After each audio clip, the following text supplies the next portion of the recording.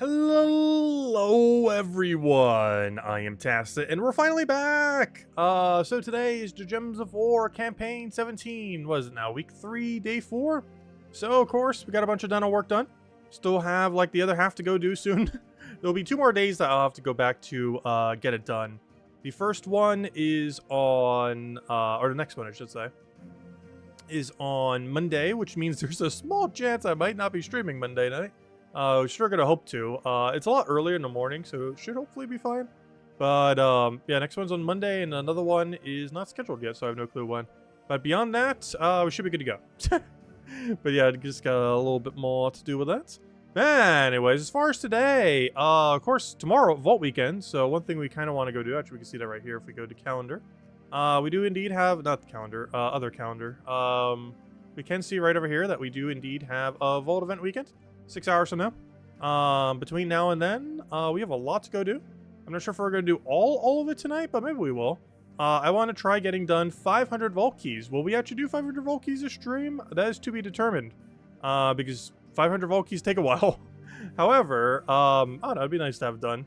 Aside from that, we are finally going to, you know what, we're going to start with it.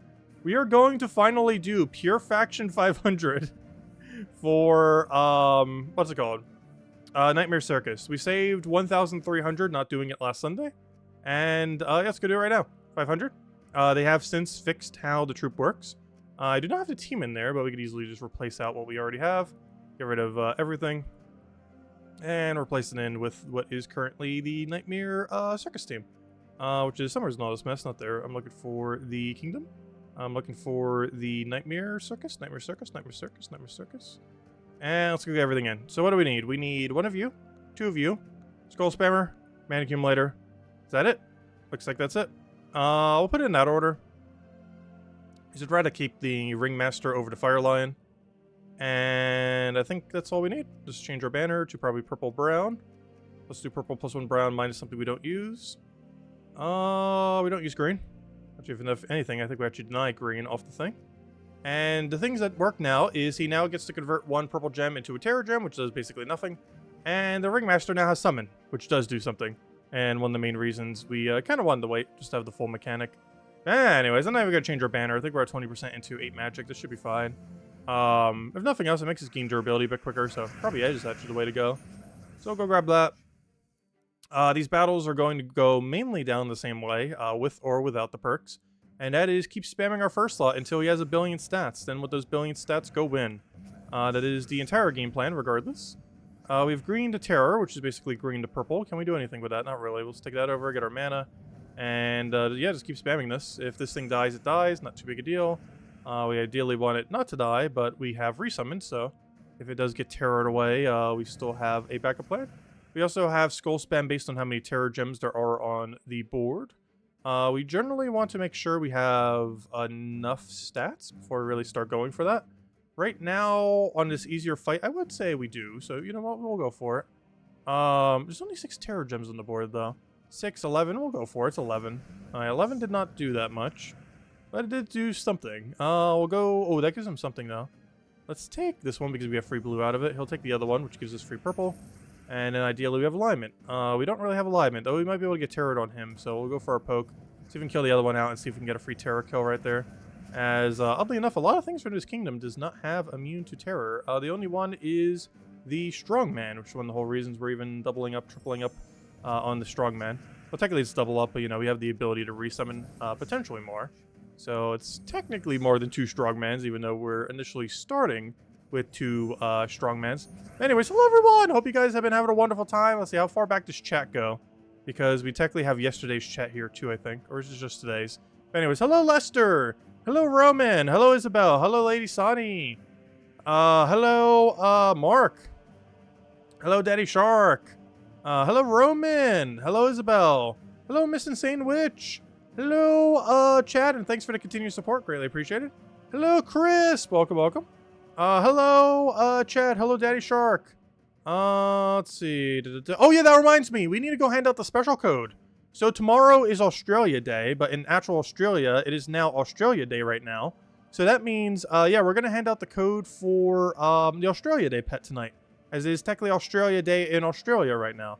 And of course, hopefully you guys got it. I wasn't around to really remind everyone. I'm pretty sure you guys grab it naturally. Also, hello, Minnie. Hello, yeah. But the 2024 one was yesterday, last night. So hopefully everyone picked that up, the 2024 Australia Day pet. But we'll be going to be handing out one of the old ones tonight. Actually, probably as soon as we finish out this Pure Faction, we'll go do it. How about that?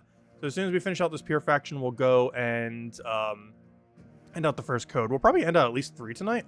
Maybe 4, we'll see. But the very first code we hand out will be of one of the old Australia Day pets that some people might not have. Oh, let's see. Hello, Draco. Hello, Cookie. Hello, Frank. Hello, Stacy. Hello, Sushi Ninja. Hello, who have I said hello to? Hello, Cookie. Hello, David. You did Ringmaster 4 times? That is one way to go about it. He does create a lot of Terror Gems per turn. Hello, Draco. Hello, Tyrion. Hello, everyone else. Welcome, welcome, welcome. All right, let's go in. Should be in one-shot range. Even more so if it terrors itself. And unlike Deathmark, we don't have to worry about re-terroring, causing a cooldown or anything. So we just go directly for it. The main thing that will be determined how hard this Pure Faction is actually this battle right here. Good. All future enemy troops gain Undying. That basically means they do nothing. The only bad thing about this fight, though, is we do have to deal with Bone Dragon. And we don't really have a good way to deal with Bone Dragon. So, that's not good.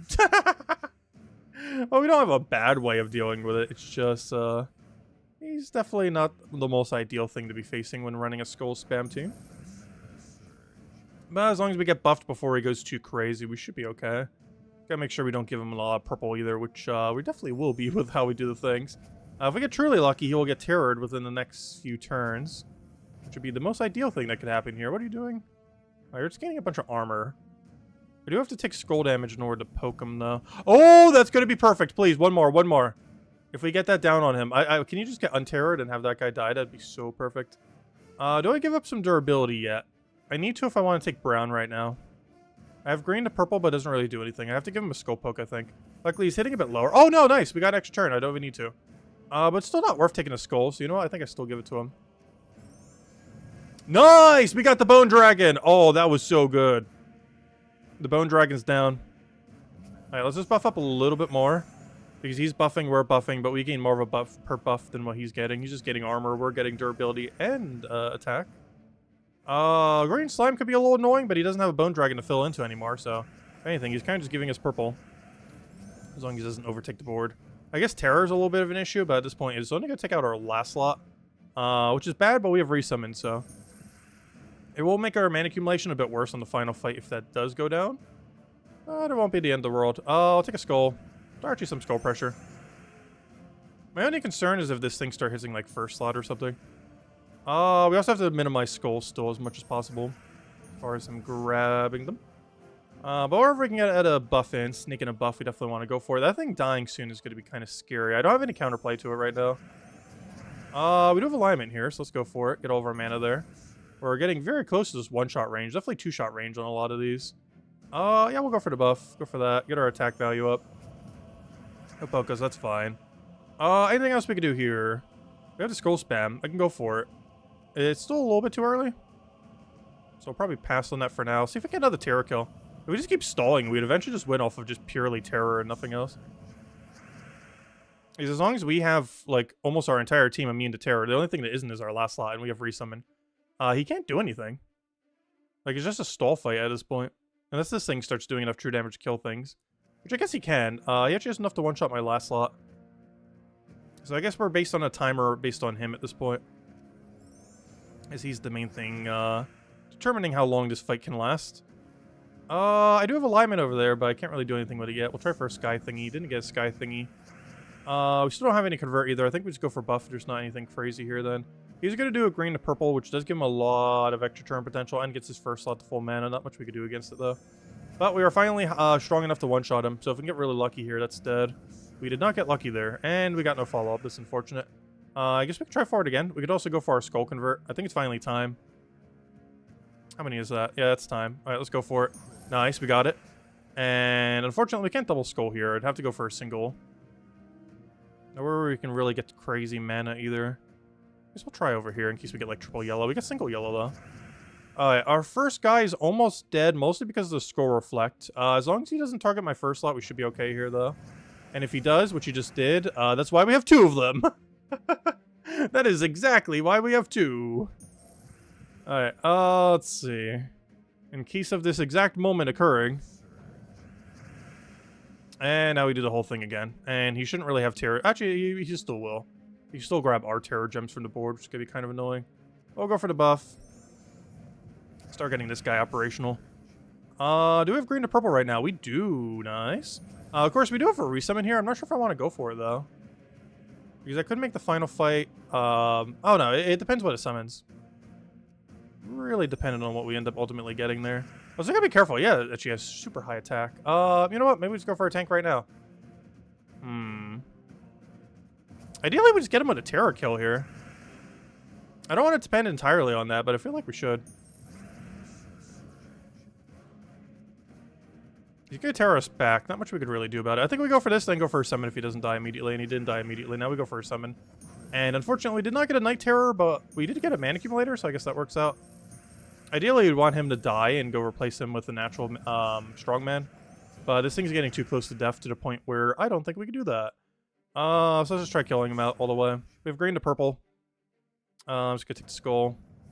I have to hit him like 2 more times. Gosh, we're hitting him so many times, he's still not dead. Okay, we'll go for our convert. We'll use the further back one, doesn't really matter here. But you don't start with Empower. You do have red mana link on you, though, oddly enough, so having 2 is a benefit. Let's see. Do we go for skull here? Yeah, we just go for skull and hope it lands. It did not land, but he doesn't have enough follow-up. Alright, there we go. Our team composition is going to be a little bit awkward for this fight, but should be fine. The main premise still holds. Spam strong man until we win. And that's what the summon ultimately ends up doing from him. We actually get to have 2 green to purple converts now, which will get our mana going a lot quicker than before, which is nice. Ideally, we want to take a purple or a brown here so that we can get full mana before we cast it. So we go for this, and now that we have this, we go and cast it. Assuming we have alignment. I'm not seeing alignment. I think we might actually pass on this. I'm going to go for a blue. What do you think they did to get... Oh, so hello, Timmy. Welcome, welcome. Also, why is it showing the thing that's blocking it? It's telling me to go place an ad, and it's like blocking half my screen. Hello, Gustavo. Hello, Tyrion. Let's see. Does the Terror Cleanse chance reset each time you hit them with Terror? Yes. So, Cleanse chance is a cumulative 10% per turn. So 10, 20, 30, 40. And the chance that it gets cleansed does reset. So if they were going for 3 turns and then you terror them again, they will now go back to a 10%. And what's really good about that is, unlike Deathmark and such, there's no delay on it. So even though the chance to get cleansed resets, the chance that it will kill per turn does not get reset. So terror actually gains a lot of a benefit compared to some other stats effects from actually spamming it, unlike many others that gain no benefit at all, or even a hindrance. But yes, you do get to reset the timer every single time, while still getting full terror chance. Do you think they will get rid of Guild Wars? I don't think anyone would leave the game if they got rid of Guild War. Honestly, if there was any one mode in the entire game that they could just completely nuke, and I'm pretty sure almost no one will care except maybe like the top few guilds in the entire game, it is Guild War. I do believe they could actually get away with just completely nuking it, and 99% of people won't care. Though 1% of people will care a lot, but everyone else will pretty much forget it even existed. Do we have alignment here? I'll take the other skull. I know, Guild Wars is just really dated in the current state of the game. And trying to rebalance it at this point is impossible? Very close to impossible. Unless they really start to dedicate like a whole year to rebalancing. Oh good, we got a free kill. Which honestly is how we're going to be winning most of this fight. Spoilers alert. Regardless if it was done now or last weekend. The main way you win the fight is just terror spam. Our main priority is... Well, we're really getting lucky with terror. The main priority is 2 things. 1 is get really lucky with terror. Check. 2 is kill their first slot, as it's the only thing with immune to terror. And we have done both very good so far. Of course, 1 is purely luck-based. Now I just need this to die to terror and this to die to skulls, and we won this over. I technically need my own to die to skulls, oddly enough. That or for this to terror down so I can go and hit him with that guy. Because, of course, we need this guy to go kill their strongman. I can do it with normal skulls, but it's going to take forever if we do.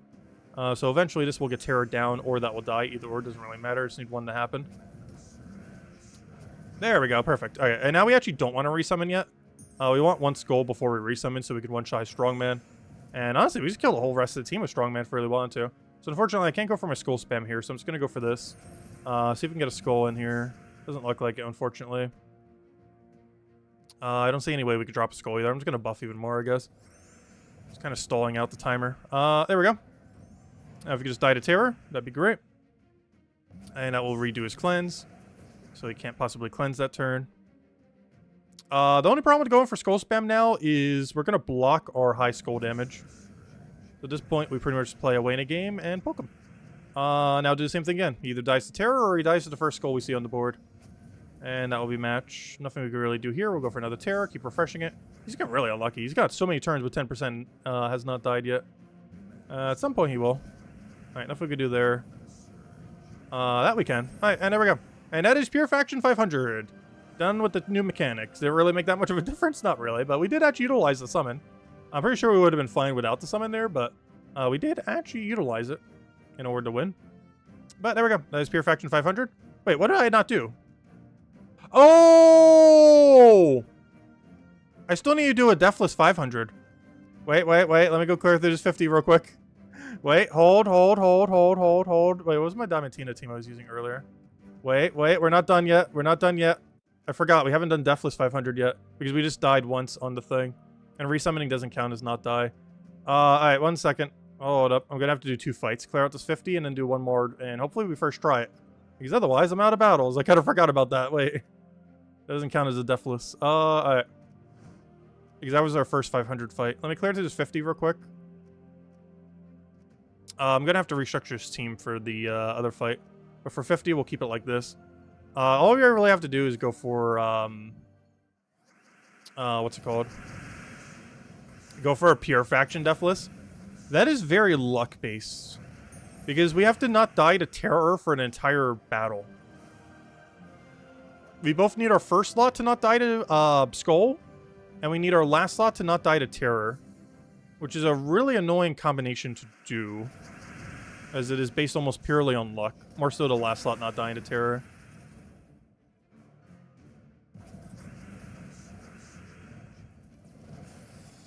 Which is why we're still going Wand build. To get Bless on everything initially. Because we're going to Wand up and then kill everything from there. We could technically put it in Pervious in last slot, but something in third slot could still get Terror twice downwards. So our plan is just rush Wand, use Wand, Bless everything, win from there. And just put like a really tinky hero class in first slot like Elementals. And that's the game plan. Alright, let's go run our Deathless 500. Haven't actually ran one of these yet, as our one and only 500 so far was the one we just ran. But all we really have to do is change class to something really bulky. And change banner? Do we need to change banner? I think that's actually fine. We could go to a green-purple banner, but honestly, double purple is also just fine. They're just going to roll with this, I guess. I guess if we were to do it on any, it would be minus green. Oh, but I need green anyways. Yeah, we'll just keep it as is. Alright. And I just have to do a Deathless 500. Which in theory should be easy. We'll find out. The only thing that could be really unlucky here is we get Terror super early before we get Wand off. That shouldn't normally happen, but it can. There's also a small chance our first slot will die, but I'm very doubtful that will be the way we die. If we're going to die from a Terror on last slot. On the final fight. We'll find out. It should be pretty safe, though. The second we get Blessed done, we're basically immune. Because we would have Leprechaun first, so he's basically immune to Terror for the rest of the battle after we get Bless up. Because he'll do that, which would get rid of his Bless if he had it, but this just gives him Bless right back, and then boom. We're good to go, and then you spam Stellarix till you win, or whatever you want to run. There doesn't have to be Stellarix. But we're rolling with Stellarix. And I just keep spamming this until we win. And then we just rinse and repeat for the final fight. And as long as this doesn't take too much skull damage, we should be in the clear. And that will be the entirety of the faction completed.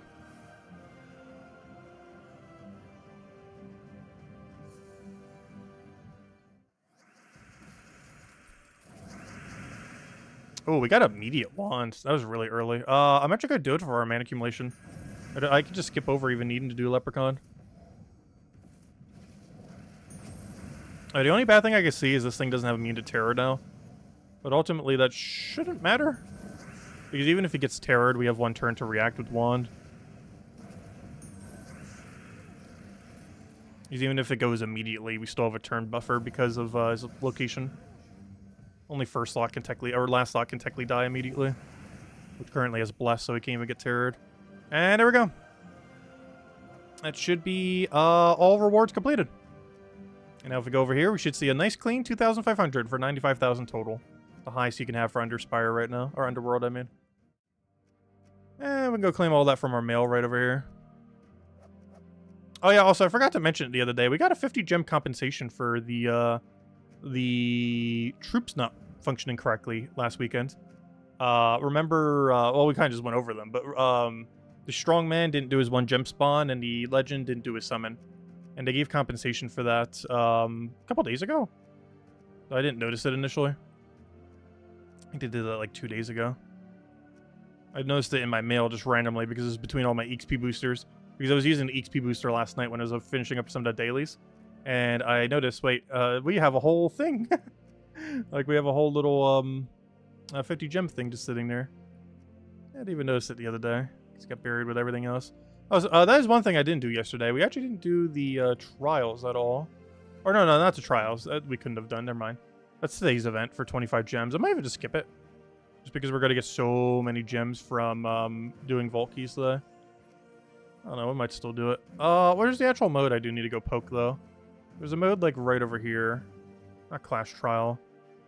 Oh, it's World Event. I didn't do World Event battles yesterday. Probably should have. Still got to help the guild some.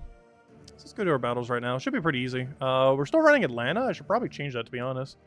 I think we're getting to the point where we actually do have to not use Atlanta. But as long as we're at double shot Atlanta, there's no reason to change. But we will probably need to change to, like, a proper team. Oh, yeah, let's go finally do the code. Yeah, let's go do the Australia Day pet. I said I would do it right after Pure Faction. We just finished Pure Faction. Let's go do it. Let's finally go do it. Let me go get it. But yeah, here is the international, not international. This is the Australia Day pet for, I have no clue what year. We'll find out in a second. But one of the past Australia Day pets. I think it's currently loading. All right, let me make sure I actually grab the correct code. All right, this should be the correct code. Make sure to use it really quickly as well, because this one likely has a very limited number of claims that will probably expire within the next, like, 3 minutes. So go, go, go. There's a special one. That one should have one of the past international, or I keep saying international, one of the past Australia Day pets. Which one? I don't know. You'll find out when you open it. But one of the old Australia Day pets, like the one that we got yesterday, except not that one, a different one, is what's in that code right there. And it has a very limited number of claims, so claim yours while you can. Because they will be gone very quickly. Yeah, no problem for the code, everyone. We'll have at least 2 more codes to stream as well. Oh, someone actually claimed it for us. Let's see. I'll actually tell you which one it is.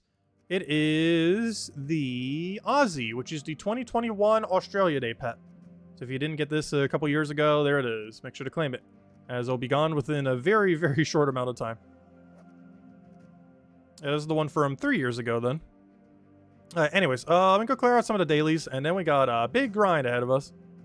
Because I want to try to get as many things done as we can before Vault Weekend.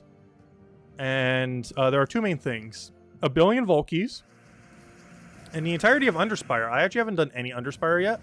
Originally, I was going to do Underspire last night, but of course, we weren't here last night.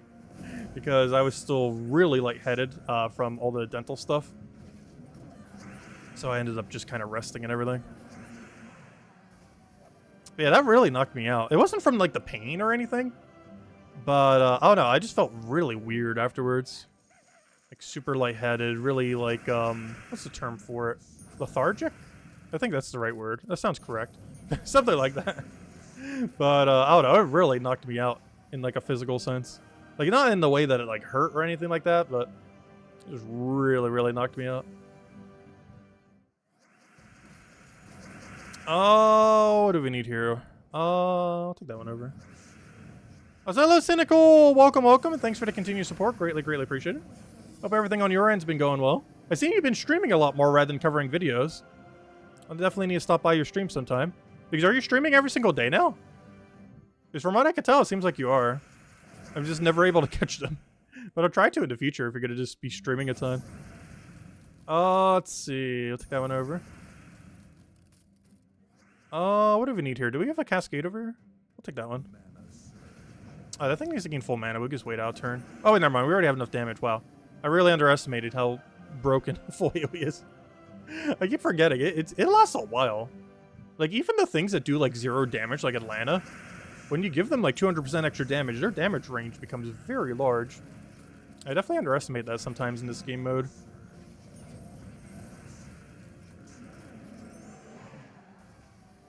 Oh, hello, Mr. Z. Welcome, welcome.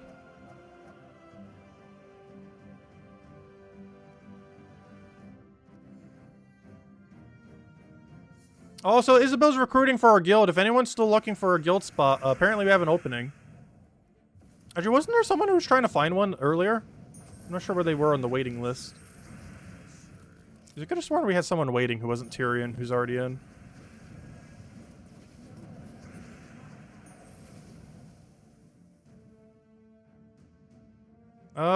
What do we need? What do we need? Go for that.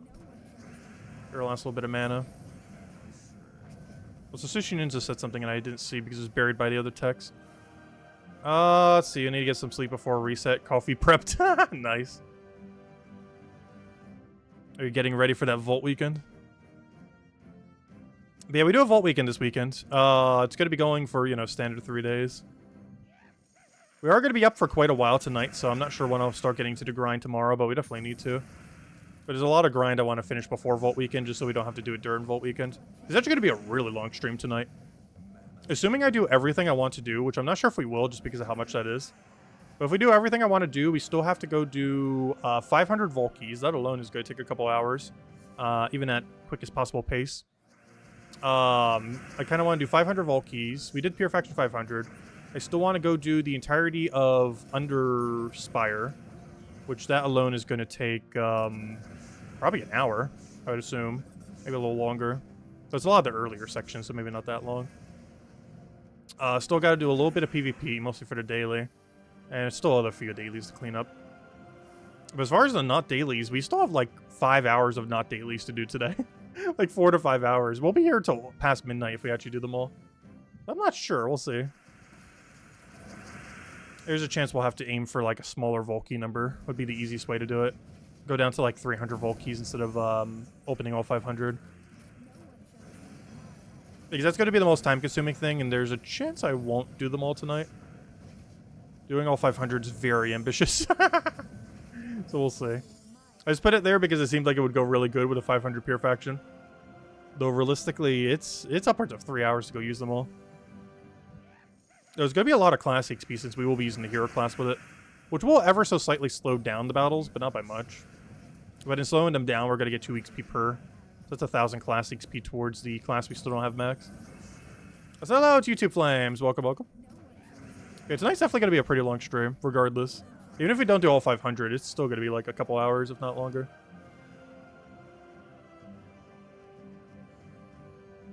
The edit to not quit until we get 500 Volkeys. Honestly, I think I will stay up to do all 500, just to get it done. If I do, though, we're streaming for like 4 to 5 more hours tonight. Like, I'm pretty sure we'll be down to like 20 viewers remaining by the end of the stream.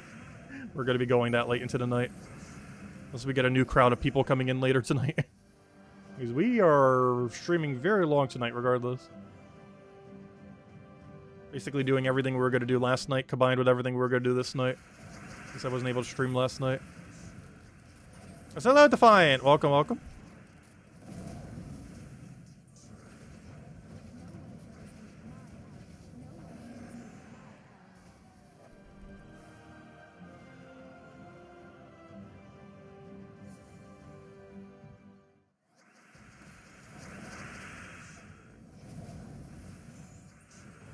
Hello, William. Welcome, welcome. Got your chat from your phone, work computer, not letting you chat. Oh, no. Yeah, it's kind of finicky sometimes. Oh, what did Tyrion mention? Match on Pure Faction is about time? Yeah, we finally did Pure Faction. Hey, I think it was worth it. We saved like 1,300 gems doing it 4 days later. I think that is super 100% worth it.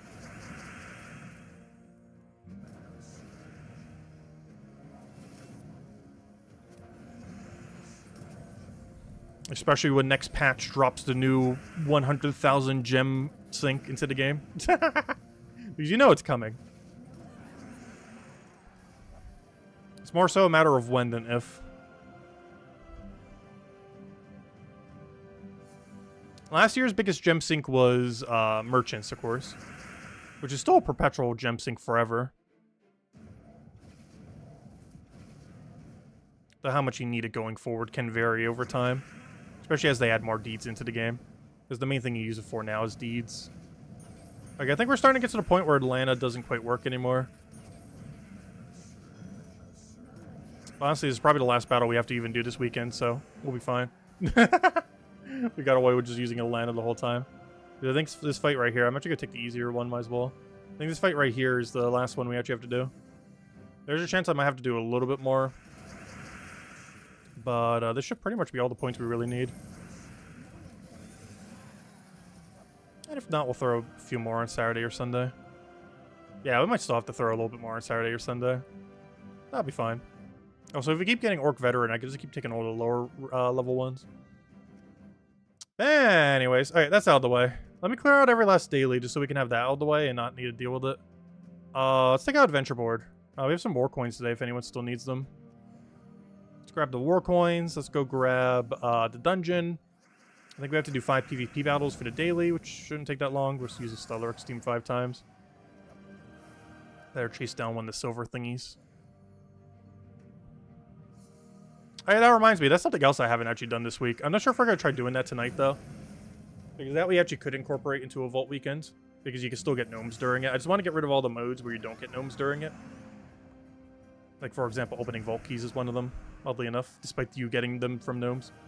But, we do still need to finish up PvP. I just don't even think I've done the 6.5k yet this week. Oddly enough. And it's probably all I'm aiming for, to be honest. Do that, do an hour booster on Explore.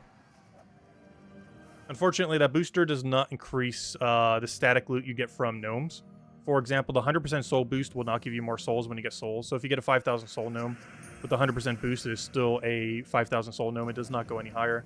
Same as gold. Like if you get a 2,500 from a gnome, it does not get doubled from it. Because they are categorized as different means of loot. So percent bonuses like VIP, your armor, stuff like that does not apply to the gnome loot. Because they're already so high, such high numbers. Do you see they are going for another Nightmare Circus weekend event due to bugs last week? You wanted to wait to tell you, so you didn't have an excuse to wait? That's funny. That's pretty funny. Though we wouldn't have done it next circus weekend anyways. Generally it's more efficient to, like, if you're going for max gem efficiency, the way that you should do every single event going forward, which we probably will be, to be honest, just to save as many gems as possible these days, is you do the weekend event when it first comes, and you buy the bare minimum to complete it out, which I think is like tier 4 or something? Tier 3, tier 4, whatever it is. Whatever the weapon's at. So you do the bare minimum to complete it out. That's like a couple hundred gems or whatever it is, 400 or 500. Then you do all the battles for that. That gets you to about 250 to 300. I think closer to 300. That gets you to about 300. Then you use your daily system, the 3 battles you have on the daily system, to get that all the way to 500 and then Purification 500. And then you just do it that way. We threw a little bit extra gems there just to get it done before the Vault weekend, but of course you don't have to throw the extra 150 gems we did. That was just an additional cost I did just to get it done before Vault weekend. Which I think was worth it. Oh no, he just got Deathmark Silence. That is by far the worst 2 you could possibly get hit by. I don't even think there's a worse combination. That is horrifically bad. Luckily, we cannot die first turn Deathmark, though we can die second turn Deathmark.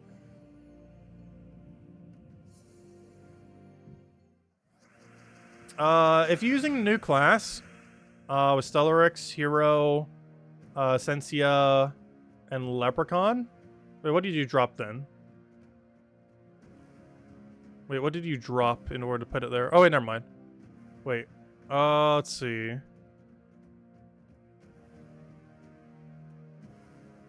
Stellarix, Hero, Essentia. Okay, you dropped, Thrall. Yeah, we could try it. You dropped Thrall for 50% start.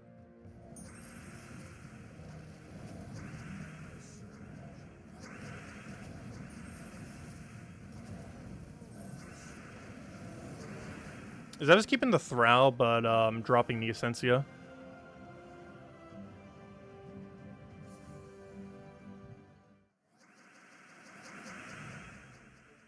Oh yeah, we're silenced. I'm like clicking it like, why is it not casting? I forgot we just got silenced, didn't we? Whoops.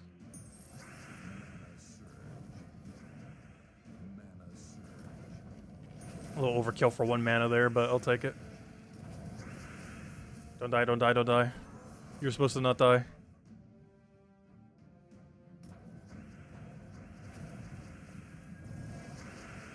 I might actually lose this fight. Let's see, we'll take that one over. Mana, where are you? Don't do it. Don't do it. He did it. He did the thing he was supposed to not do.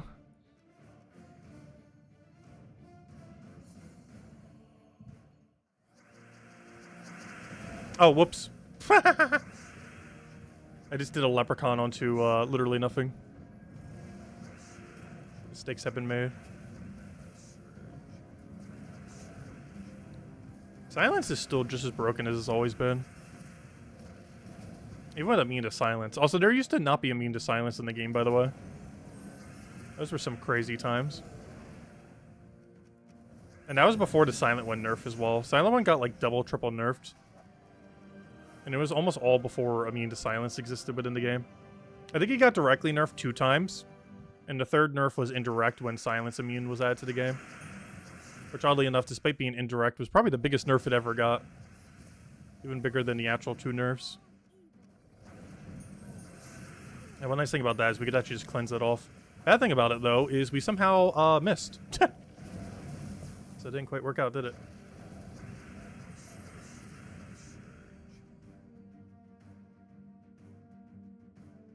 Yeah, honestly, Diamantine and Stellarex gives you so much class XP because of the flexibility of heroes that you can do it with.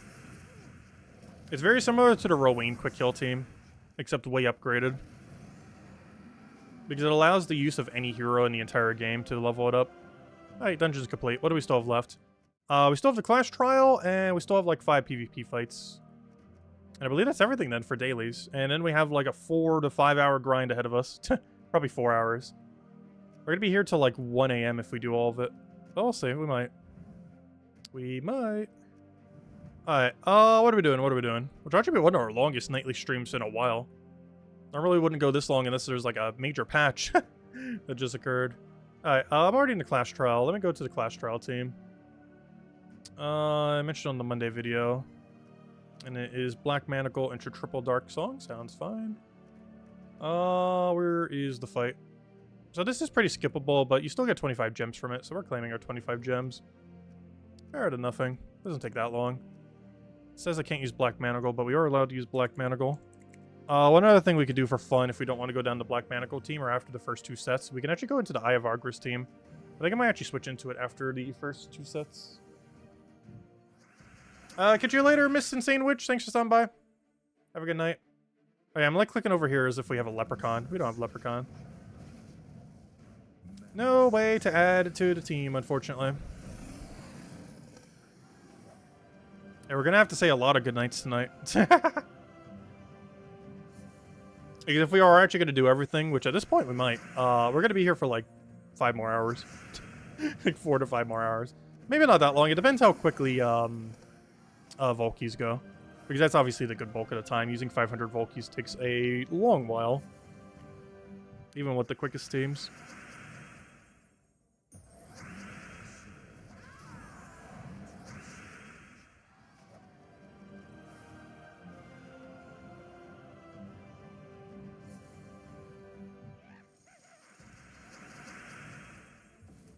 I should probably scold the Valraven just in case.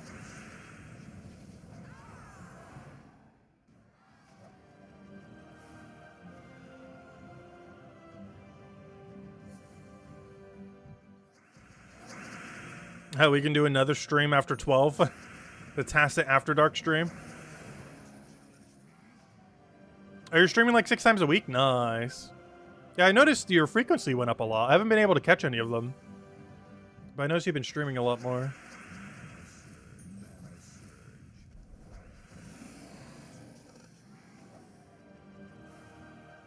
Also, everyone, feel free to leave a like on the stream. Helps a lot and is greatly appreciated. If you guys wouldn't mind. Helps for YouTube algorithm stuff. I'll take that one over. Also, everyone disliking every stream because we didn't do Pure Faction 500. We have finally done Pure Faction 500.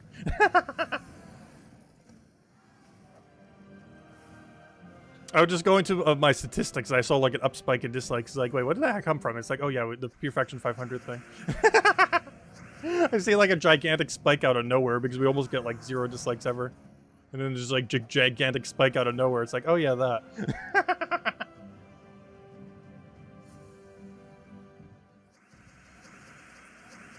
Let's see. We'll throw that one down. Yesterday's stream was the best one of the year. Why? Was everyone just like chatting in the chat? Or something? Because that has happened when we've done canceled streams before. There'll just be a bunch of people chatting for like half an hour as if the stream was still going. Having their own little secret conversation.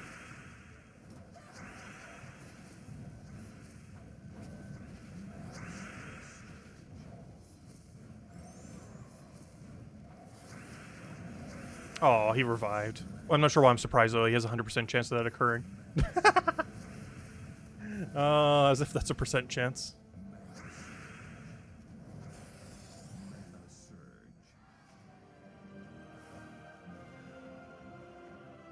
Alright, I'm gonna switch to Eye of Argos. So I'm gonna need an Eye of Argos, an Eye of Argos, an Eye of Argos, and a Fist of Zorn. Or Truknala. We'll go Fist of Zorn. And we gotta change the banner accordingly. Probably go yellow-brown. Yeah, that works. Alright. And now we go Eye of Argos, because why not?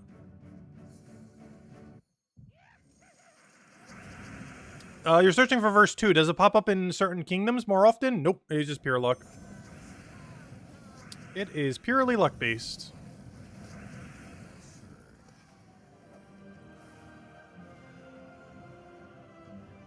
Yeah, we're going to be grinding for a lot of verses tomorrow. Hopefully off stream before we get everything rolling. I might be sleeping in a little bit tomorrow since we're going to be up till like 1 a.m. tonight if we do actually go all the way through with the stream. I'll still be able to get the grind in and hopefully get at least several sets before the stream.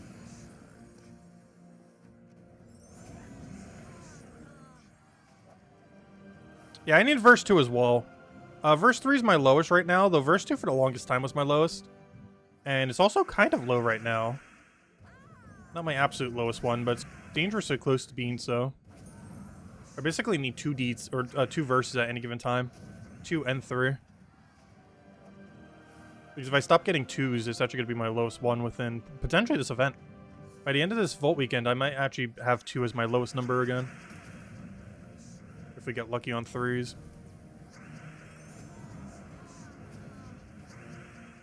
All this and we still get no extra turn. Never mind, it was right there.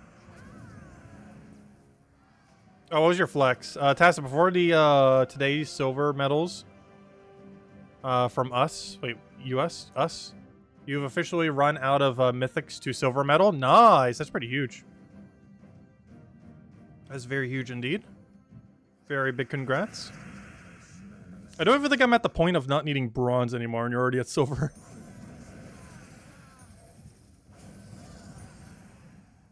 No, we'll get closer. After we open our 500 Vault keys, we're going to get some amount of silver tonight.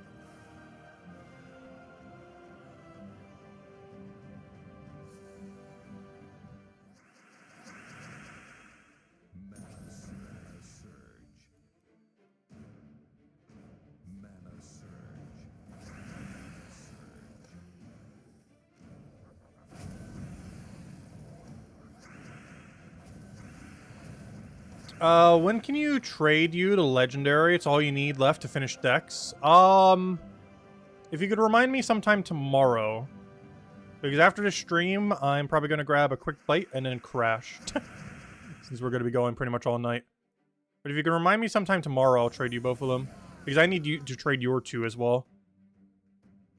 Maybe that'll finally encourage me to go finish out decks as well. Because the only thing I'm missing is a bunch of the trade ones. But the 2 most annoying ones being the ones from your version to get. So that'll work out. Because the rest of them I could just trade over from Pokemon Home. If I ever organized through it, it would take less than an hour. Just haven't bothered going through it yet.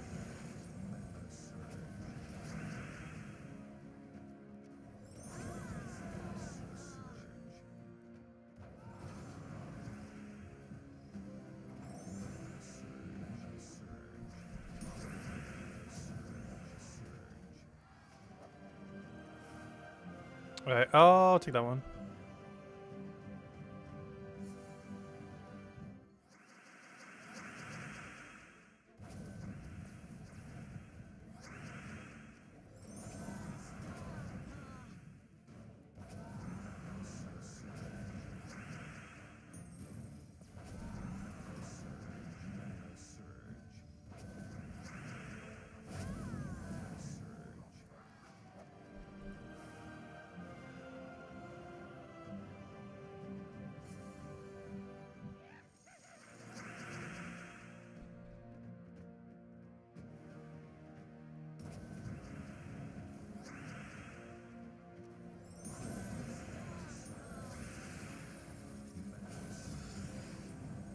It should be the final fight.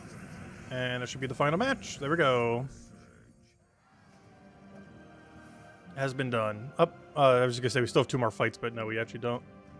Alright. I think. Oh, hey, verse 4. We were just talking about verses. Nice. I don't need that one, though, unfortunately, but I'm still gonna grab it.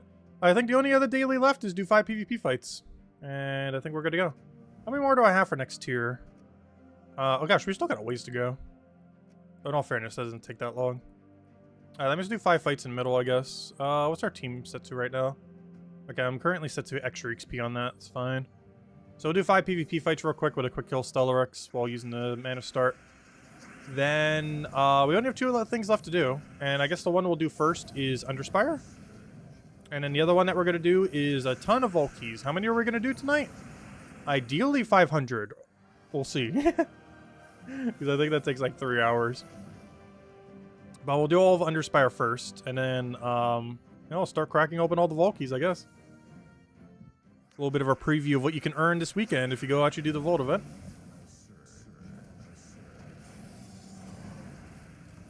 And of course, we're probably going for 300 this weekend, not for another 500.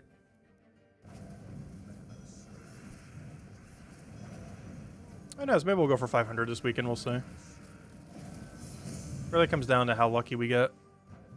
Oh, why did I think that would do damage, Phil? That will do damage. We're so frozen, I can't even hit him. Alright, now he's dead. Oh, he rebarriered. Is this fight just gonna go on literally forever? This fight might legitimately go on forever. There we go, finally. Okay, we'll hit that. There we go.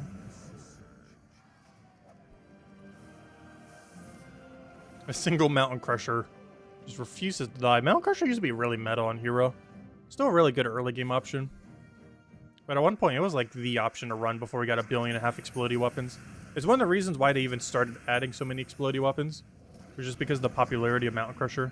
Back in the day, it was the only weapon like that. Now we have like 50 something like it. But way back in the day, it was the only one.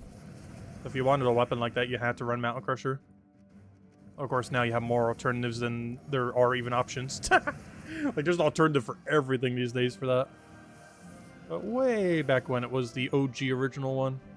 It kind of started all of them up. 2 more fights.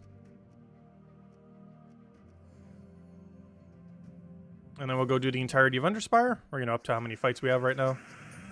And then we'll go work on the 500 Volkeys. For what will be the rest of this night. Pretty sure we'll finish around 1 a.m. if we're going to do all that. Alright, 1 more fight. We'll take the Leprechaun one, I guess. Oh, that's that annoying Center Oregon team. Why is this on my 1 trophy battle? That's a super annoying fight.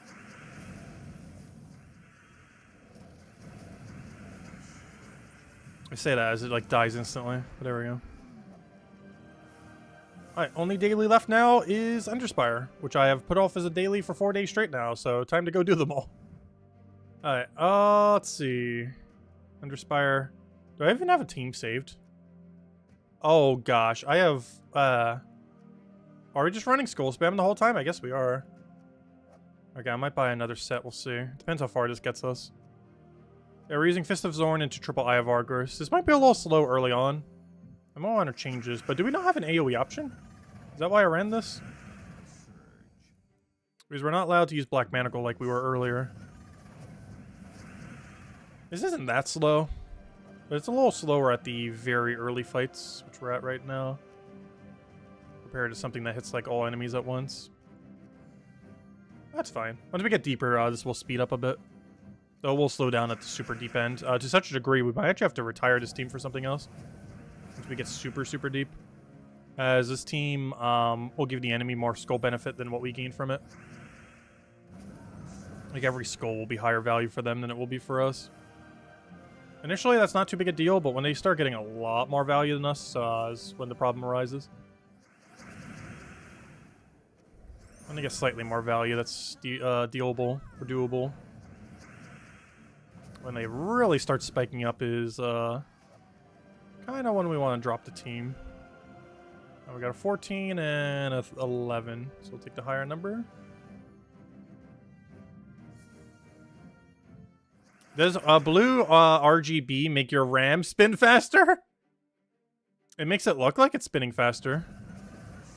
Actually, technically red would make it look the fastest. Based on how color theory works. So technically red would make it go the fastest.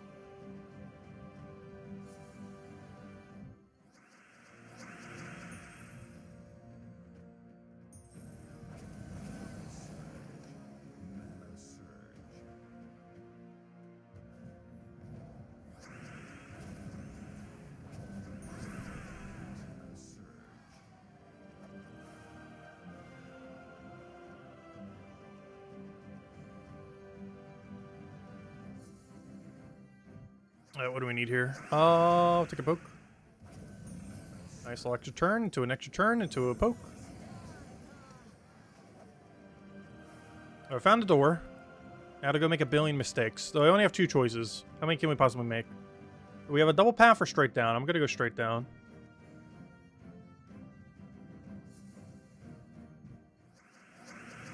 Do we have alignment? No. Still no. Still no. Somehow still no. Somehow still no. Oh, no, we did over there. Oops, I could have won. I don't think it matters much.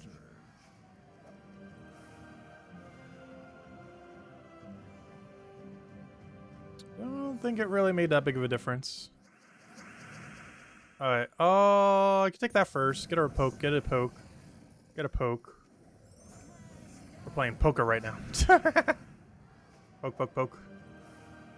Ooh, double path. That's a bad sign. 1, 2, 3. Okay, it's not guaranteed bad, but it probably is double dead end.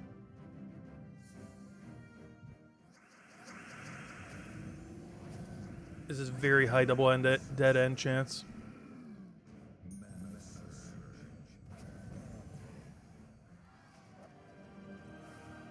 Ooh, okay. Got a chance over here. The other path is double dead end. This one has potential. There's a chance it isn't over here, but Sun calls fallacy. We're already here. Alright, we'll take that one. Take that one. One more poke. One more poke. Oh, random poke. Got it. Hello, Captain Deltron. Welcome, welcome. Hope all's been well. Okay, this looks like it's gonna be the room. 1, 2, 3, 4, 5, 6. Boom. Treasure room. This could be. Oh no, it can't be merchant. Yeah, I think this is a guaranteed treasure room then. I guess it technically could still be dead end room, but this looks really promising for a perfect under Spire so far. Are we gonna get our first ever true perfect? So far, our closest one is only one mistake with 2 rooms.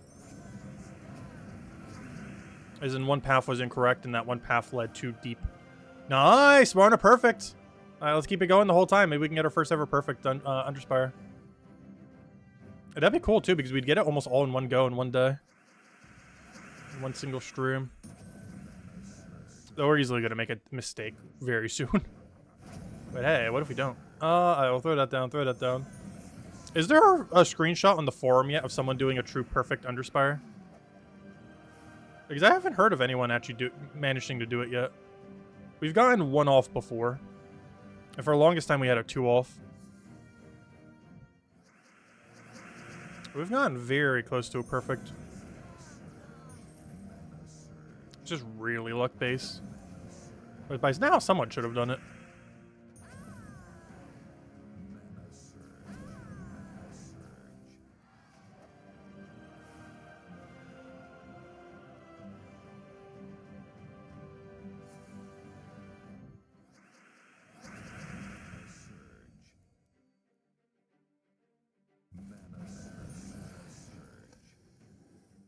Someone in your guild did on Xbox? Nice.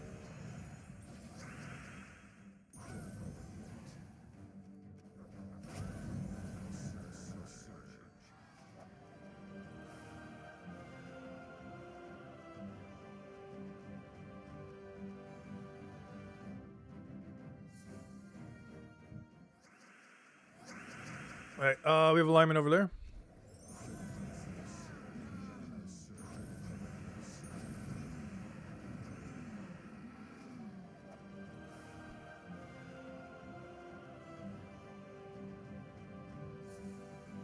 Also, I've really been enjoying doing Under Spire all in like 1 or 2 days, instead of spreading it out like crazy long amounts.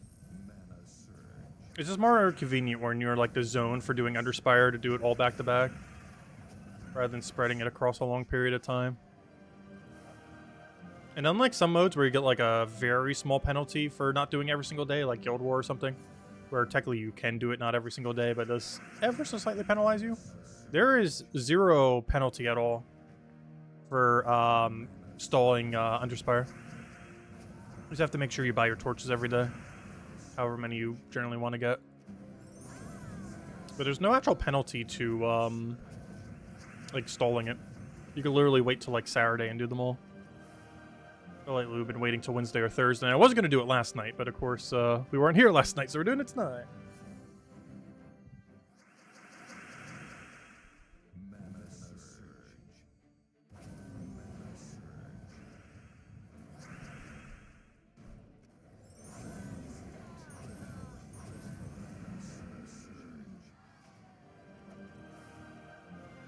Alright, found a door. That's pretty much guaranteed.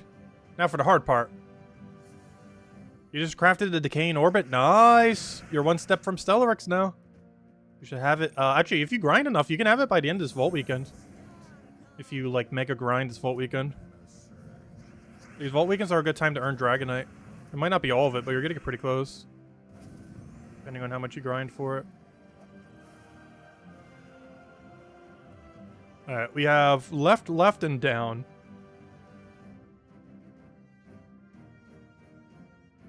Well, let's think this through. I think it's down.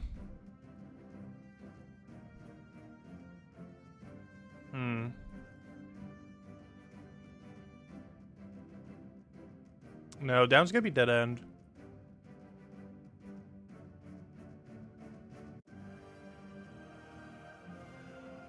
I feel like it's definitely not this one.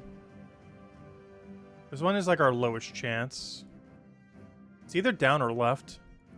I'm gonna go down, I think. There's a good chance it's gonna be double dead end, in which case it's left. I'll go for it. We'll ruin it immediately. Alright, what do we need here? Take a yellow. Oh, we're not at one-shot range. That's not ideal. Definitely slows down this team if we can't one-shot everything with skulls. I think he has some score reduction. Alright, the way that this path is curving is giving me confidence. The second it diverges to a double path, it will kill every confidence I had in it. We'll see how it goes. Do I have a cascade for that? I didn't. I'm just gonna grab that one.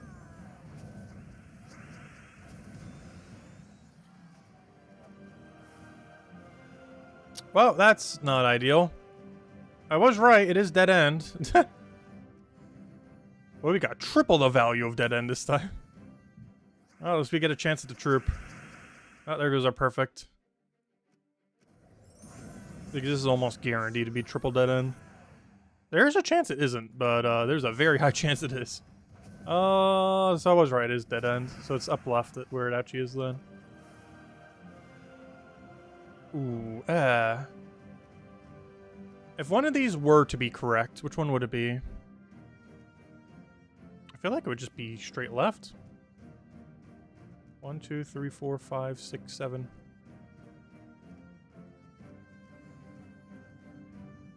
Oh wait, it would only be a 6 off, not 7. But let's just do it. Nothing else. It's a bunch of dead end rooms. I'm gonna waste some torches here, but why'd I do that? Actually wasn't worth it.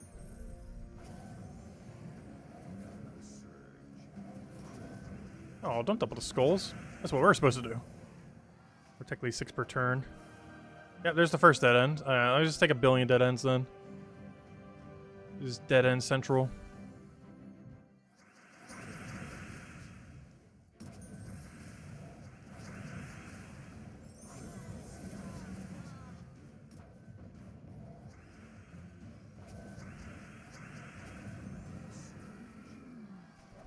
Come on, troop.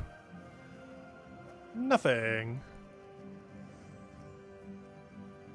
And obviously we'll take all 3 dead ends. As long as all these have a treasure room at the end, I think it's worth going to them. If they don't, then it wasn't. As long as they do, it's worth it for the legend chance. We're still missing 4 of them. I say that, some people are still missing all of them. They're really luck beasts to get. Oh no, normal dead end. Okay, let me take the other one. Come on, at least give me an actual dead end room. Don't jip us. Have a good night, Sonny. Thanks for stopping by. Alright, what do we need here? Every option is horrible. Alright, that fixes it slightly. 1 HP, what are you doing? That's not allowed. Killed the wrong one, but sure. There we go. 1 HP again. What are you guys doing? Double 1 HP. Oh, wait, what? This path was real? You mean we could have gotten a perfect, but we just went the wrong way? Wait, is this actually the path? Because that saves us quite a bit of torches, if so. I think I only wasted 4 if that's the case. Though this could easily be merchant instead, which it probably is.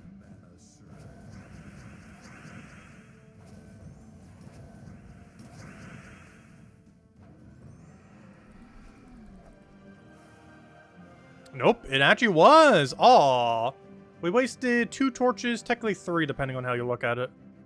1 was for a dead end room. Man, that's not too bad. Yeah, there's the boss room. So we actually were on the right path. I just took the wrong path with the triple divide. Interesting. Alright, take our skull spam down there.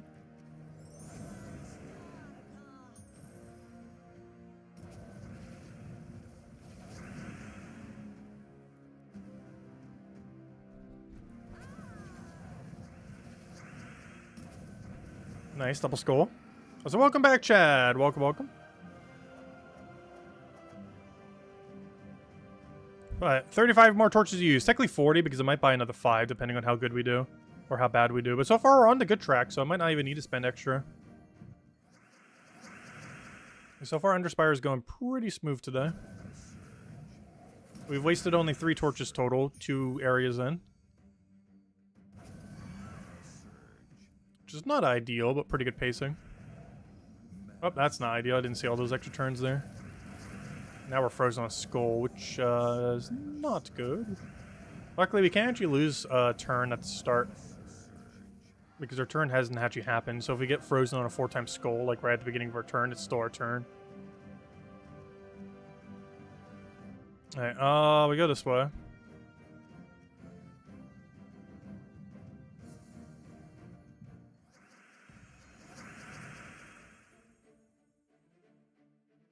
I'll take that one over.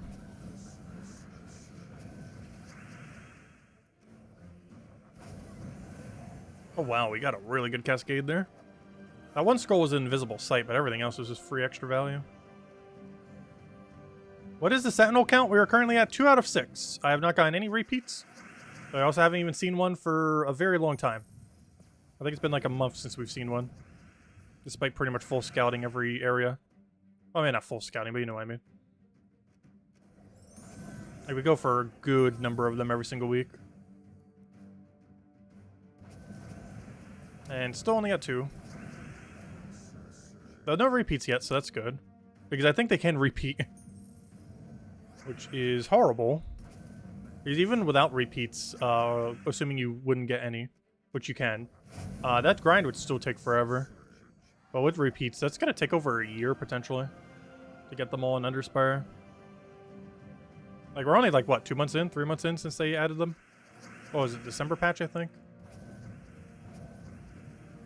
So, wait, never mind. That's only the month mark, then. Wait, when did they come in? Does anyone remember?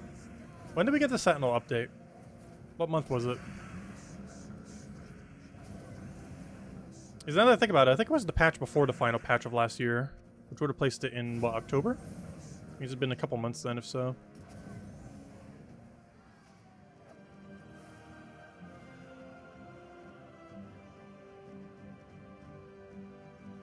But it's actually one of the longer luck-based grinds currently within the game. I do hope they tweak it at some point, though. Because it costs a lot of gems, too. Because on average, you're going to spend like 2 torches per one that you check. Potentially even more, but let's just say on average 2. You can kind of assume that's about 50 gems. If you add that up across every single one, 50 gems, what was this percent chance? 5% or 1.5? And then you times that by 50. You're getting to an absurdly big number. Like, it's cost over, like, literal tens of thousands of gems. Almost over 100,000 gems to get them all. It's over a really long period of time, though. Plus, you're getting other loot along the way. It's not just them. But, yeah, it's over 100,000 gems, I'm pretty sure. If you break down, like, all the math for it. I can't remember if it's 1.5 or 5%. Assuming, based on how few we have, it's probably 1.5%. Let's do that out real quick. So for every every one, we're basically spending 50 gems. You can kind of put it out to. Sometimes it's cheaper, sometimes it's more. But let's just say it's 50 gems per check. It's 1.5 chance. You got to get an average about 13 or 14 of them. Let's say 14. Let's say we got unlucky. So 14 times, because it should be pretty much on average.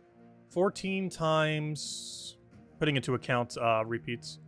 So it's 14, which is how many you're going to need to get. Times... Wait, shouldn't I do it the other way around? I guess it doesn't really matter what order you do it in. Because it'd have to be 50 times 1.5. Well, 1.5... Wait. How many times do you have to do it to get into 1? Let's see. Yeah, like 67 times for 1. Let's just say 67 times 50 times 14. Oh, that's actually not too bad if I did the math on that right. It sure seems worse than that. But it effectively comes out to about 50,000 gems, give or take a little bit. There are a lot of factors that could shift that one way or another, though. But it's about 50,000 gems over the course of a year to get every Sentinel currently in the game on drop rate. If I did the math right there. And you do get other loot along the way that isn't just them. Like all the orbs, all the glory orbs, everything else. But yeah, it's about 50,000 gems over the course of a year. Give or take a little.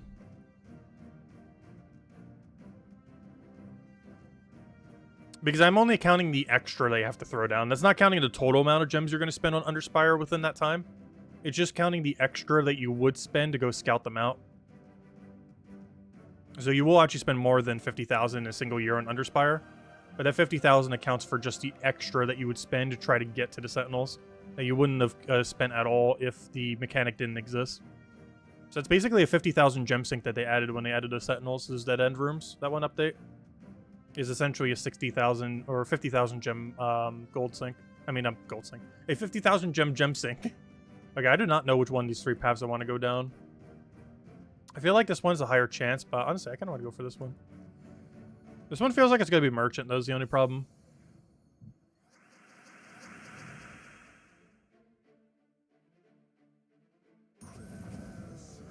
But yeah, the 50,000 number I gave is not how much gems you'll have to spend on Underspire. You actually have to spend way more on Underspire itself. It only accounts for the extra rooms that you would have to spend on Underspire. Like, on top of what you would already have to spend on Underspire to fully complete it each week. Which, on average, a lot of weeks is already several hundred gems. Because it does not take into account that number.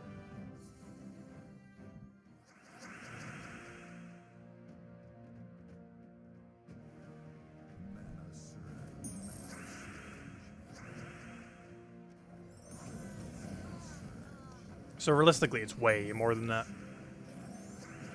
Actually, I can tell you exactly how much more. Let's see. If we take, let's see. What would that have to be then? We'd have to take, 52 weeks. On average, it'll take you like 800 gems a week. Okay, it would take about 100,000 a year. I think. Somewhere around there. Because that number just came out to, what was that, 41,000? Which actually, that's a bit less than I thought it would for all of Underspire. But yeah, to try to get all the Sentinels in a year seems like it's about 100,000. Counting all that you do for Underspire. But counting just the extra from that one update, it basically doubled the cost. It doesn't seem like it, but it actually does end up doubling the cost, seemingly. The fact that they added dead-end rooms. All the extra rooms you'd have to do over the course of a year.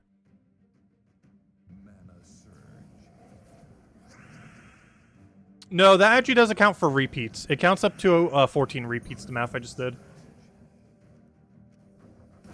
It's 100,000 over a year, and you're allowed to get 8 repeats.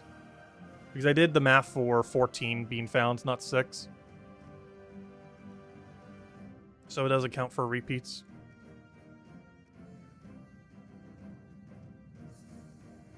But it is still basically 100,000 gems, give or take a little bit, over the course of a year.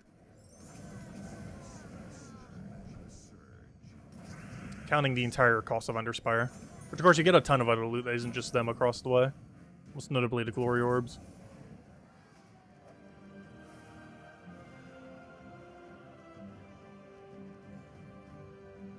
Which actually do make up a lot of the value. Like, a single gold Glory Orb is technically like 1,500 gem value. So getting even one of those already recuperates all your costs. Just for getting to the end. Is this not even counting doubling it? Which you can do once per week for free. And you can double even more if you spend a little bit of money each week. Which we actually have been doing. I've been doing it on the silver and the pet orb. No! I found a thing, but it was a merchant. 1, 2, 3. Okay, sunk cost fallacy. This is almost guaranteed double dead end. But we're already here, so I'm clicking it. This is like 90-something% chance double dead end. But we're already in too deep. We gotta go for it. Worst comes to worst, we get one dead end room out of it. So we're gonna have to do them anyways near the end.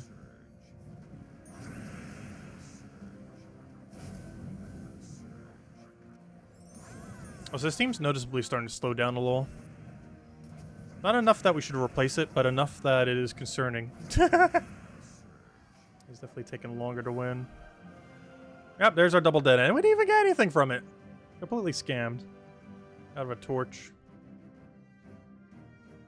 Alright, well that had absolutely nothing at all. Okay, I don't trust the double path. I'm going down again. I do not trust that double path. Alright, I'll take that little bit of skull. Pokety poke.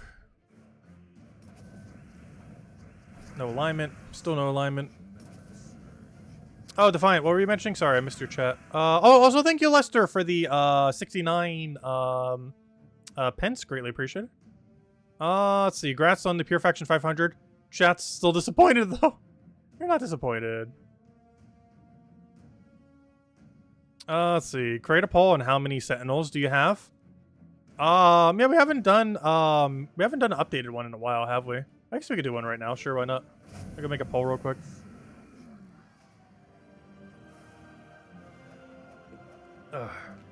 We'll do the options of 0, 1, 2, and 3+. Because I'm pretty sure there's not too many people in the 3+ category. There are some, obviously, but... let's just do it that way. How Many under Spire Sentinel legends do you currently have? 0, which is guaranteed gonna win. 1, 2, and 3+, which if that somehow wins, gosh, is everyone in our chat lucky? There we go. We're currently in the 2 category. I am pretty sure 0 is going to be the highest number by quite a margin.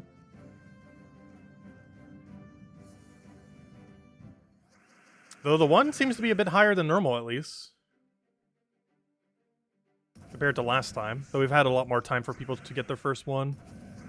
Because last time we pulled that was like over a month ago.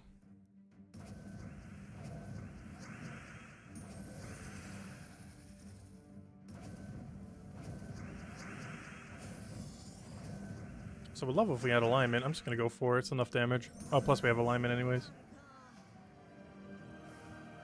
Can the Underspire map repeat the same map? No. Other than glitches that have happened in the past, the maps don't repeat. Alright, we're going to go right. Though that double actually can be correct. Just not going for it. Because we're actually not deep enough for double to guarantee being correct at the moment. Is your chat working now? Hello, William. Yeah, it's working. I see your chat. Welcome, welcome.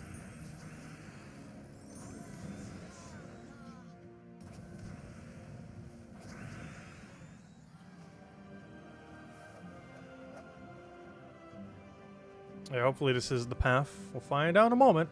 Did we already find the merchant here? So it's impossible for us to find another merchant. So if we see a super long path, it's almost guaranteed going to be the way.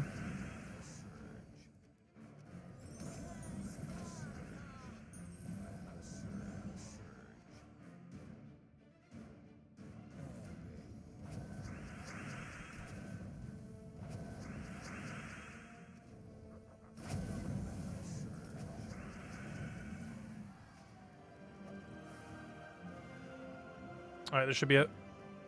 Hopefully. Yes, is this the way? This is the way. That one meme from like ages ago.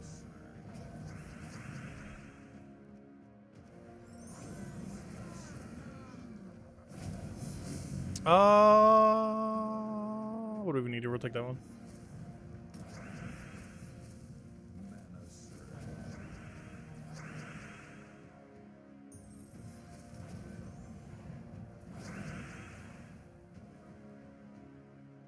Hello, William. Welcome, welcome. How are we not dead yet? Because how will we not lose the troop yet? Like, obviously we could switch to hero tank if we need it. There it is. We found the room. Took a little bit. A bit more than we would want to do, but there it is. Got it in the end.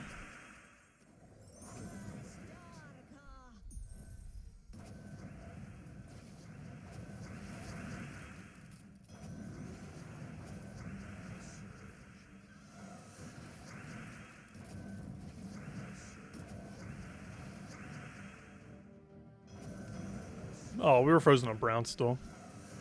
Because that one troop over there. Hey, we lost our first troop for once, finally. Doesn't make that big a difference. If anything, it actually helps us because we're not frozen anymore.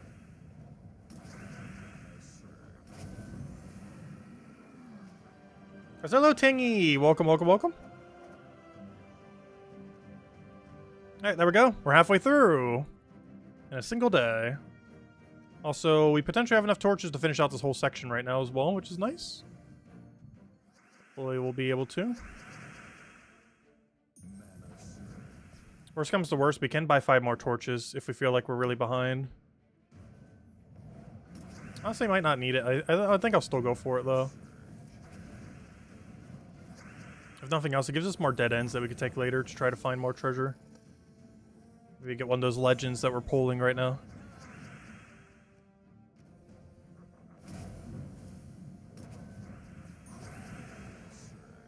What do we need here?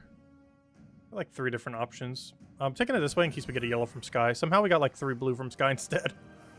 Doesn't even matter. Because we ended the battle anyway, so we didn't even need the extra turn.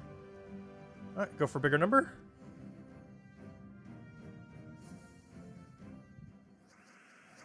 Do I have anything I can move? Not really. I can't even convert. Nice. Yeah, I'll take that over. Take a poke. See if we have a convert. Still none. Oh, no, we have it right there. Nice, nice, nice. A lot of value, a lot of value. Dead. Super dead. Could just taken a skull, but I forget if I had skull dodge or not. That's a way to bypass it just in case. And then after this, I think we're doing like 3 hours of volts. Assuming we're actually legitimately going to do all 500, which at this point we might. It says it in the title. But if we do all 500 tonight, that's like 3 hours. On top of what we've already done. We'll be here till like 1 o'clock in the morning. It'll be one of our longest Gems of War stream in a very, very, very long time. Oh, so once we finish out Under Spire, we'll hand out the next code. And then we'll have like 1 or 2 codes to hand out when we're doing the Vault Keys. Maybe 2, just because we're going to be doing it for so long. Plus, we didn't hand out any yesterday. Yeah, I'll be handing out the full code, next code next. Or the next code soon. I was going to do it after I finished out Under Spire. And then the other like 2 or 3 that we hand out will be during us opening like 500 Vault Keys. You know what we'll probably do it based on? Every single pet orb we get and every major glory, we will hand out we will hand out 1 redeem code. I might even throw silver into the mix, we'll see. I'm just not sure if that's too high of a chance if we also throw in silver. Because that'd bring us up to what, a 5% chance per major orb?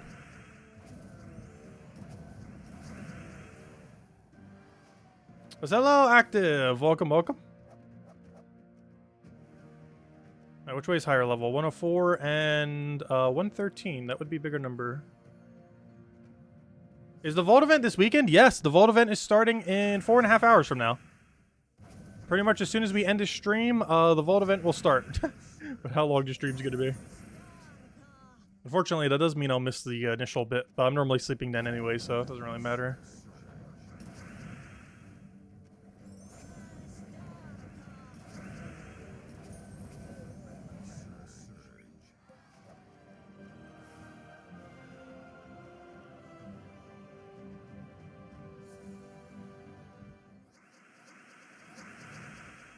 We already did Pure Faction 500. Until the next one. That's the first thing we did this stream.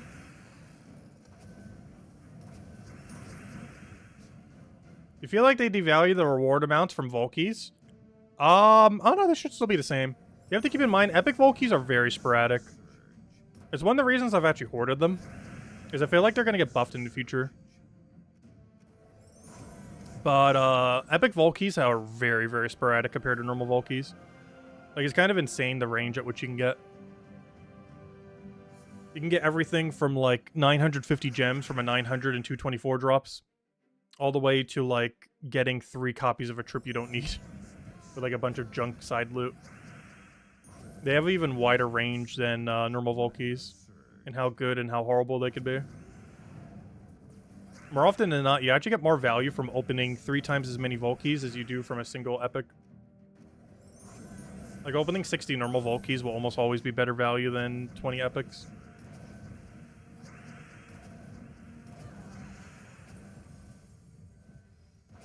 They're actually really overpriced for how average they are. And they used to be a lot rarer in the past, though. Luckily, they're pretty easy to get these days. Back in the day, if you got even a single epic Vault Key during a Vault event, it was like a miracle. But nowadays, you can get literal dozens, if not hundreds, if you super power grind. Definitely in the dozens. Like a high double-digit number. Alright, well, we know this is dead end. So we have up and up. So apparently we gotta go up. It really just comes down to which up is uppier.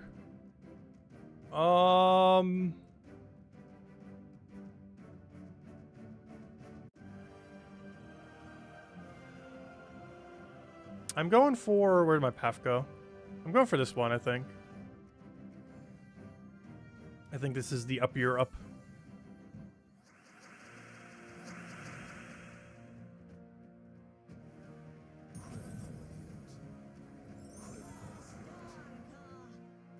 They changed from 20% for all on same table to 10% gnome and 10% tarot card. Oh, is that why tarot cards feel like they've been so much more common? Oh, that's interesting. Actually, now that I think about it, that would actually make tarot cards less common, not more common. Because if they were all sharing the same drop table before, now that there's more tarot cards, that actually makes tarot cards rarer, not easier to get. Now that I think about it. Because we've officially are way beyond tarot cards compared to gnomes. There are way more tarot cards in the game than there are total gnomes. So that would actually be a nerf to tarot card rate. Not that big a nerf, but it would be a slight nerf. What they really need to do is get rid of Cedric from being so common. And make some of that like the tarot card drop rate or something. Or literally anything that isn't them. Yes, we gotta find the uppiest up. We're going this way.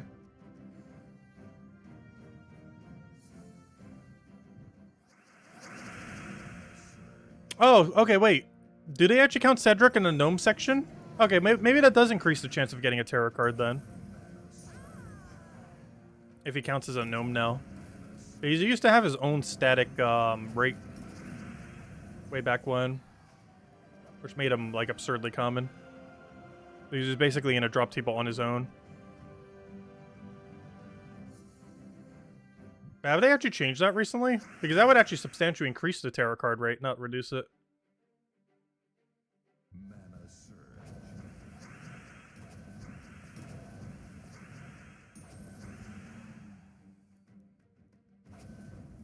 Oh, hello, Eric. Welcome, welcome.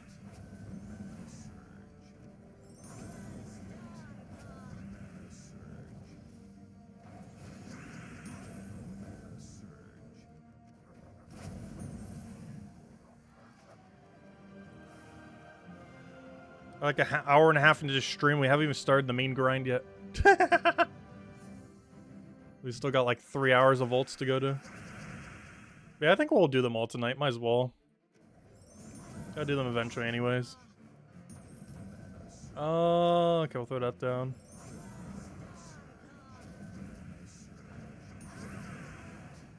And obviously we'd rather do it before a vault event rather than during a vault event. You should ideally never open vault keys during a vault event. That seems kind of counterproductive. But you generally don't want to do any activity that doesn't give you gnomes while doing a vault event. And technically, since you get guaranteed gnomes, you're not... Oh, wow, I actually found it first try. You're actually technically not getting gnomes from it. Oh, this is a fourth section too. There's actually a lantern right here. So we'll throw a lantern on it. Hopefully we don't lose. There isn't really any reason we should. Yeah, Eye of Argris is really good. I actually preemptively got 3 of him back when his event first came out. At the time, there wasn't much of a use case for it, but I said it that there probably will be at some point. And we're definitely at the point where that some point has occurred. Because there are a lot of restrictions these days where he's actually really meta, oddly enough. You would never use him in like a normal team. But anytime you have like an Orc or a Groshnok restriction, he's actually the meta for Orcs and or Groshnok. Which comes up in PvP, it comes up in like event weeks like this. It's not required to really have him, like there's the other double empower team you can use and everything. But he is the quickest option. And we made sure to mass get him the time he came out. You can still do this even after the fact, but it requires a lot of diamonds. Or really lucky on event key drop table. Because you get triple Argris from 0, you'd have to spend 12,000 diamonds, which is really expensive. There's normally better uses of that amount of diamonds. So he's a little hard to get these days. Kind of like double and triple Ironhawk teams. So double and triple Ironhawk is definitely way higher priority, obviously. But he's in that kind of category of troop. Where one doesn't really do much, but multiple is really, really good.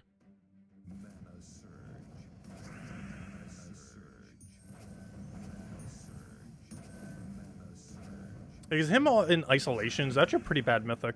Like just one single Eye of Argris. His power comes from having multiple on a team.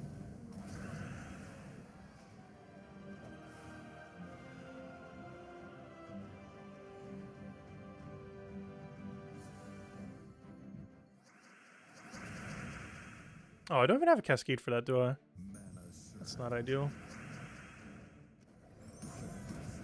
That's that really tanky reflect guy. We need more reflect mechanics. I'm really sad that that one dragon we got, like, the last year, the original trait that he had would have been so good. He basically had a way of, like, spamming reflect to your team. But they ended up removing it for some reason. I guess they weren't able to code it or something. I don't remember what it was. But they end up completely butchering what ability they gave to him ultimately. And I'm kind of disappointed with that because he got really good troop art. But it's completely useless. It would have originally been the best reflector in the game. But instead became a dead content troop instantly. Which is kind of sad because we don't really have that many reflect mechanics in the game. Or at least not good reflect mechanics. It's definitely a status effect we could use a lot more of. Yeah, we're handing out 2 or 3 more codes tonight. We're handing out 1 as soon as we do Under Spire. And then we're going to hand out a ton while we open the 500 vault keys based on what we get. Currently, I'll be doing it for every gold and every... This is the right path, right? It should be. We're going to do it for every gold medal we get and every pet orb we get. So the 2 biggest ones. I might eventually include silver and power if we go really dry, though. But initially, we're just going to do it for every major gold and every major pet, the 2 biggest ones.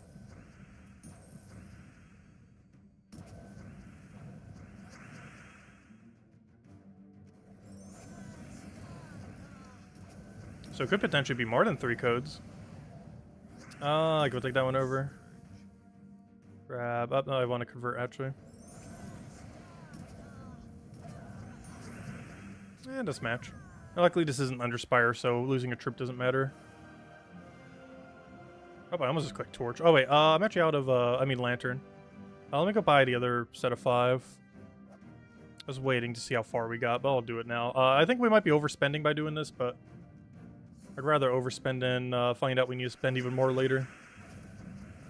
Because it gets even more expensive than if we did it this way.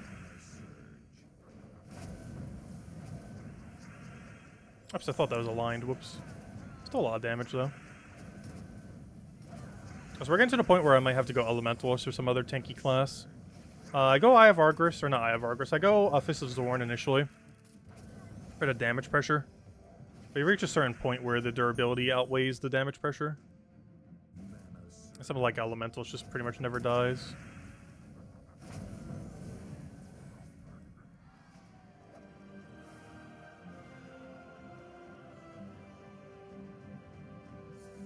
Yeah, as soon as we finish out Under Spire, we'll go hand out a code, and then, yeah, let's start opening a billion vault keys. We got 500 to go open. Even at the quickest possible rates, it should take about 3 hours. And due to using Hero the way that we need to use it, it will be slightly slower. Not that much slower, though. Because I have to drop either Throw or 50% mana start. But I'll take the suggestion from earlier. I'll actually drop Throw this time. This does depend on us getting lucky leprechauns. But as long as our leprechauns aren't too unlucky, it should be quicker.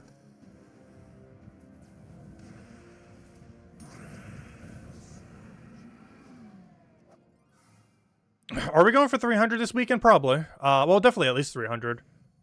It's really just a toss-up between if we go 300 or 500. But given the theme of 500s, maybe we'll go 500 this weekend, we'll see.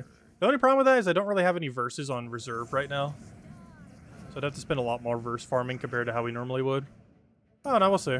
We're definitely doing at least 300, of course, as we normally do. But if we're getting really lucky on the verse farming, I might go for 500. It really depends on, like, the first day and a half or so. But I would expect we're probably just doing 300. Unless we get really verse lucky.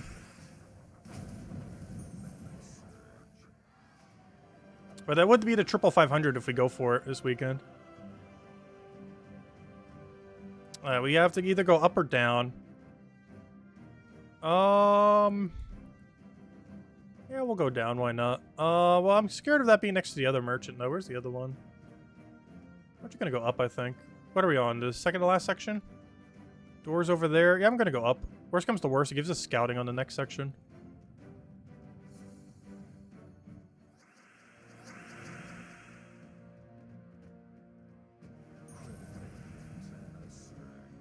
Are you running triple Nisha with it? You don't need that much damage if you're running Stellarix.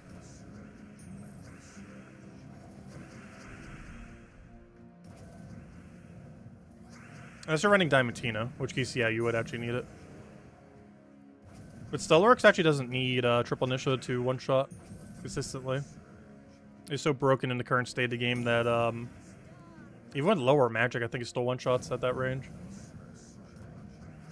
Definitely with our higher magic. Let's see. Oh yeah, true. We already have half mana start. But we also don't need the magic. I guess we could just set it to whatever. There's no point in really changing the banner then. Even though we're going to have a wasted 20%, the extra 4 magic is also wasted. Oh, actually, is it? Yeah, it is. Because if we're not using Thrall, there's nothing we're using the magic for.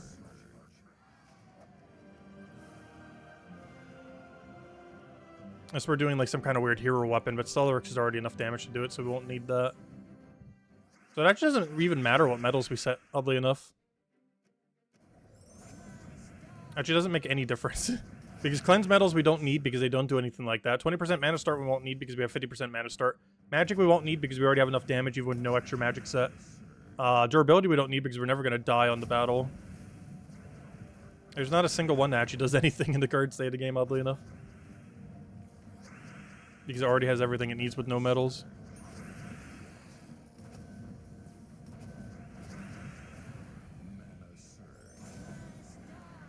And we're out of torches till tomorrow. There we go. Honestly, that was a pretty successful Under Spire. We got like 2 perfect sections, 1 almost perfect. 1 was a little unfortunate how much we had to scout, but overall, pretty above average Under Spire. I mean, not above average like a lot, but on the better end of Under Spires, so I'll take it. Okay, I think that is truly every daily and irrelevant weekly we need to go do at the moment. So you know what time it is now. Let's go ahead on a code. And let's start cracking open... how many do we have? What's the number? Let's start cracking open 500 Vault keys. Here you guys go. Here's the code. And we will hand out another code for every gold medal we get. Gold glory. As well as every major pet. Specifically the major one, not the smaller one. And we'll hand out a minimum of 2 if we somehow get none of those 2. But otherwise, we'll hand one out every single time we get one of those 2.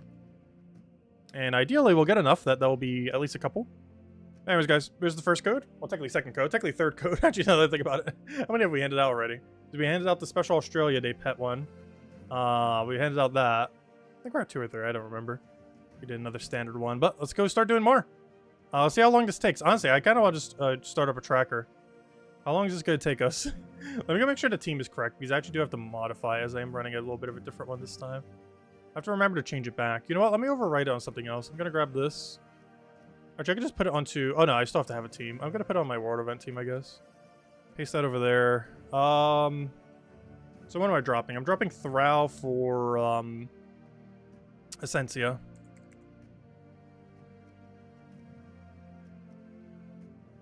Too many things with essence in its name. Essentia. Boom, boom, boom.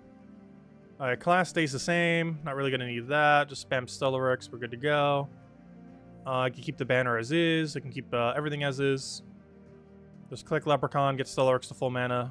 Boom, win. It's just for the sake of it. Let's set to double green, as weird as that may seem. Okay, I don't think I'm going to change anything else. And then, of course, we get free class XP every single win. Okay, let's go. Oh, wait, let me go grab the team. Did I not grab it? I just did, but I forget if I grabbed it. I did. Okay, just make sure. Alright. Let it begin. Let me go get a timer up. I want to see how long this takes. I want to see, like, how many we get done in, like, the first hour. To give us an idea of how long this will take in total. Because I've, like, guesstimated it to about 2 wins a minute, but I've never actually put a timer up to kind of see. Yeah, let's see how long this takes. If we'll ever open sometime today. There it goes. Good thing I didn't multi-click. Alright, we're good to go. Alright, let's start getting into it. Put it over there. Oh, why did I click copy-paste? We can just grab it from here. Alright, let's see how long this takes then. Let me go put my other interface back up. Oh, yeah, still have the other poll going. Yeah, it seems like a lot of people are at 0, which we already kind of knew. Second highest was 1, which is to be expected. 2 that we're in is 17%. And 3 plus, all those lucky people is 11%. There we go. Yellow banner? I don't think banner matters much with this team, does it? Well, I guess technically we have Lightstorm, don't we? The reason I went with green is we already have +1. So even though there's less green on the board, we get more value from them. If we're going to be taking a color. I think we'll be fine either way. Alright, let me start up the timer. But yeah, we do have Yellow Storm. But we're also already getting naturally more mana for every green. I guess technically we could set to a green-yellow banner. Like +2 yellow, +1 green. Wow, we already got a Vault Key in our Vault Key, and we got an Arch. Oh yeah, that's one thing that will kind of make our numbers go off. All the Vault Keys and our Vault Keys are going to make us slightly tweaked on numbers. Because after doing 1 Volt key, it would technically show us doing 0 Volt keys. In the sense that, you know. Also, wow, this is way quicker than 2 a minute. Never mind, this will not take 3 hours. Wait. I really overestimated when we were doing it earlier. Because we are currently at 4 wins in a minute. Which is double the speed at which I thought it would take. So never mind, we're only going to be here for like an hour and a half. Wait. Pretty much the whole length of how long the stream has been so far is how long we're going to stream again. About another hour and a half to 2 hours. Because we just did 4 in a minute. It looks like 3 right there, but we got a Volky in our Volky. Yeah, that's slightly slower than 3 a minute.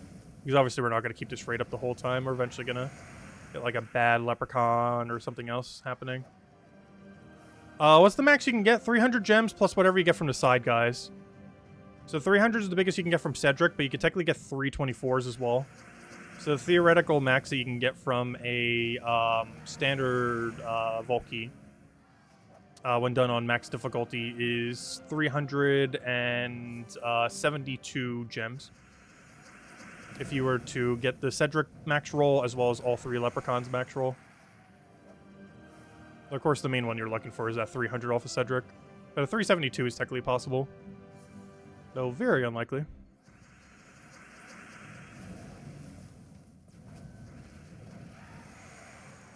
I'm not sure if anyone actually has a screenshot of 372. Well, we just got another Volky. That's the second one now. I'm going to try keeping track of them just because it actually counts against our Volkies done per hour if we're just counting based on total. But if I check after an hour and we see how we were down to like 300 or something, that'll be off because we got 2 Volky drops already. So I'm going to try to keep track of them. Oh, so this is one of the other reasons why doing it like this is better than a Vault event. To my understanding, Vault event drop rate is not actually boosted for opening vaults. Or, you know, opening Volkies during a Vault event. You do not have a boosted rate. It's like a static rate that just always applies to them. Because if they did boosted or even normal rate, it would just be way too many relative to the 3 that you get guaranteed per fight. So they have a tweaked rate that is much lower. That doesn't get influenced by stuff. So you pretty much always want to open Volkies, not during Vault event. But we're opening them now. Also, so we have a nice solid 0 number going into the Vault weekend. As we mentioned earlier, we'll hand out another redeem code for every major glory orb, the gold one that we get, as well as every major pet orb, specifically the bigger one. Is through 500, we should get at least a few of both, unless we go really unlucky. Or maybe not a few of both, but at least one of both, not multiple. Oh no, I got frozen here. Spam clicking there tends to be freezing a lot lately. It does not like you spam clicking that menu.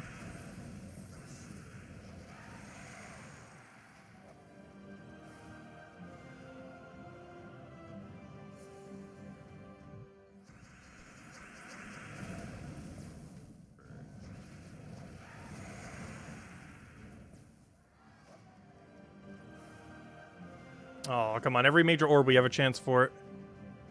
We can get it there. We'll get it at some point. Genki already bought Pal World. What are my plans? Honestly, I'm probably still not doing Pal World. I still honestly do not understand the appeal of it.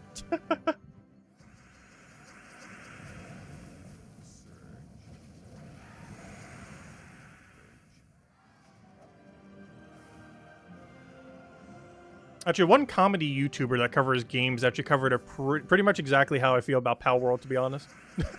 If any of you guys ever seen, what's his name, Donkey? The one Donkey guy that does a bunch of, like, YouTube commentary on gaming, normally in a very comedic way. His take on Pal World is pretty much my exact take.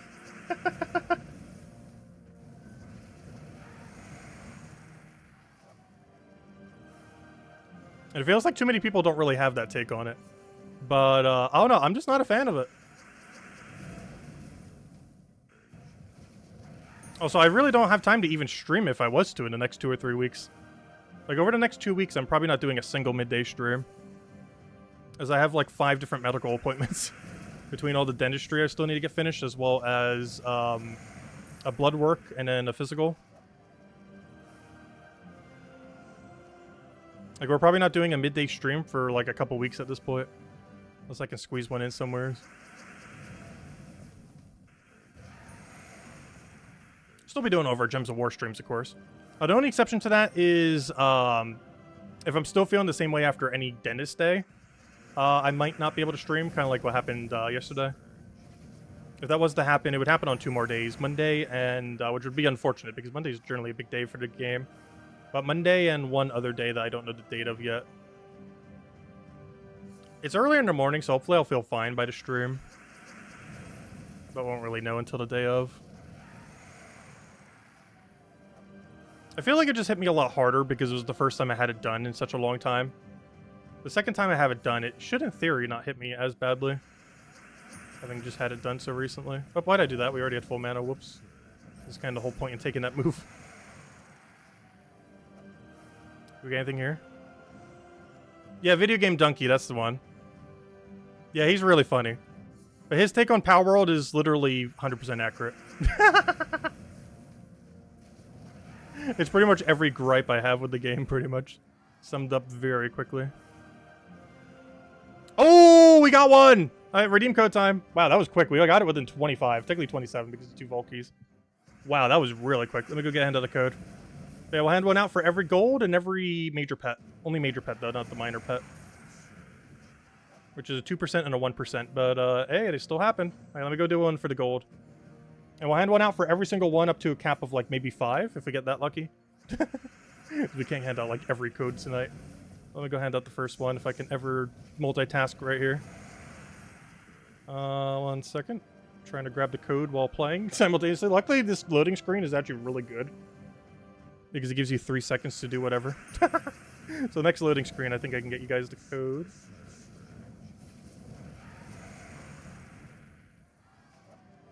Alright, loading screen. Alright, here you guys go. Here is the redeem code for the gold we just got. And we'll hand one out for every other one we get as well. As well as major pets. Gold is a 2% chance every major, and the major pet is a 1% every major. So 3% basically every major we get. So about a third of them. And honestly, major orbs are pretty common. They actually did a buff like 4 to 6 years ago, where they substantially increased the chance of getting orbs from Volkies. Which has made the primary way that you get orbs in the game being Volkies. Especially with all the buffs that they've done to Vault Event over the years. Between Paloozas and just everything else.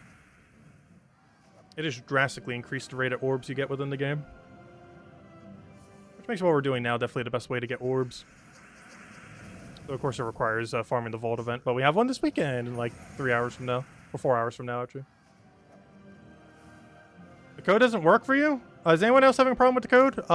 Make sure there's no extra spaces at the end or beginning. But most likely the end, where it tends to put an extra space randomly. Because it should be working, that one.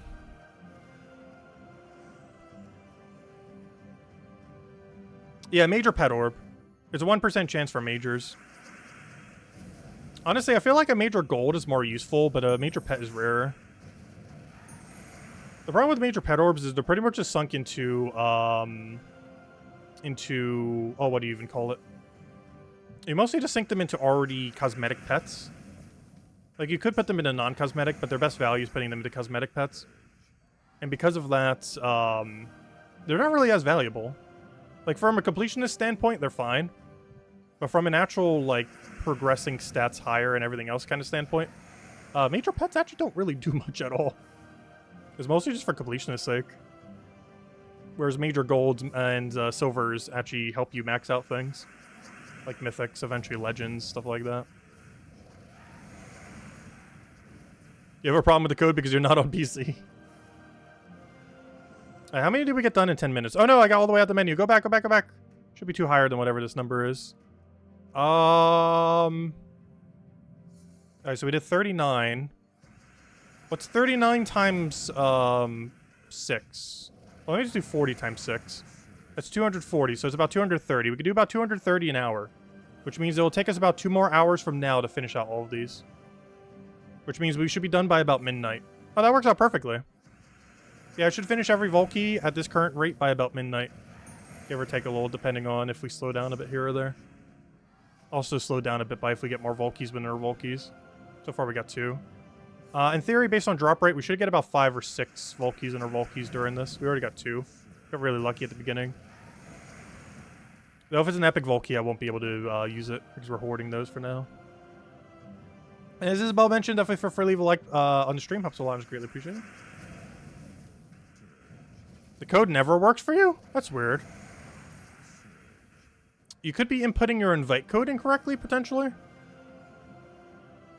Aside from that, you could contact support and see if there's a problem with your invite code. Some people have actually had that issue in the past, where for whatever reason their invite code doesn't work for redeeming codes. This has been very rare. I've only heard like 2 or 3 instances of that, but it has happened before.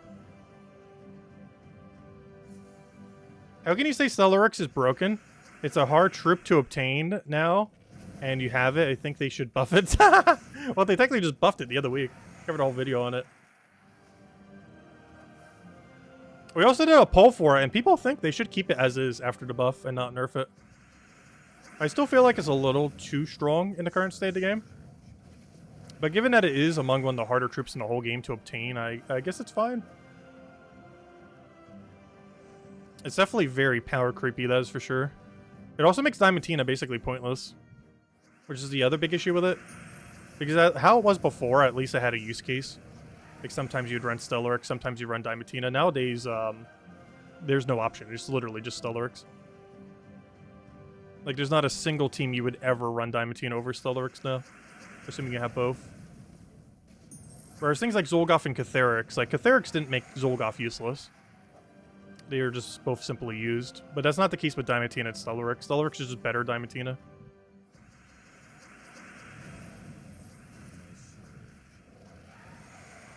After the buff.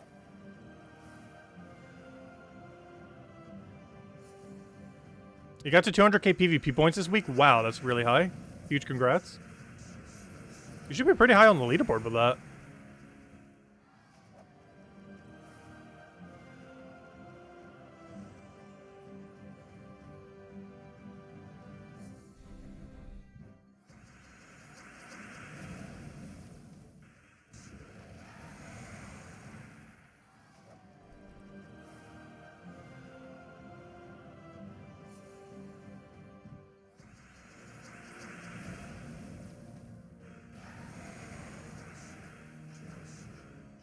Yeah, the only way they can keep Stellarix exactly as is if they buff Diamantina. Because now Diamantina is just way too weak comparatively. There's just not a single use case for it now.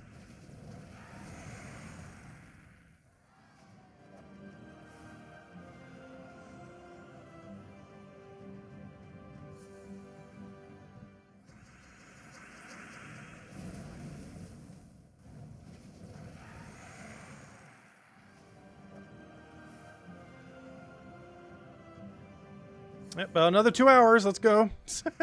However long it takes to get them all.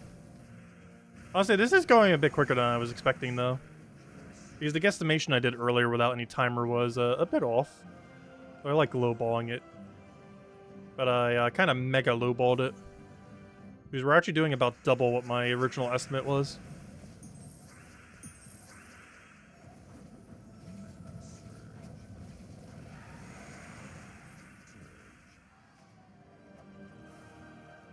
Oh, another gold! Nice. We got 2 within 15 minutes. Okay, we are definitely putting a cap of 5 on these. We're getting a little lucky at the moment. But here you guys go. Have another redeem code. So far, we handed out 2 from this. We're going to cap it at 5 just to make sure we don't hand out 1 billion. But it's almost the end of the month, and I still have like 20 left, so this actually works out quite well.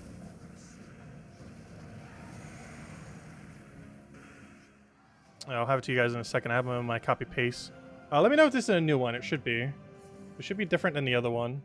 There you guys go. Enjoy. Use on gemsawar.com for the game code section. Your invite codes in the sending menu. Redeem codes right over there in chat. And gives the same reward as always, except the gold is lower because next month we're going to get a fixed amount of codes that will have the double amount of gold to make up for it. Because those only have 250 gold because of a mistype on her part. Oh yeah, that reminds me, I actually do have to make my codes last a little longer. She's going to be away for her birthday. So I actually have to make the codes that I have last until February 8th, I think, or so. Which is unfortunate. So maybe we do need to slow down a little bit on the codes. We'll still hand out for every gold and pet tonight. Up to a cap of 5. We did 2 so far. But this weekend, I might only have to do like 1, maybe 2 absolute tops for the Vault weekend. Probably only 1 per day. Because I kind of forgot. I have to make these codes last until February 8th when she gets back. She's going to be away for the first week of the month.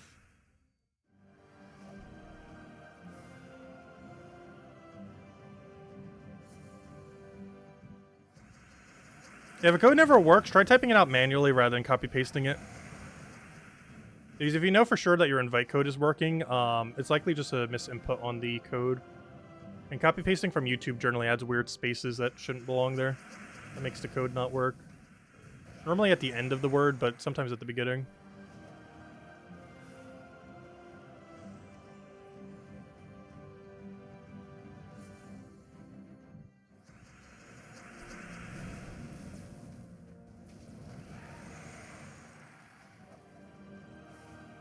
Oh, we got that one new one. Or somewhat new one. I went up that side down Sailor one, whatever that one was called. I can't remember its name. That's not the most newest tarot card, but it's definitely on the newer end. Hey, that reminds me, haven't gotten the newest tarot card yet? They added another one to Drop Table recently. I think it was the one from the event we just had, like about a month ago. I can't remember what it was called. I don't think we've seen that as a drop yet. It was because these are the first Vault keys we're opening since then. Yeah, the Hermit. I don't think we've seen a Hermit drop yet. I already have it because we got it in the past or whatever it was from. I don't think we've seen it as a natural Vault key drop yet. Which means if we're playing free-to-play, we'd actually still not have it.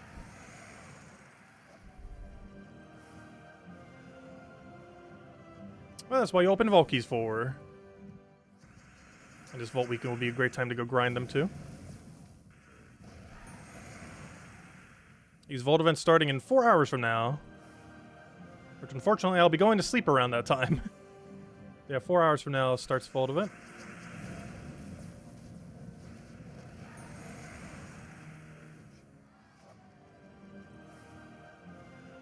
Oh, Major Blue.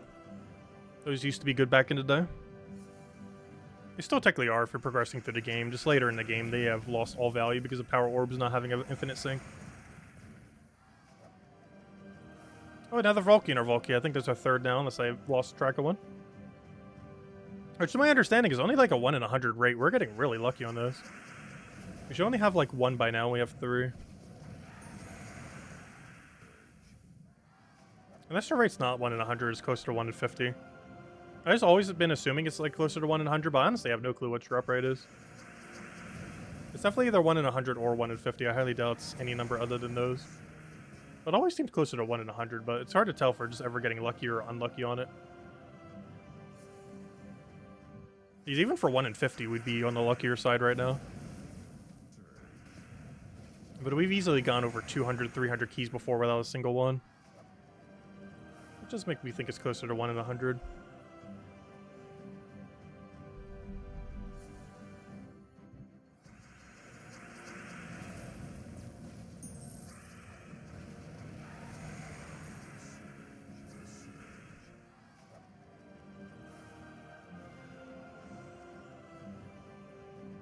Now we're almost 100 in. And whatever time we finish 100 at is, we could basically just multiply that by 5. And that should be our number. Oh, gosh, I hate when it goes all the way out of the menu. I'm sure why it does that sometimes. Yeah, 26 more keys, and if we just multiply our time by 5, that should, in theory, be the total amount of time.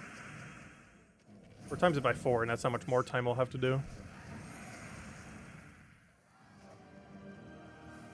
Hey, we got the gnome I needed, except it's not the verse, it's just the gnome itself. I bet I can't turn them in for verses. That'd be kind of convenient. Turn in a Spire Gnome that you get from the vault for a Palooza. Oh, an Epic Volkey! I'm still counting that as 3, though we are at 4 now. So every time you get a Volkey drop, there's a 10% chance it's an Epic Volkey. So now we're at 3 Volkeys and 1 Epic Volkey. So I only need to count the normal Volkeys because those are the ones counting towards our 500 that we're doing now. I still keep track of the Epic, I guess. It's not as relevant, though, because it doesn't actually go into our Volkey stack. Yeah, we're getting really lucky on Volkeys during these. Even at 1 in 50, we're, like, way above rate.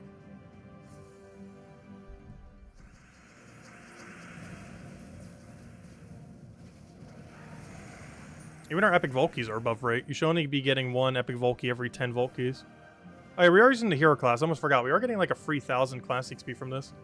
We're easily going to reach level 70. I want to say 72 or 73. Probably close to 73 by the end of this. Which is still only halfway to max, but we'll get the rest later. Not really in any rush to upgrade the class because it's pretty bad. If it was an actually good class, I'd probably try upgrading it within a single weekend. But we're never using it after we get it maxed. So I've been kind of slow in maxing it, as it is pretty useless. There's not really an immediate need to get it maxed.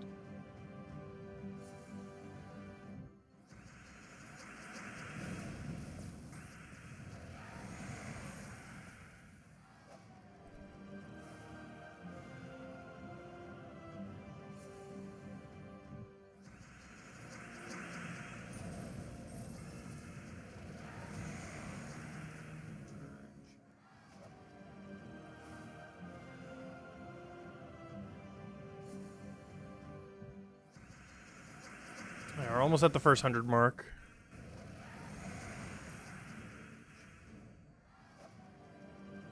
Oh, nice. Another gem drop. Yeah, something else that's nice. We should get closer to 30,000 gems from this. By the end of this weekend, we might even reach it. Though we are going to spend quite a bit of gems on merchants, so we might actually just break even. That's the only problem with vault events. I sometimes actually leave with less gems than what I started with. Not if you count all the Volkeys, but if you just count the gems that you get passively through all the gnomes and everything, you normally spend more through the merchants, which is kind of not ideal.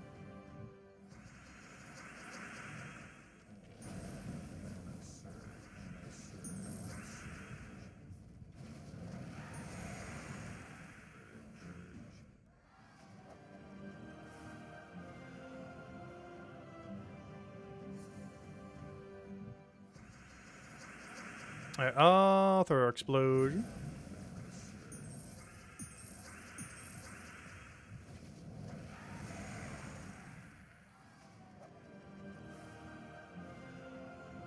Almost at the 500 mark, so we can go multiply it all.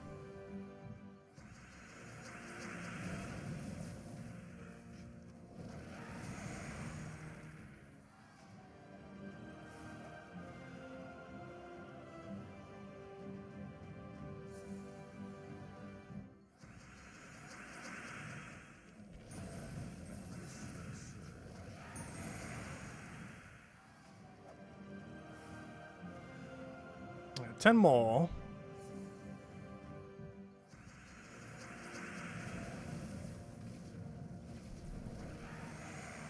Oh wait, what happened to my timer? Why did my timer stop? Wait. Timer! Timer! It was about half an hour, right? Why did my timer stop? I didn't click the button.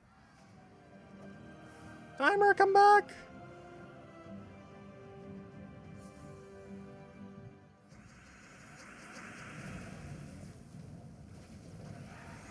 But yeah, we already know. It's going to take about till midnight. If we would have multiplied the number, it would have been 4 times higher. It would have been like an hour and 40 more minutes more. That's pretty much midnight. Yeah, I'm not sure why. My timer just loves to stop sometimes. I'm just going to close it. I need to get a new timer, honestly. I think sometimes it might be just me misclicking the button. But I know for sure it legitimately freezes sometimes. Because I know, because if I do any additional action on it, it doesn't do anything. It stopped at 23 plus minutes, oh, okay. So yeah, it would have been like 26 minutes then. and 26 minutes, or like 25 or 26. So you times that by 4. And yeah, that pretty much gets us to midnight. Pretty much exactly midnight, which we kind of already knew, so. Alright. That just confirms it. It's midnight. Which at this point is about hour 45 minutes more, and we keep getting further. Gosh, how many glitches want to occur? That's like the 3rd time we did the freeze glitch on Orb tonight. Luckily, just clicking the escape button fixes it.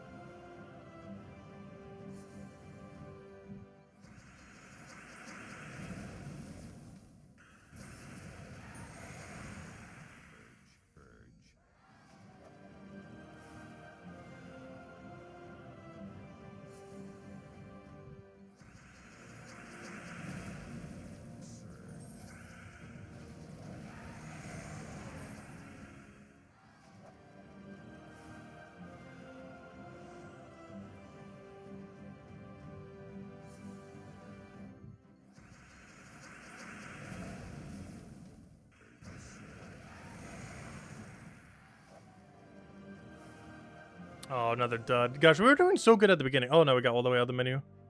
See when it does that. Oh, we're officially 100 deep. Technically more, because we're actually 100, 3 more than whatever the number is. Technically, we're already 100 deep. 400 to go.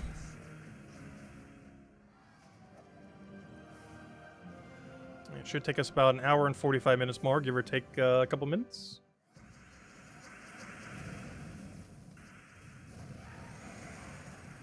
But we will go do all 500. We're going to stream so long that the like number will become the concurrent number, a viewer number. That's the easiest way to tell whenever we've streamed for too long, is if the likes catch up with the concurrent viewers. Especially on a Gems of War stream. That's when we've truly done a long stream.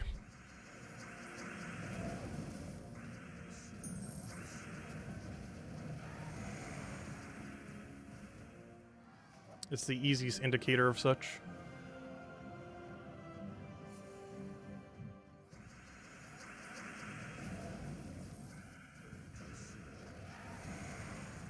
Because that pretty much never happens on our streams, as we go for like quite a while.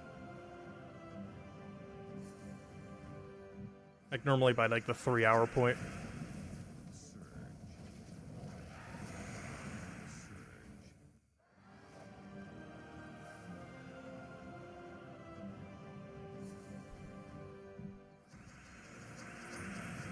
I was gonna say, hopefully that'll get him full mana like they did.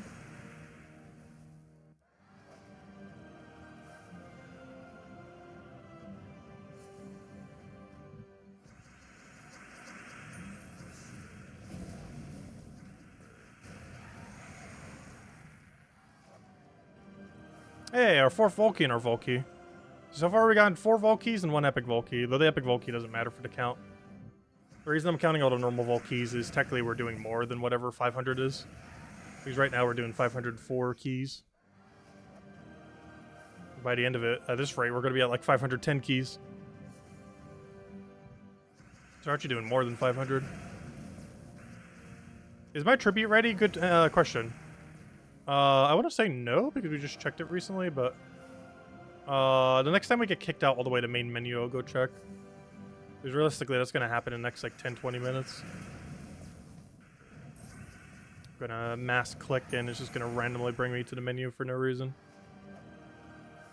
Yeah, another hero level, 67. How many codes have we handed out so far? 2?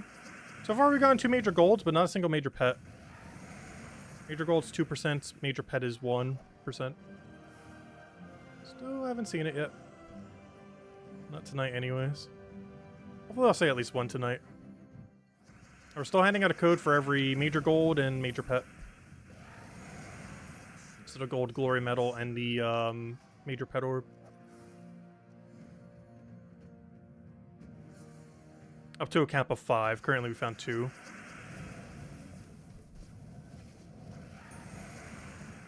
And realistically, based on how many keys we still have, we should find about another 2 more. Like 1 or 2 more. It comes down to luck. But those are always the main thing you're looking for. That and technically the silver ones. Oddly enough, we haven't seen a single silver all night, despite it having a higher rate. There's a 3% chance per major, and we've seen 0 tonight. Not counting the double that we got from under Spire, but that doesn't count. That's a different kind of silver. But the same, they effectively do the same, but you know, the way that you get them is drastically different.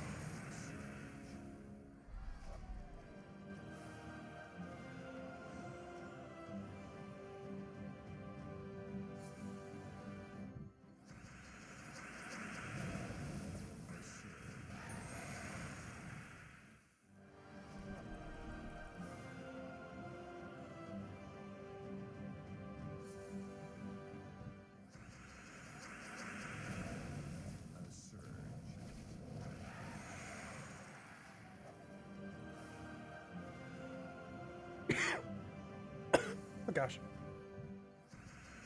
Random cough. My mouth still tastes a little weird from the dentist the other day. That weird filament taste and everything else that they do in your mouth. It's just such a weird taste. Luckily it goes away after like a day. Also, my bite's still not completely normal yet either. Still has like that weird soreness to it. Not in the case that it hurts, but just in that it feels awkward to eat. So you get kind of used to it. It's gonna be the whole same thing again on Monday.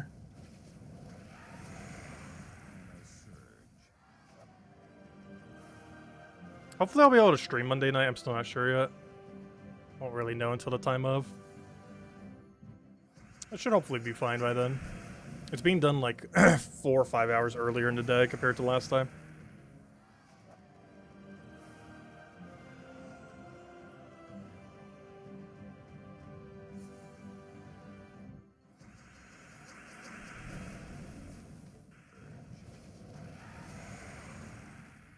Which does mean I need to make sure I get the Monday video out during Monday night or Sunday night.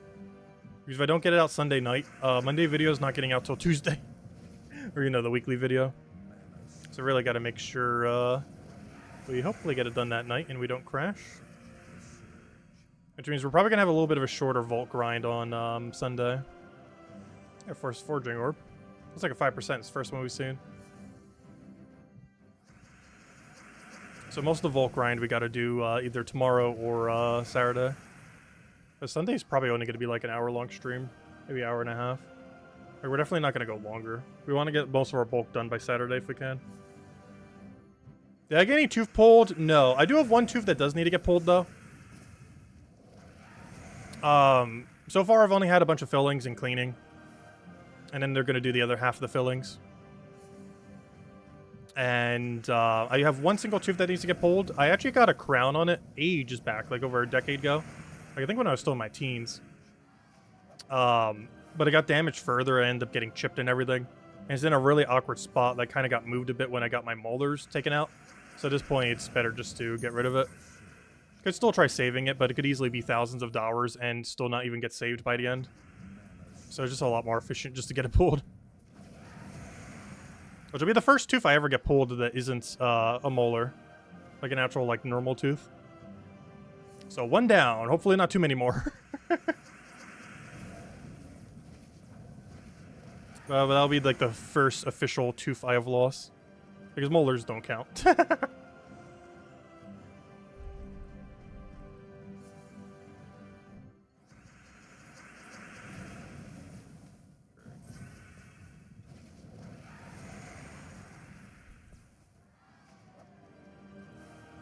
And obviously baby teeth don't count. Hey, our first pet orb. Unfortunately, it's not a major one.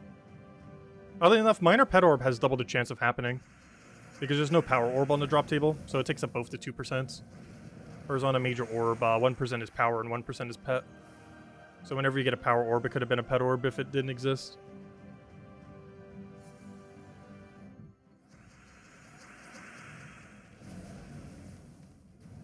Say I've lost a tooth today. Hopefully I'll be able to stream after that day. I'm pretty sure I'll be in a lot of pain. Especially because I'm not sure if I'm going to pay to get, like, knocked out. I did when I got my 4 molars, but that's because I had insurance at the time and it cost me literally 0. I think it cost like several $100s to get knocked out. Which I'm probably not going to do, and hopefully the pain's not too bad, and we just got frozen on the menu again. But, yeah, I'm probably just going to get numbed or whatever they do for it. Hopefully it's not too painful. My only concern with it is it's pretty far in the back. And if I'm conscious, I'm really bad at keeping my mouth, like, wide open when they're working on back teeth. The problem is them knocking me out conscious, I think is like an almost extra, like, $500 to $1,000 or something. It's something absurdly high. Without any insurance or anything. Which I'm probably going to not do, but I don't know, we'll see.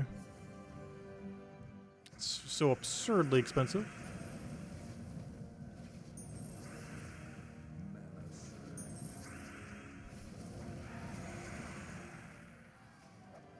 Because I haven't even priced what it is at the thing yet. I still need to call it up. Because I can't actually do it at my normal place. I have to go to like a special orthodontist or whatever it's called for it.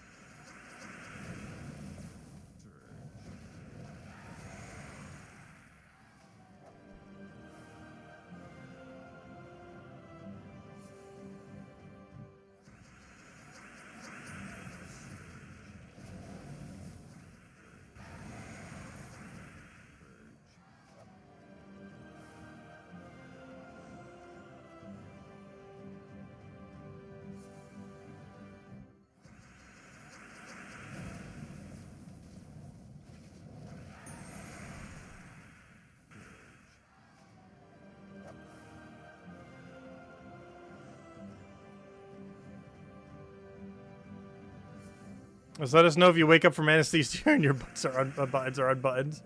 No. I'm still not even sure if I'm going to get anesthesia for it. I'll see. It's just so much money.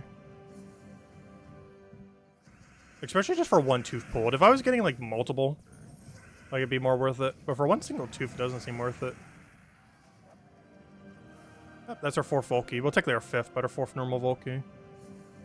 Or is that our 5th? I'm losing track. Too many Volkies.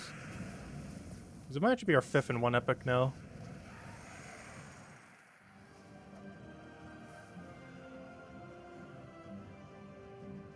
Which means it might actually be closer to a 1 in 50 for the Volky drop.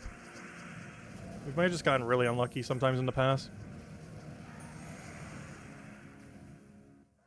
Because our drop rate would indicate that it is about a 1 in 50 based on what we're currently getting.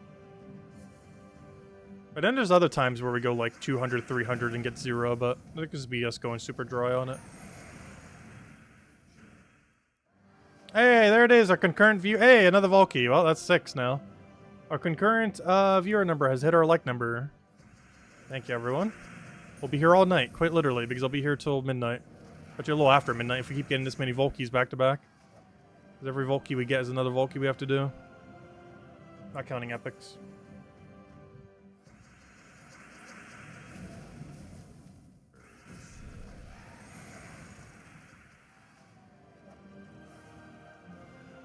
So we haven't gotten a big orb in a while.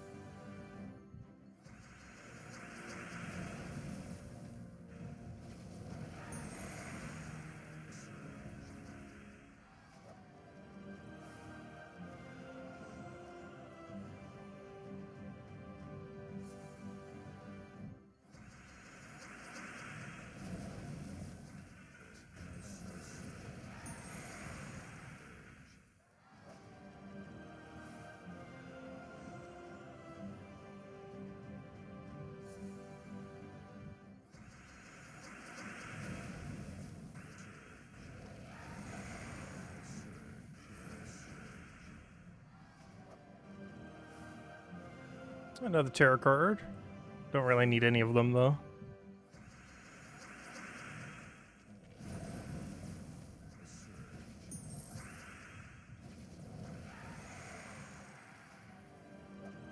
Oh, another major. Major purple. Also, I'm sitting on so many Orbs of Clan right now. Like, I think I could solo for an entire month the maximum amount of seals I need for the guild. Like the 40,000 you need every single week. I can solo it just with purple orbs for over a month straight. With no other contribution from anyone else in the guild. We have that many purple orbs right now. Like, we have enough to get over a year's worth of mythics just in purple orbs. Which I think at this point is almost like 2 or 3 years of mythics just in purple orbs. It's kind of insane.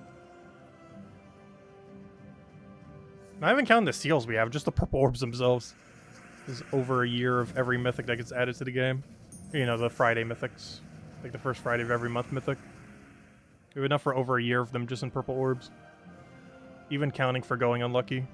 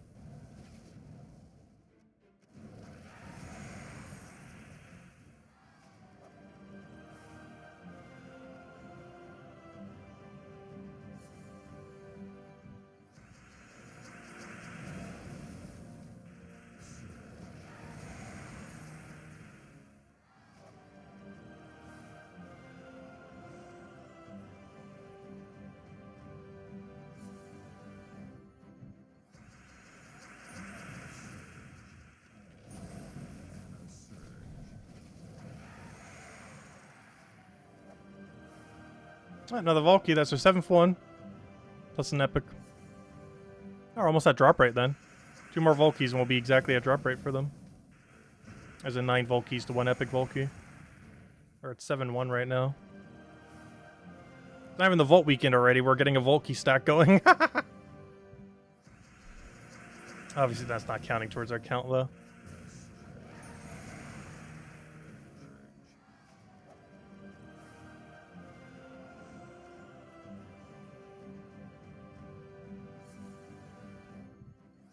Actually, at this rate, opening these 500 Valkys is going to give more Valkys than how much you used to get from an entire Vault event back in the day. Because back in the day, if you got a double-digit number of Valkys, you were, like, swimming in Valkys. Nowadays, like, you can hit 100 just by, like, barely doing anything. Hey, a 300 gem drop. Like, you literally just open, like, 4 verses, and between Pity and those, you're already there. Kind of insane how many you get now compared to before. Like, even if you only ran 1 Palooza every single day, you're almost hitting 100. Or, you know, well, for all 3 days of the Vault weekend. He's counting Pity. That's already, like, what? 70, 80? Very close to 80. Depends what team you're using, but it's at least 70.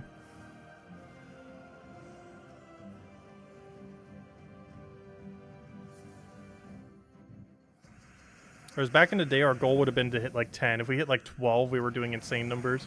Like hitting 12 is like hitting 500 now. Back in the day. And going for like 20 was like hitting like 1,000.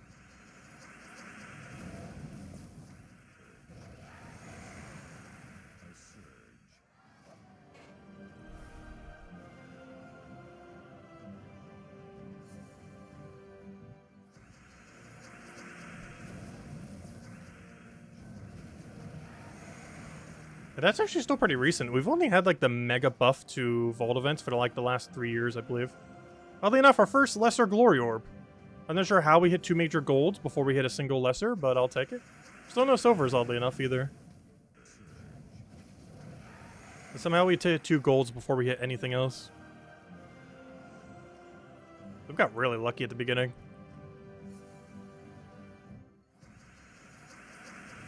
Oh, luck's kind of dying out a bit now. I still got plenty more to open. And of course, we'll still hand out a code for every major gold and every major pet. Just gotta find them first.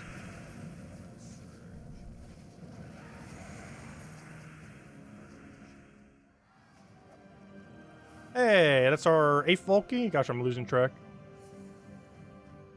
Now, we used up all of our streamer luck at the beginning. We have none left now. It has all been consumed.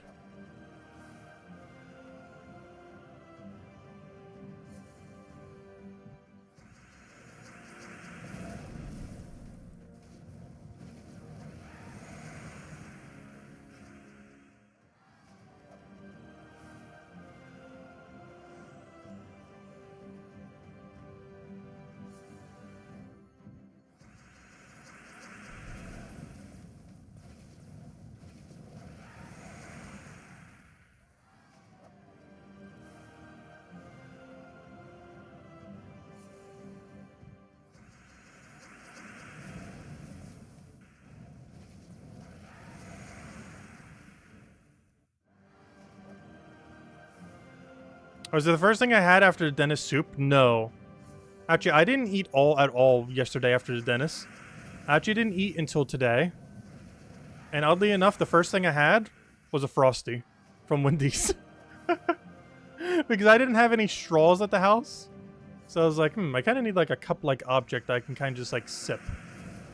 And I was like, I didn't just want to get like a soda or something. So I was like, oh, let's get like a thing from Wendy's. I also tried their queso fries because I waited so long that my mouth was kind of like good enough to start eating. It's still not like all the way there yet, even right now.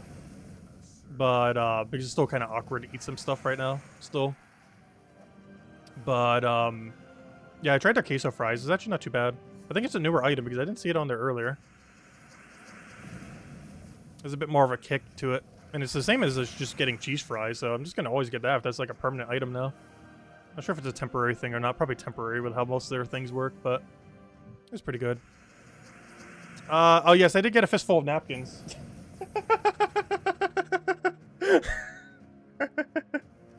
How did you know? There's my napkin stash. I literally have them next to me still. Actually, I have the spare spoons too from there. And forks because of the fries, though I just eat them with my fingers. Yeah, I still have them too. They're right next to me right now. Yep.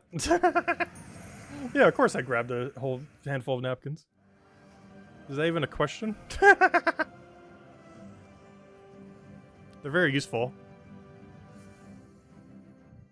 Although a couple of them are wet because I was using I had the Wendy's thing under it, or you know, the Frosty under it earlier. So it made like an indent on some of them. Hey, we got some gems there, nice. Yeah, Wendy's napkins actually are on the higher list of napkins that you get from places. As far as fast food place napkins. Actually not that bad.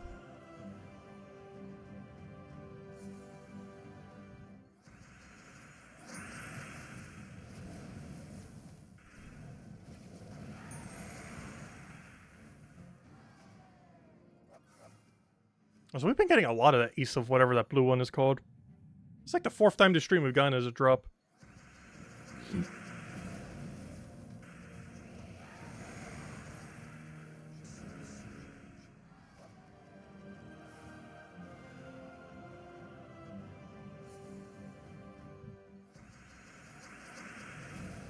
Yeah, I know when I lived in New Jersey, the most annoying fast food place that wasn't near us was a Taco Bell. But they actually made one there a couple years ago. Which I wish they would have had when I was still back in college.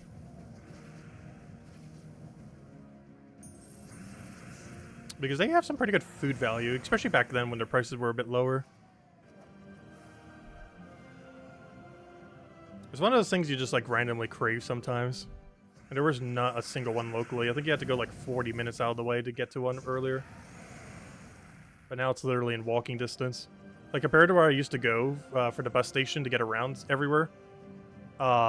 It was like literally next to the bus station pretty much. Like it's literally like half a minute walk away. Like literally less than a block.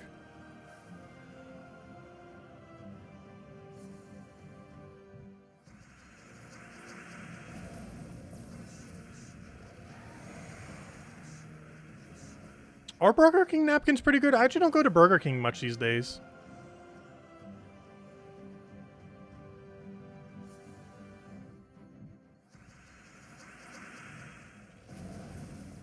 Yeah, McDonald's napkins aren't that good.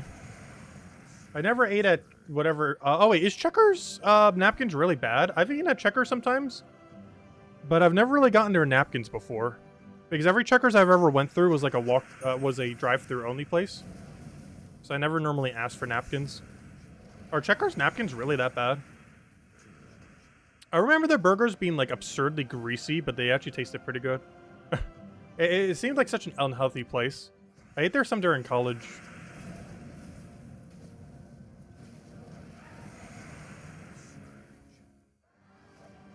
But I never got any of their napkins.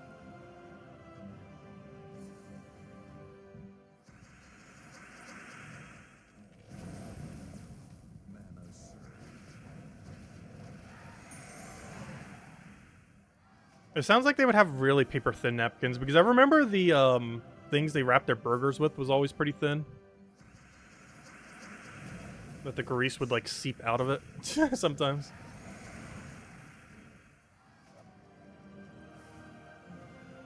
Actually, I've had a big issue with that with the Domino's boxes, because I love getting the cheese dip there, but it's the only item I even get from Domino's these days. Because honestly, I can't stand their cardboard pizza. But their cheese dip is still really good. But sometimes they put way too much of the garlic butter thing on it, and it goes through the box. And I actually had to rewash my shirt before I went back to the dentist. Because when I ended up picking it up the other day, it like, literally as it was on my lap coming home, it was just seeping through the box. And just made like this gigantic stain on it. That seeped so far through it even stained the shirt underneath the jacket. My gosh, they taste so good. I've never eaten at an In-N-Out. Because I think they use peanut oil. Isn't that one of the peanut oil places? I know Chick-fil-A is. I believe Five Guys is. I can't remember what other places. Because if it's not a chain I go to often, I just generally don't check. Because I just generally never eat at them. I'm pretty sure that was one of the peanut oil places that I can't eat at.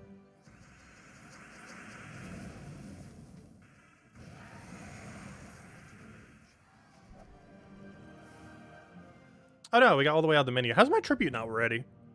I was gonna check it when we got hit out of the menu again, but apparently our tribute's not ready yet. That's weird. Let's keep going. Where were we? How many more do we have left? Are we halfway there? We're almost halfway there!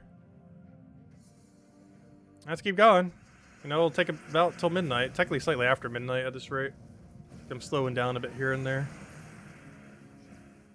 It's like 10-15 minutes after midnight at this rate. So another hour and a half. Yeah, Five Guys I know for sure uses peanut oil.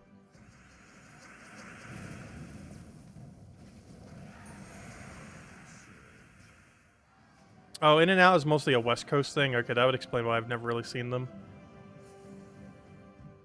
I have pretty much only ever existed on the East Coast.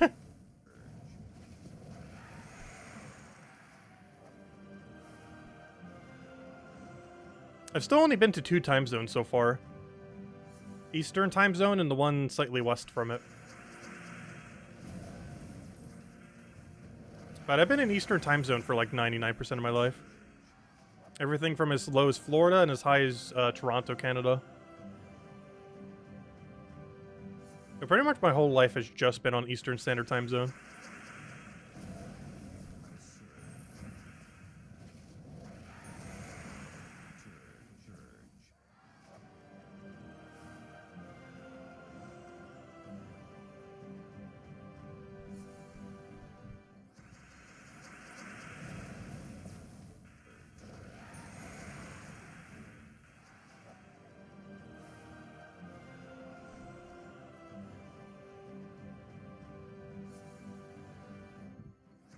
Yeah, the closest I have ever been going westward is Chicago.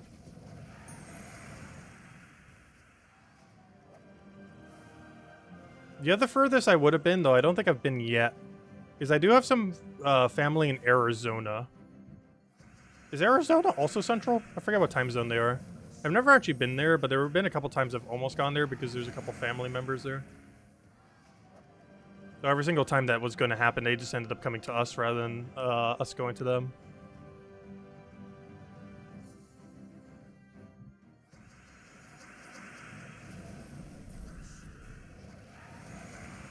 Mostly because there's more family in the family near us compared to them.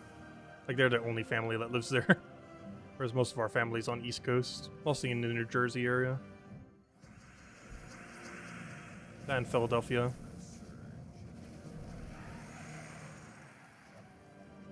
Also, Philly cheesesteaks. Mmm. Actually, you know what was really, really good there? There was a family-owned bakery. I forget what it was called. But they do custom pretzels. And gosh, they were some of the best pretzels I've ever had. They do it in bulk and ship them some around. I almost feel like getting some at some point. Though the shipping cost would probably be astronomical. But they make really, really good... what do you call it? There's a special term for it. Not custom pretzels. There's a word for it. I believe it begins with P. It could be a different word. Wow, why can I not remember the word? There's a special word to describe it. I'm throwing a blank right now. But they make really good pretzels. They had like a special cheese-filled one. And it was definitely the best pretzel I've ever had in my life. Not even close. Oh, gourmet. That was the one I was looking for. They make gourmet pretzels. That was the term I was looking for. And gosh, are they so good. Hopefully they're still open if I ever go back to the area.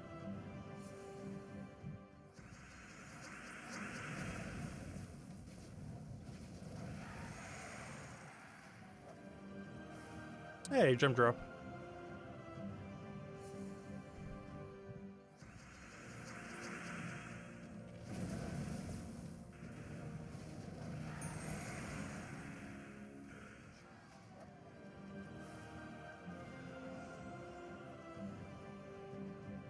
Have I ever had a chicken cheesesteak? Yes. I've had them in New Jersey before. I've had them in Philly before. They're really good. I don't think I've ever had them anywhere else. So I haven't been able to have a disappointing one yet. They've all been really good. I've only ever had them in New Jersey and Philly.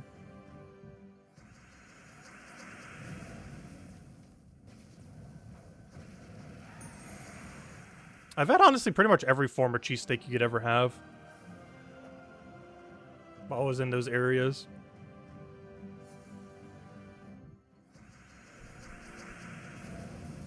I'm not the biggest cheesesteak person, though. Like, I'll eat it. But it's not something I go out of my way for too often. But, you know, if someone gets it and they're, like, handing it out at a gathering or something similar, yeah, I'll eat them all. But, like, it's not something I normally go out of my way for. And there are some places by me, but they're not quite the same. Like, they're not bad, but not the same. So we just got a 300 gem drop. It's one of those things like pizza where there's just a lot of areas that just don't do it right. Bagels is another one of those as well. I feel like New Jersey on average has really good bagel places.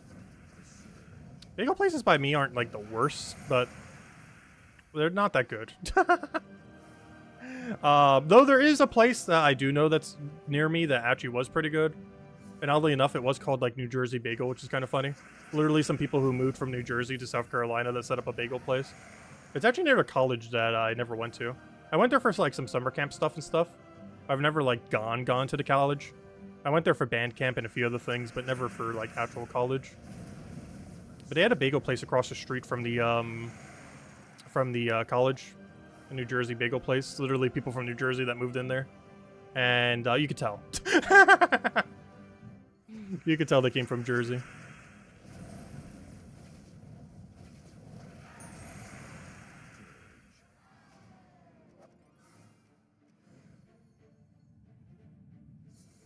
Yeah, that's a problem with this area too. Like, almost nowhere sells pork roll. I think it's just like a northern thing mostly, though. But yeah, if I want to get pork roll in the south, it is like near impossible to find. You can find it at some high-end delis. Or not even high-end delis, but you know, just general delis. But that's about it. Like, you're not going to walk into like a random establishment and be like, hey, can I get a pork, egg, and cheese? They'll ask you, what on earth is that? It's like asking for grits up in the north. Like, it's just not a thing that exists. Also, grits taste awful. But, it's just one of those items that aren't really served in the South. Like, you can still find them at places where wide varieties of meats are sold. But you're not just going to be able to walk into a random place and be like, hey, I want a pork, egg, and cheese on, like, a on an everything bagel. They will have no clue what you just said.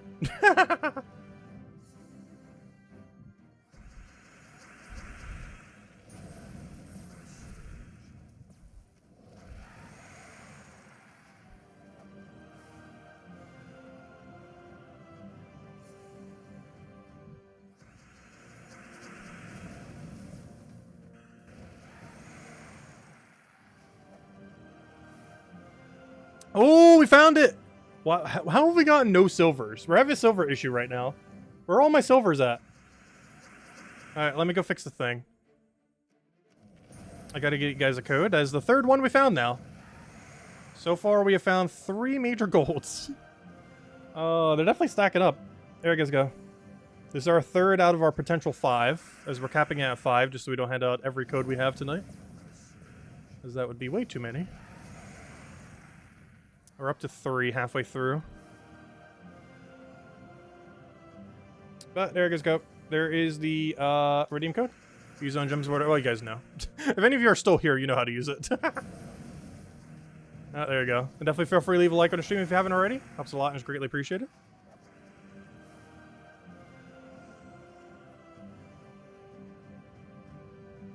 And we're still here for over another hour, so be here a while. Probably another hour and a half, honestly. You're definitely going to slow down a bit here and there. But this didn't take as long. It's going to take overall an hour less than I initially anticipated. That's not too bad.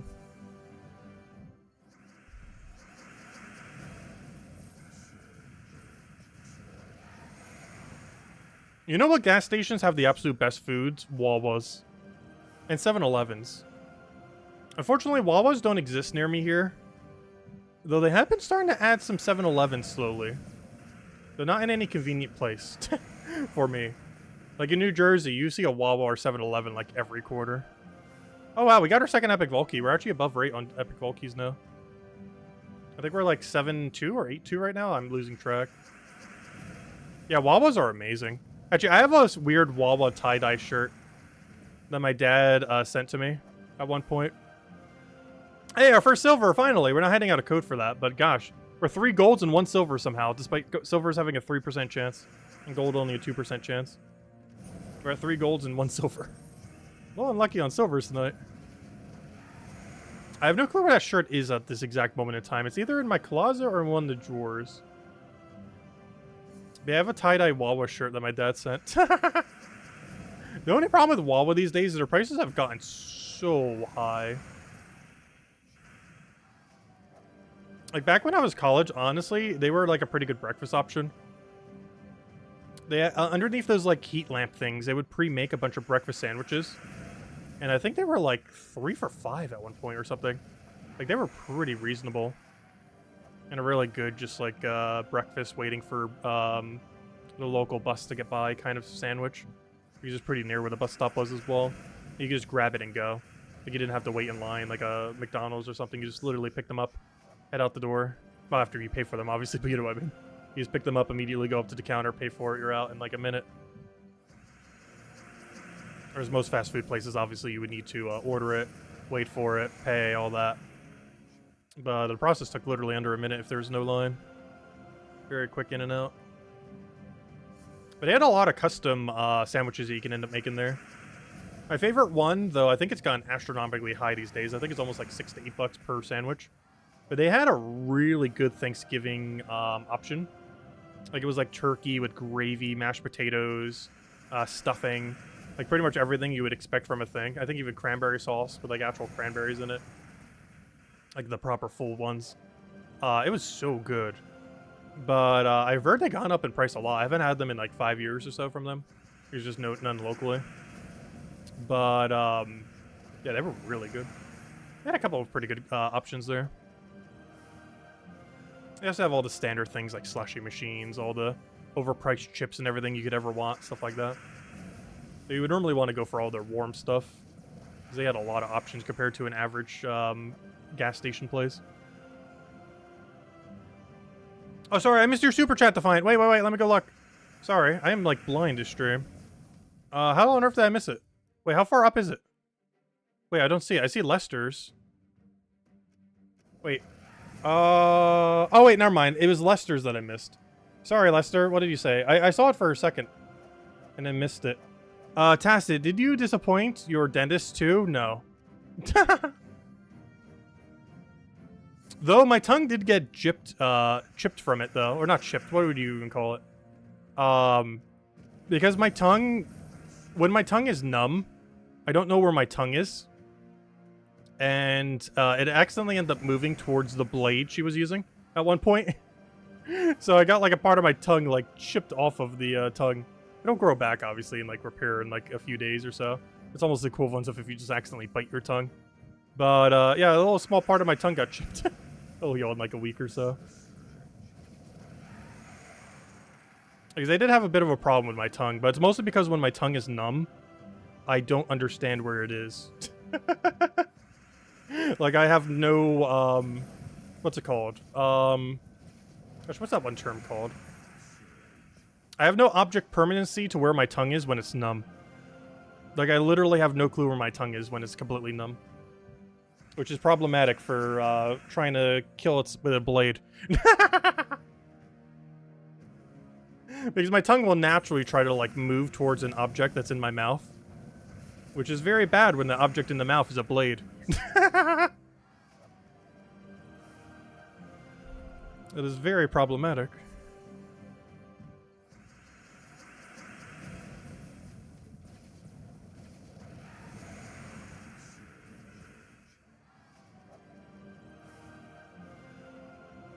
Yeah, I know they don't grow back when they're chopped off. But when they get chipped slightly, they heal properly. It's like your skin. If you get a cut, it heals back. If you literally cut off a finger, it's not going to grow back. But, you know, if you get like a simple cut, it's going to grow back. And that's basically what it was. It's not like they cut off like a fourth of my tongue or something. It's basically the equivalent of a cut. But just on the tongue instead of on the flesh. I guess the tongue is technically flesh, but you know what I mean.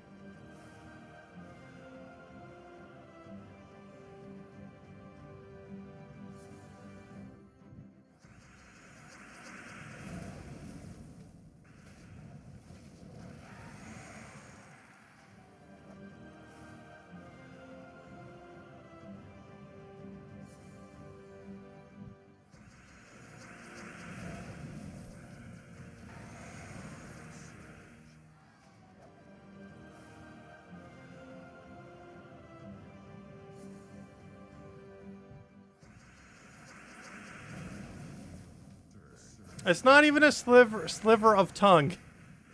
It was literally just a small cut. It's like the equivalent of if you accidentally bite your tongue very hard.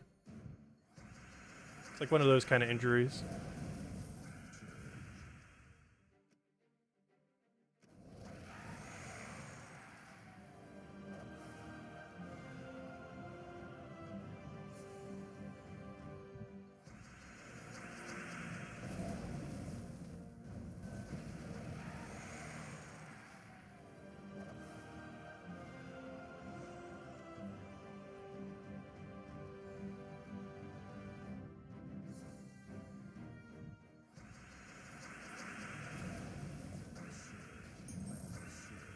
Isn't the tongue one of the fastest healing body parts? It's pretty high up there. Like, his arm already almost fully healed after like a day, so.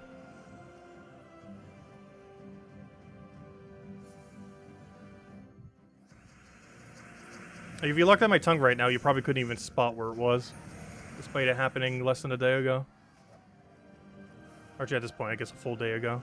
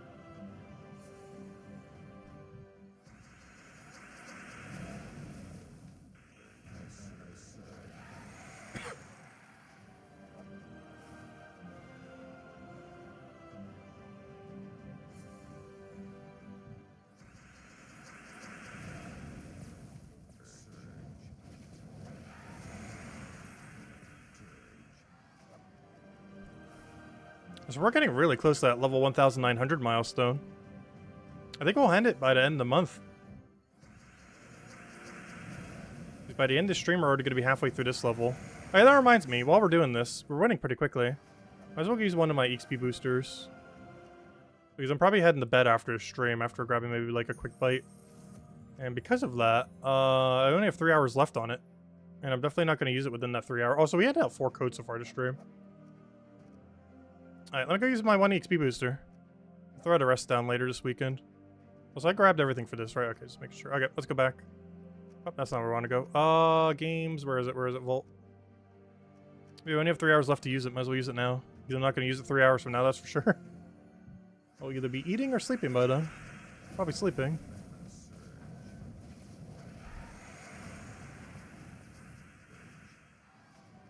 So we'll use it now. It's not that much slower using it here. We're running like 4 wins a minute instead of 6 a minute in Explore.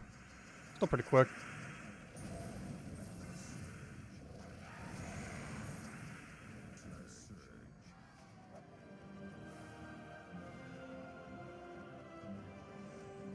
Yeah, it wasn't near the base of the tongue. It was more towards the tip. Like the middle tipish area. Not sure how to describe it. But it was more towards the upper area.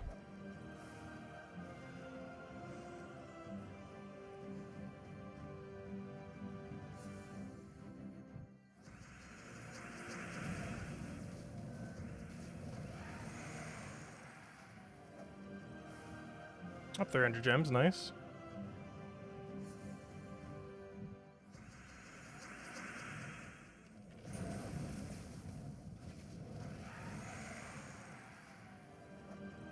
Yeah, it was basically just a small nick. It wasn't anything serious. It also hit the fleshier part, not like the softer part. More like where the taste buds are.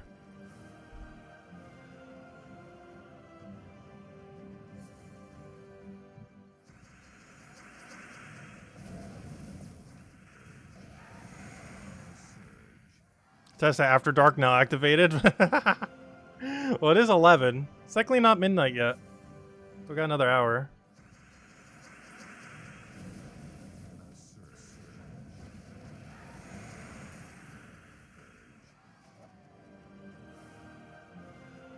Gosh, it's so warm in my room right now, though. Time to take my shirt off now.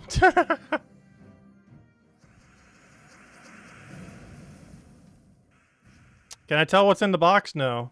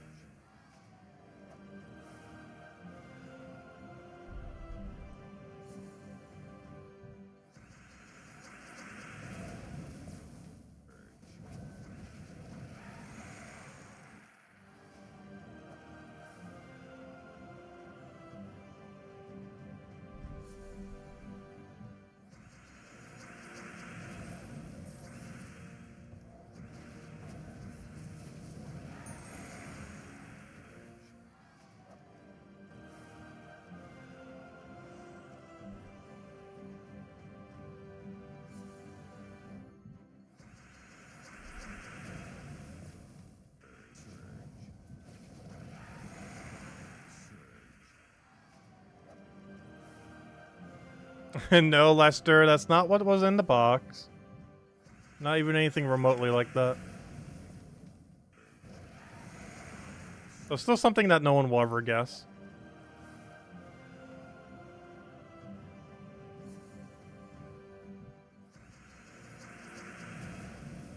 It is just the right amount of weird that no one will ever guess what's in there. It's not what you think it is.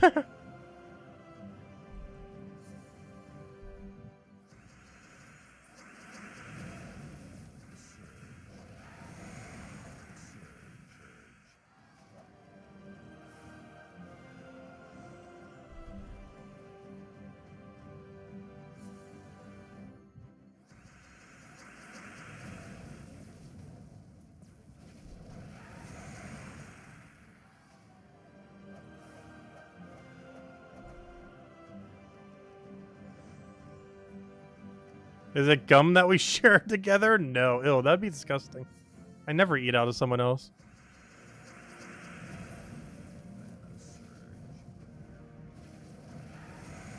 I don't think I've ever shared any drink or food with anyone. Like in that way, even remotely.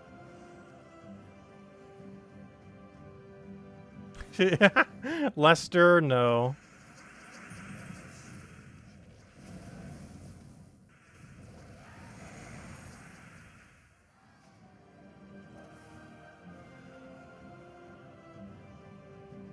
And the Wendy's, there was Wendy's napkins in the box. Hey, no problem for the code. Yeah, we handed out 5 codes so far this stream. Or 4 codes, whatever it was. I'm losing track.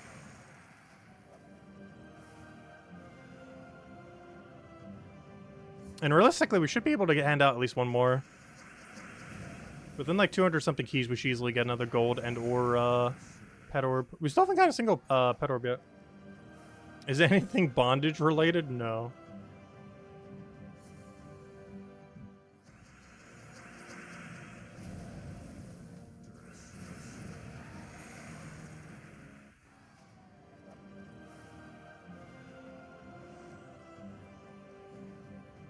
Does the box have a note? I guess the transaction sale of the note. But not a note in like a note sense. Is it furry related? I'd probably say no. I say probably. Because what it actually is it could be and also couldn't be. Hey, we got another Volkey. I think that's like 8 now. Like, normal people would use it. But furries would probably also use it, so. It falls in both categories.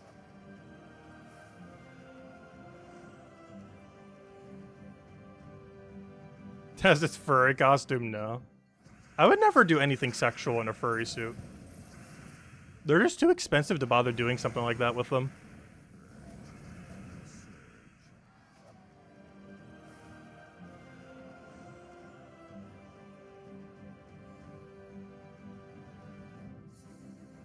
Like, I think if you got like a fully custom one in the current economy, it's like upwards of like $4,000 or $5,000 these days. They're so expensive.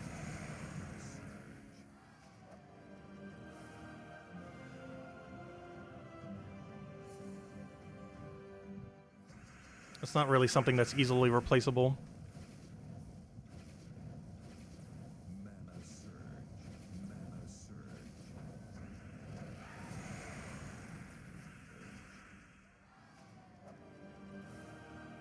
Old dirty magazines, no.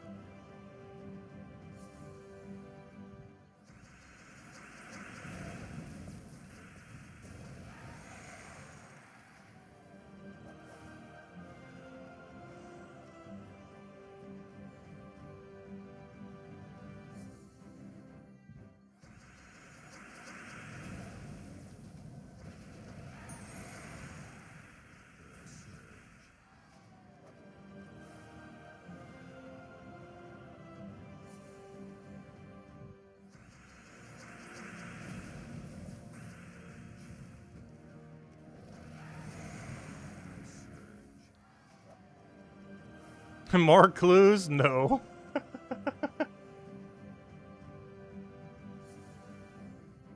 Try a different topic. So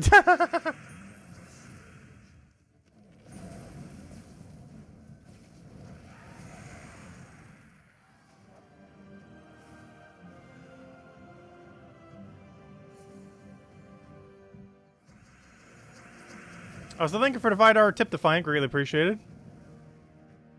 You would like to name the mimic pet? The box? Please, thanks. Okay, sure, I'll go name it for you. Oh, we haven't had someone buy a pet in a while. But thank you. Greatly, greatly appreciated. Does the mimic currently have a name? I don't think it does. Gold loot chest. Did anyone name for it to be this? I don't think anyone did. I just named it this myself. So yeah, we can overwrite this one. This is a name I came up with. This wasn't one that anyone paid for. Because I used to actually, like, name a couple of them back in the day. and then give up. This is one of the earlier ones. Yeah, we'll name this one the box. Because no one paid for that name to be there. The box. Alright, there we go. We've named the Mimic the box. It has been done. Anyways, back to our normally scheduled open all these Volkies. We got 200 lefts. Technically less than 200 if you count just 500. Obviously, we're going all the way to 0. At this rate, we're going to actually do 510 due to all the extra Volkies we got along the way. Obviously, the whole goal is to hit 0, not to do exactly 500. But we're actually going to do more than 500. Adopt the pet stream. I think like 80% of our pets are still unnamed.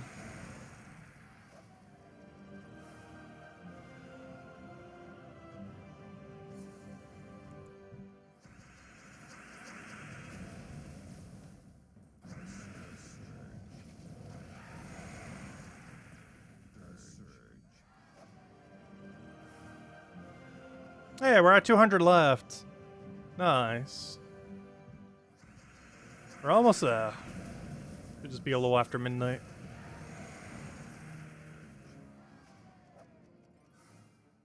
That'd be a great stream to do. What would be?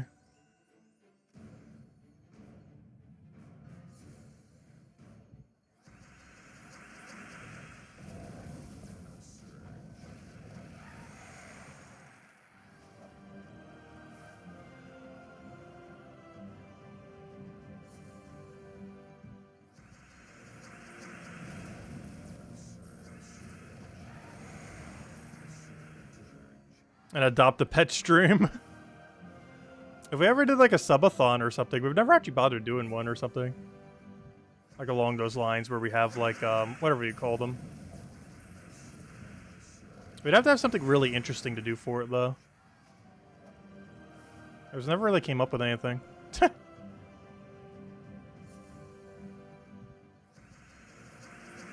Because in the current state of Gems of War, I would go crazy if we played it for over like 12 hours straight. In one sitting. I could do that with some games or a variety of games, but I couldn't do it for just Gems of War in its current state. Just from the fact that we've already played it for so much as well, like over 15,000 hours. So it needs some kind of new content that would be super, super grindable.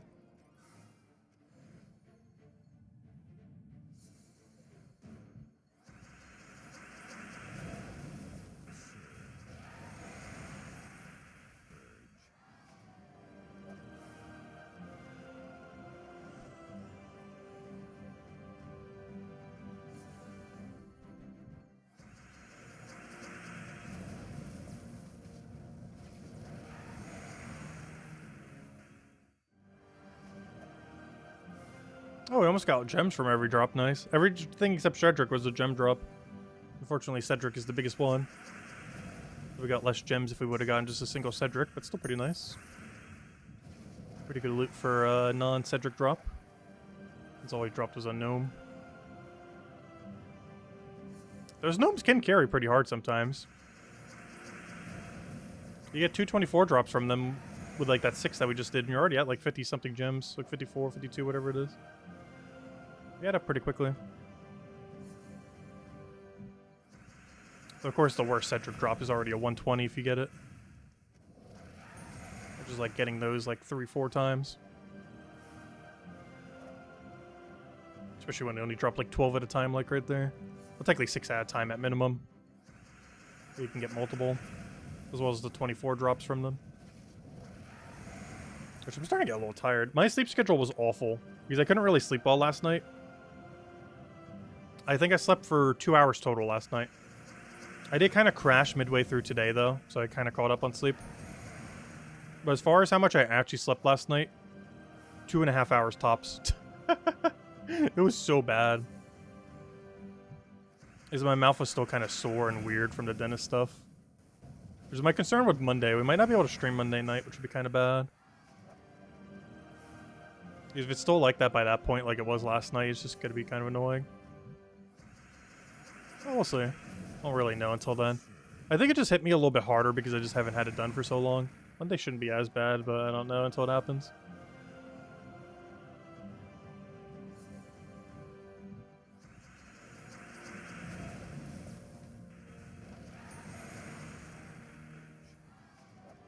Because not only are they doing less work on Monday, but it's also, you know, I'm kind of used to it after having it done like several days prior.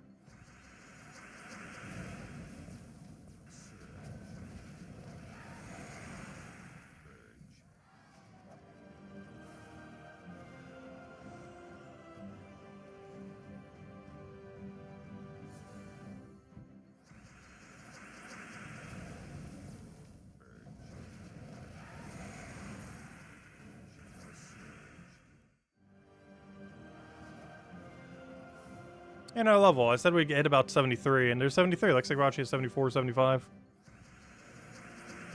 It's a little more than halfway. We still got a ways to go.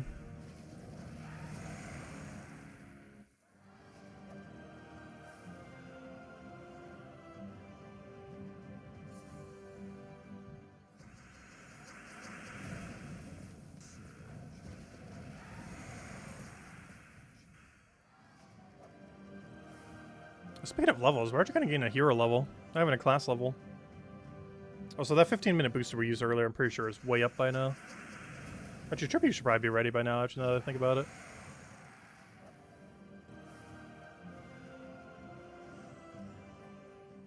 No Tribute, surprisingly. Though the 15-minute booster is definitely up by now. Back to the grind. How many more do we have left? We have 179. By the time we get there, that'll be 510 keys open then. Assuming we get 2 more from drops, which we should within that time. Unless they're both epic Vault keys. Hey, Pet Orb. Still haven't seen a major Pet Orb all night, though. We've seen the minor one 2 or 3 times now. I think that's the second time.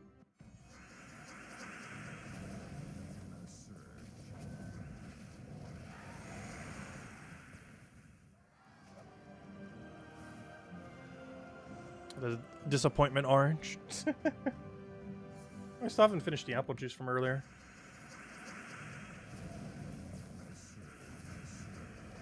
The Snapple apple. And I've been getting back into Snapple a little bit here and there. I still haven't really picked up soda since going back to soda, though. Oh no, this wasn't the apple one. I forgot. I picked up kiwi and apple. I thought I picked up apple when I grabbed it from the thing, but it was the kiwi one. Which I also like. That would explain why the taste tasted different.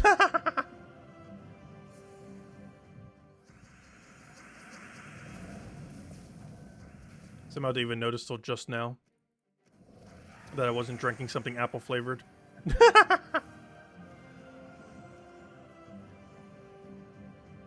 on the shelf, they both look exactly the same. Like, unless you look at what fruit, because they both have like a green outline on their whatever you'd call it, the packaging. So from some angles, they look exactly the same. The banana flavor? I don't think I've had the banana flavor. That does sound good, though. Banana is one of those flavors. I'd rather just have an actual banana, though.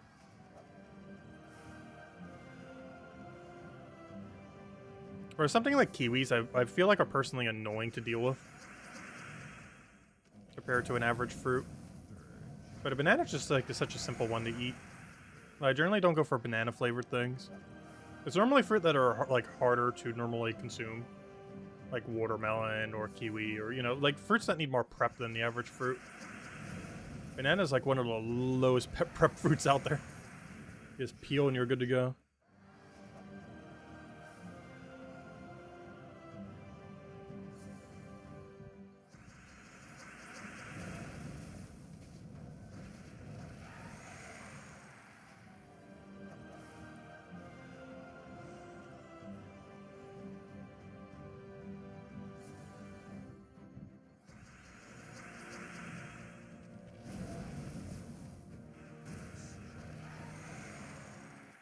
Actually, that's something I meant to pick up and didn't the other day.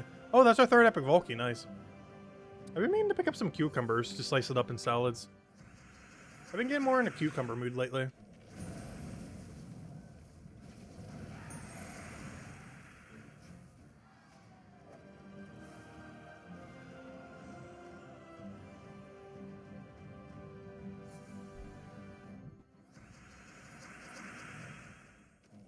I'm not sure why kiwis made me think of cucumbers. But they did. Kiwis are way slimier, though. The cucumbers actually are hard and everything. Kiwis are basically just gel by the time you eat them. Especially if you leave them around for a while. Like, it's almost a liquid fruit if you leave them around too long.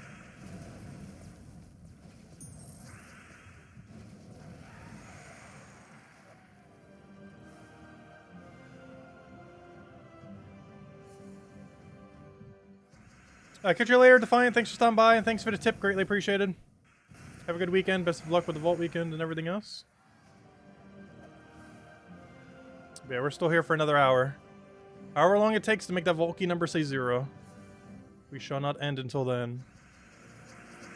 Just rate watch, it takes slightly longer than midnight. It's because we've been slacking some here and there.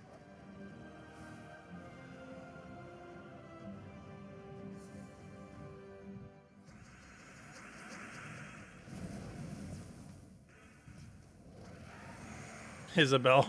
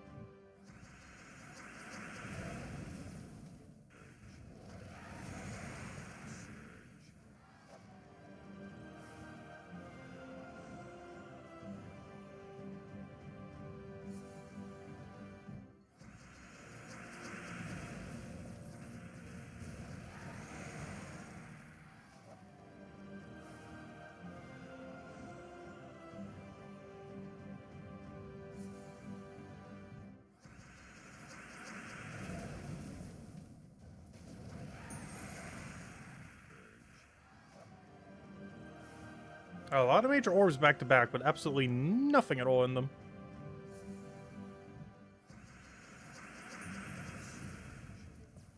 A good thing I misclicked the leprechaun. Would have wasted a couple seconds. Well, I haven't been paying attention to the event keys and gem keys and everything, but we've been getting a lot of them. Like a whole stash building up that we're never going to use. Just because we have such a surplus.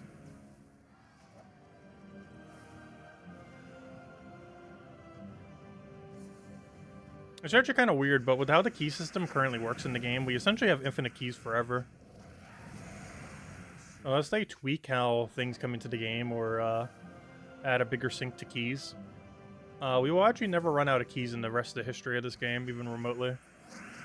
Even if we get, like, ultra bad, like 5 times over drop rate mythics multiple times in a row, we're still not even going to get a dent in our key numbers.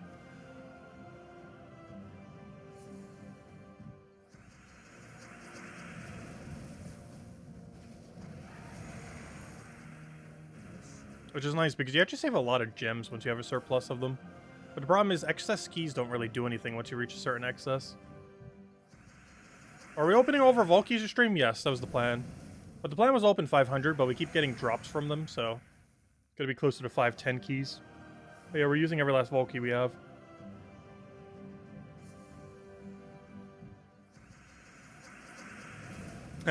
You can pass your Gems of War account to your kids. If I had one.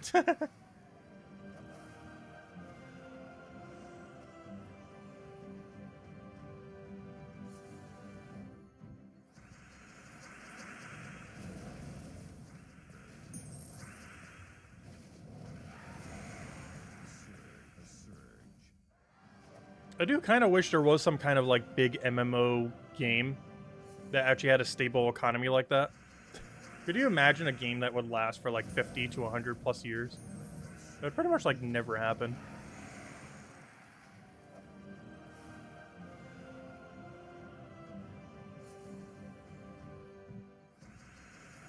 Problem with a lot of games that go on for like way too long is their economy becomes increasingly more unstable over time.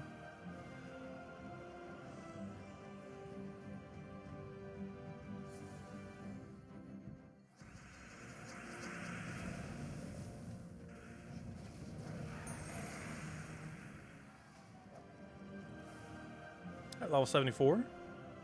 Oh, it might even pass 75 at this rate.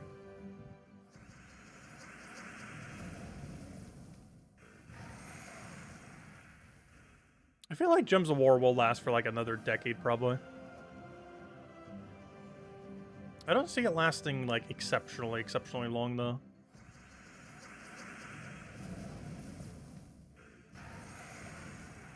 Unless they really overhaul some things.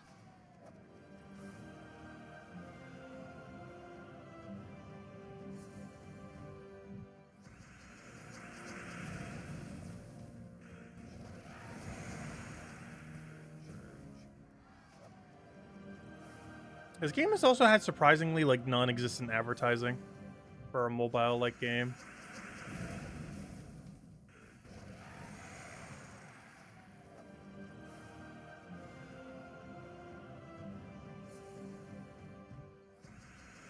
Yeah, old school RuneScape has gone for a while. It's basically existed since 2001. Which is 23 years now. It's one of the reasons I even have so much time in that game. Because progress actually retains really well in that game.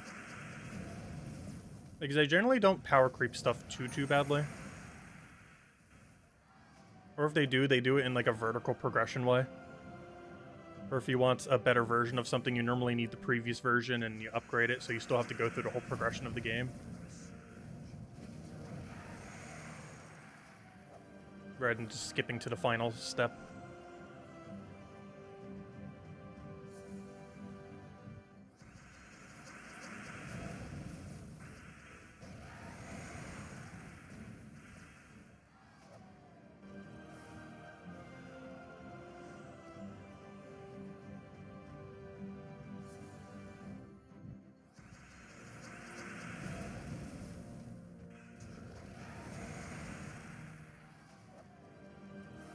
Speaking of that game, they actually added a new boss the other day, too. It's kind of funny because I actually got to top 25 leaderboard just by clicking it a few times while I was resting the other day.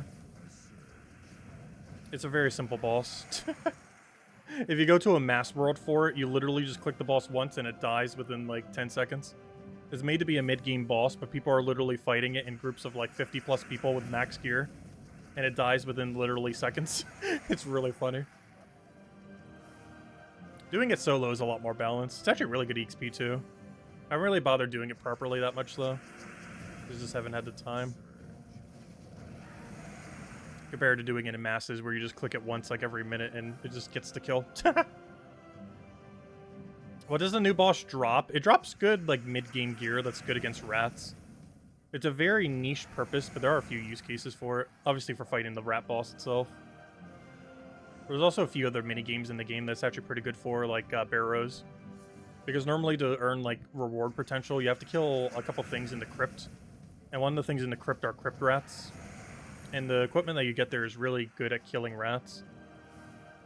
So much so that it's basically as good as best in slot gear in the game for killing rats. It's actually kind of insane how broken they are. But only against rats. Which are near non-existent typing in the game.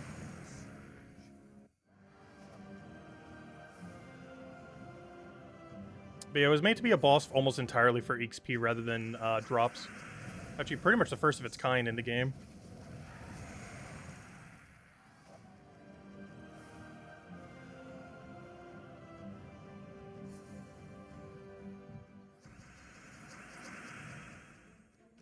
It actually is a pretty scary looking boss. They actually did a really cool design for it. The original design concept that they had was pretty ugly looking. But the final design that they went with is actually really cool. Probably the coolest looking rat I've ever seen in the game. So if you saw their first design, you'd probably laugh. Because it was so horrible. But their final result was actually really good. They have a good art department.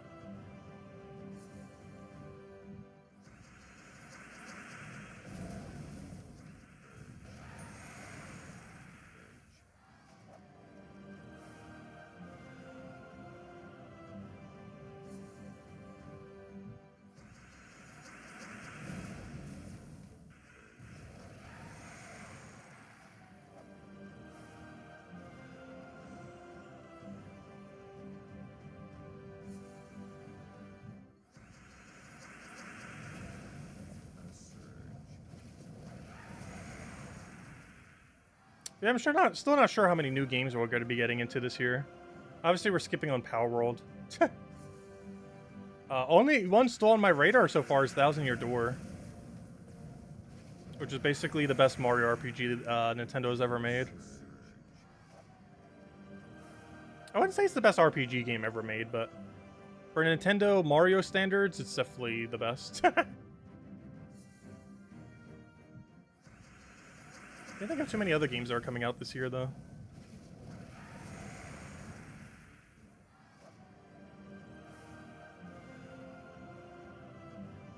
Though a lot of them kind of just come from nowhere, like Pal World and what was the other one? Dave the Diver.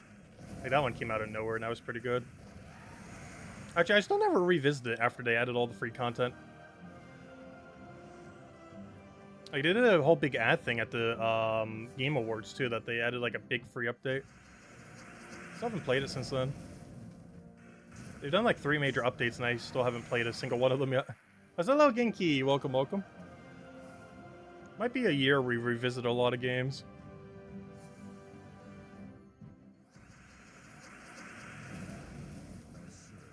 There's a lot of them that added content that we never got around to. Even Bug Fables and, like, what's the other one? Spiritfarer? Which is a pretty good storyline game.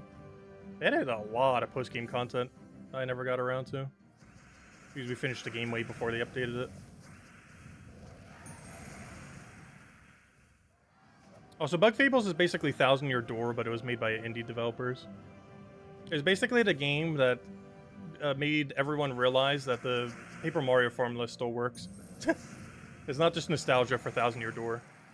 Like, the formula still works as a really good game. But, like, almost no one makes games like that anymore. Nintendo used to, for the Paper Mario series. And some indie devs have, with Bug Fables being the most noteworthy one that was ever made.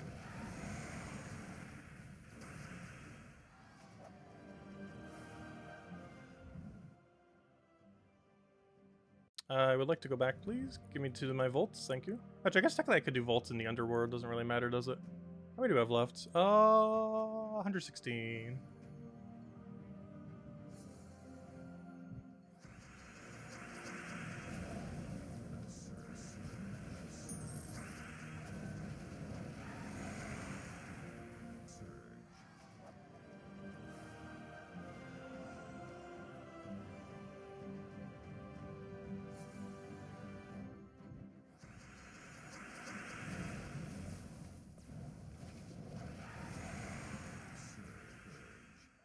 But yeah, the main game I would love to see get released this year is a high replay value card game. Like, I want, like, another Spire to release. Not Spire. Another Slate of Spire to release this year or something similar. Like, not exactly that, but something like that. Something that has, like, really, really high replay value. But doesn't take, like, a billion years to finish, like Darkest Dungeon 2. Like, Slate of Spire was a nice in-between. Like an hour to 3 hours, depending on how focused you want to stay on a run. If you want to plan out, like, literally every single detail or just kind of rush through a bit.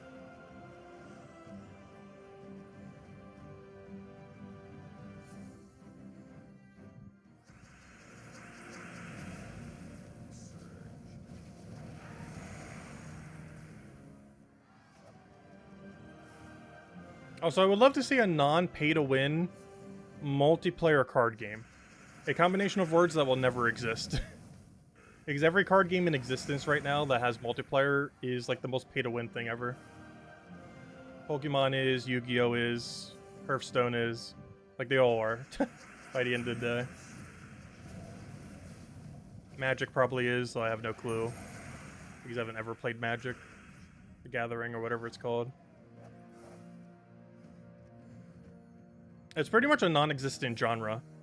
Multiplayer card game that isn't pay to win. It is a non-existent type of game, as they're all pay to win, like, crazy amounts, or at least to some degree. Catch you later, Logic Slayer. Thanks for stopping by.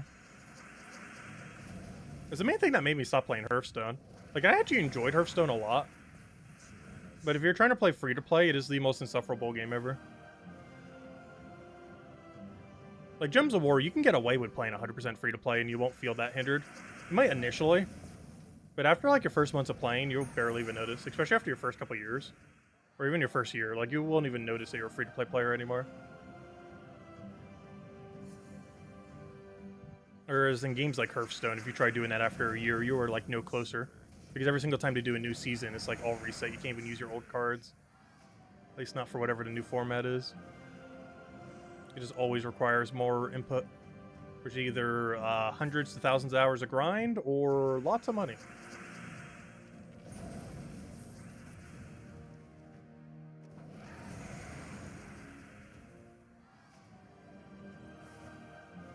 Yeah, I don't think they're going to do another Animal Crossing game on the Nintendo Switch, unfortunately. But yeah, I really want to see what the Arceus sequel will be. Like, what they end up doing with that. Because that game honestly has the most potential out of any Pokemon game in existence at the moment. If they just take Legends Arceus and do it better. It is the closest Pokemon has gotten to making a good game in a very long time.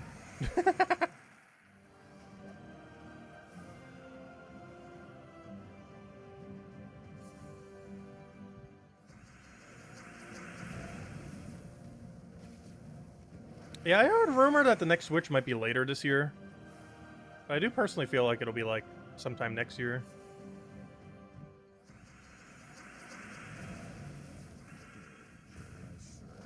Because by then, that should be around the time PlayStation 6 and stuff are coming out as well. I'm not sure if I'll get a non-Nintendo console for once. I just feel like almost nothing ever releases on PlayStation or Xbox that I'm ever that interested in.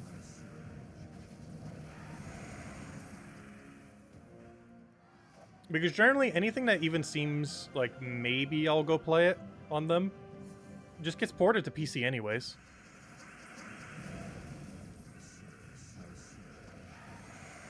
There's no point in ever playing it on Xbox or PlayStation. Whereas a lot of things that go to Nintendo Switch don't go to anything else ever. Like, you don't see Nintendo games just randomly getting PC ports. Sometimes they get mobile ports, ever so occasionally, but never PC ports.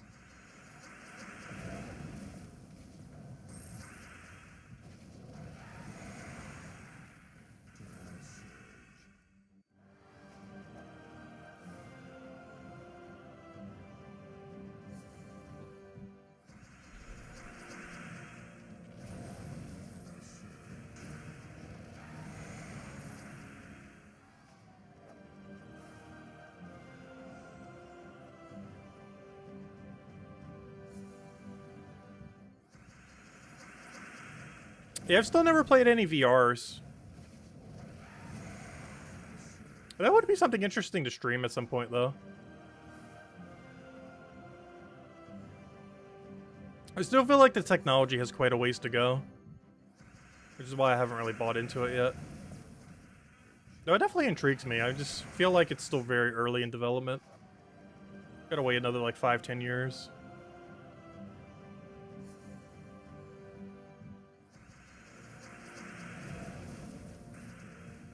That's why I waited on getting a Steam Deck as well. Because you know they're going to make a Steam Deck 2 at some point. It might not be called a Steam Deck 2, but they're going to make some kind of sequel to the Steam Deck. And by then, they would have refined every feedback that they've had on the first one by then.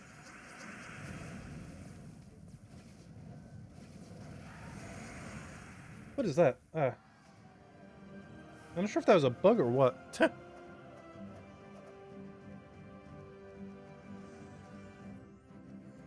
Whatever it is not on me anymore. It wasn't moving, but it randomly appeared on me. Not sure what that was.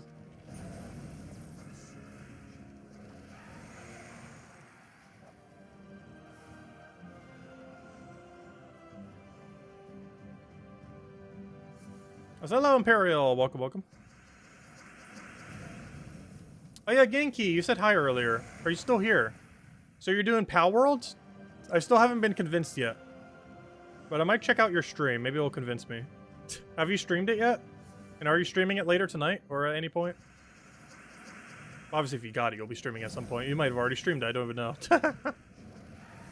I'm probably still not getting it, but I'll check out your stream of it.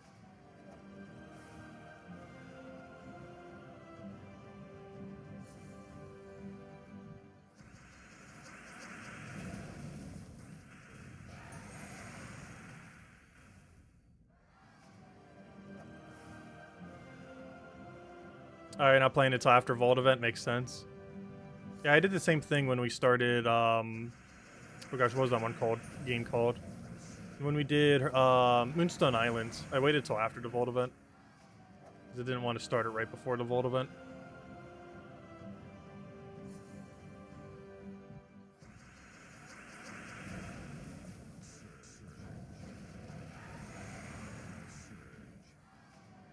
Yeah, I probably still won't have any midday streams for another 2 or 3 weeks or so. I just want to get all my medical stuff done. You still have to go to the dentist 2 more times. I have a blood work next Thursday. After that, I have like some kind of physical and just checkup. And after that, I should have all medical stuff done. So by the end of, by like mid to late February, probably mid-February. Honestly, probably within the next 2-3 weeks. Should hopefully have all the medical stuff done for the early part of the year. Not need to worry about any of that. I can start getting back to streaming again, midday. Here and there.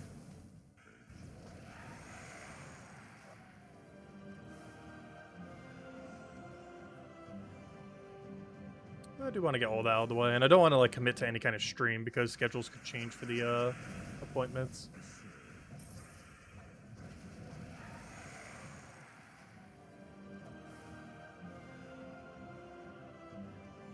It would be cool to see all the Gems of War streamers do a Lethal Company stream together.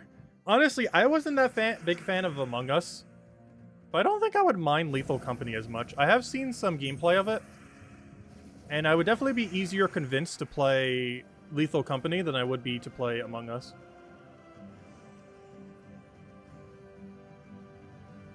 Because Among Us was more of like a, it wasn't like a co-op game. Like, Lethal Company's purely co-op. Unless you're, like, sabotaging your own allies, which you wouldn't really do. But, it's a purely co-op thing.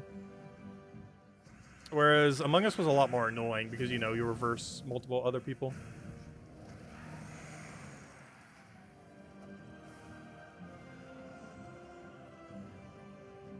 But Lethal Company are all trying to reach the same goal.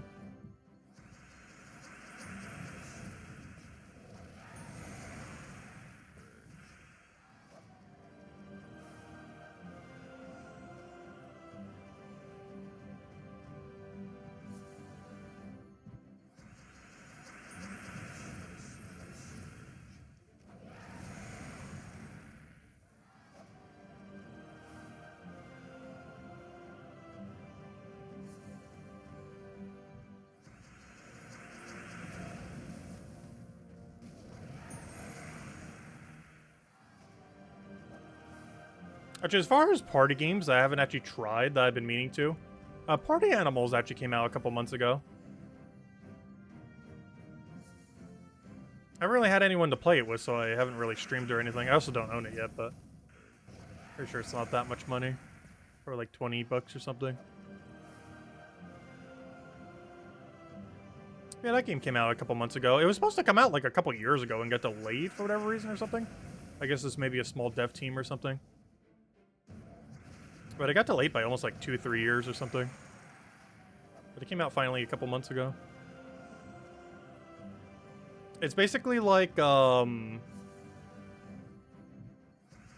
know, it's kind of like Fall Guys, but more survival-based.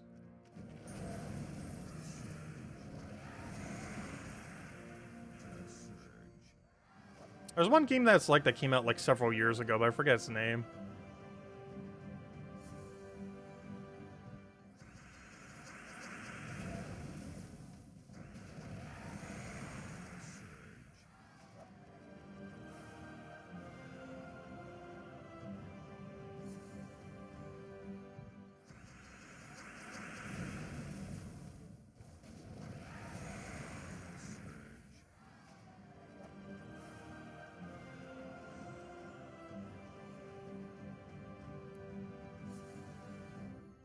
Yeah, we've never had a mass stream with all the Gems of War streamers. The biggest issue with that is just schedules. Like, getting everyone at the same time would be so hard.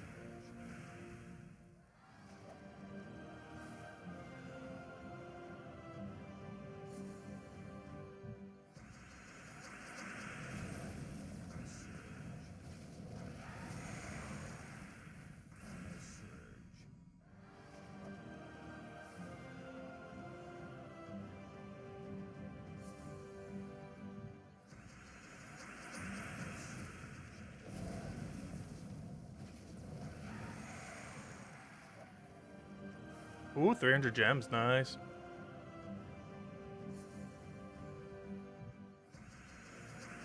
Also, we're coming close to the end of our stack.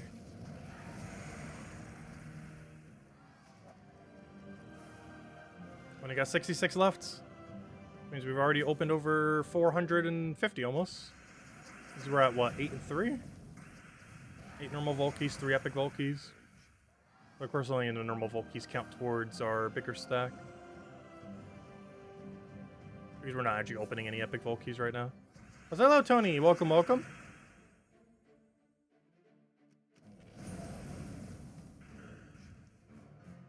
Yeah, deed books are currently really hard to get in the current state of the game. The best ways to get them passively is to, during Vault events, like what we have this weekend, do a bunch of quick kill explore and just buy every deed you see. Not only will you get all the loot from Vault event, but you'll also be able to go keep buying up deeds. It costs basically 50 gems per deed, and you need 50 of them for a deed book. But it's currently the best way to stock up on deeds, is to spam explore quick kills during a Vault event, and just buy every deed offer you see. As well as every writ offer that you see for gold, which is actually better value than the deed one, oddly enough, because it's gold instead of gems. Yeah, currently it is very slow to get deeds in the game. It is the slowest earned currency that is super deeded, and is probably the most bottlenecked currency in the game at the moment, as far as the rate at which you get it relative to how many you need.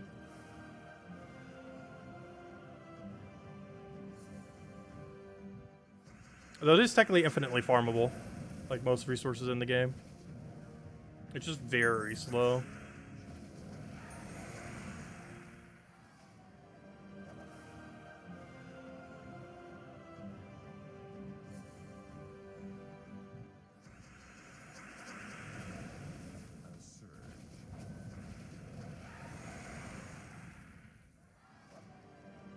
Hey, another 300 gem drop. Nice.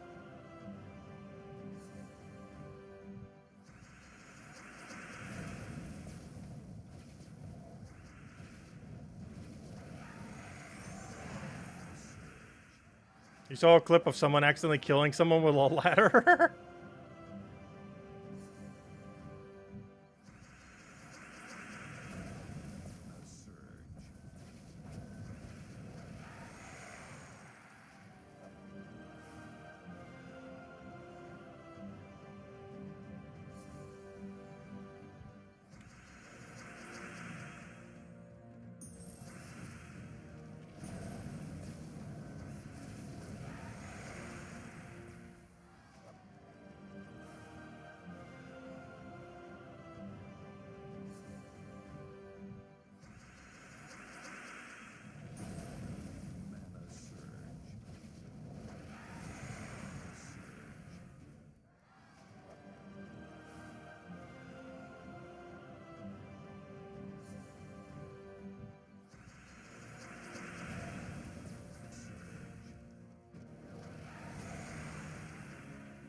They didn't nerf shiny keys. Shiny keys haven't had any change to them, have they? Like, Journey Troops getting nerfed didn't nerf shiny keys. They nerfed some of the troops that are in shiny keys. But they didn't nerf shiny keys themselves. The biggest issue with shiny keys right now is the, it's one of the reasons why I haven't gone too heavy in upgrading stuff, is the dust ratio that you get for upgrading troops is so horrifically bad. Like, maxing out a shiny to level 3 is the worst thing you could ever do in the current state of the game. Because the dust that you get for getting a repeat one is the equivalence of getting nothing, pretty much. It is such a bad exchange rate that even getting a one to level 2 early, which we have done 2 or 3 times now, is also a almost complete waste.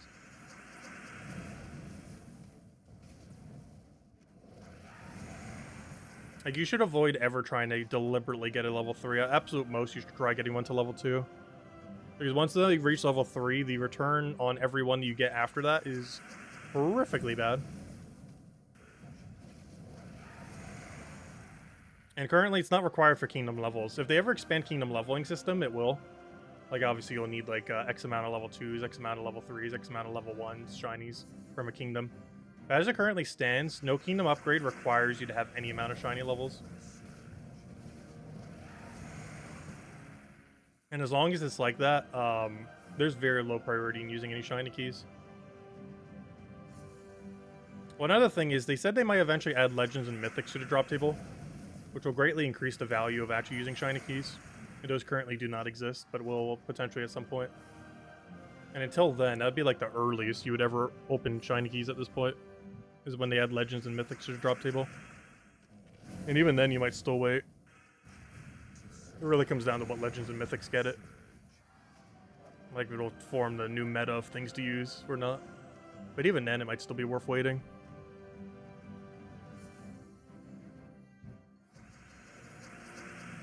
You know, if something like Tesla gets a shiny, then yes, dump every key you have. But you know, if everything that gets shiny are just like already like average stuff, it's not really gonna make them good enough to go for.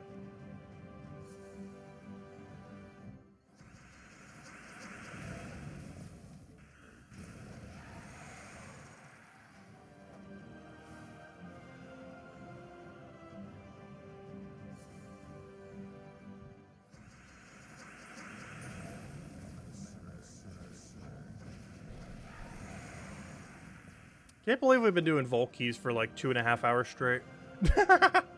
I think this is the longest I've ever consecutively opened vault keys ever in the history of this game. Because I'm pretty sure we've never done a 1000 vault key opening video or stream. Hey, another silver. It would take a while to even earn that many again. Because I'm pretty sure the 508 that we did right now, or 510 if we get a couple more soon. I think it's at 508 right now. The 508 that we're doing right now, I'm pretty sure it's the most we've ever consecutively opened for vault keys. Can't think of a time we've ever done more in one sitting. I know we've done 1000 over a weekend before. That was over the course of 3 days. It would take a while to do it all in one day. It's definitely doable though. With this team, it would take about, what, 5 hours? Give or take a little to do 1000 in a single sitting.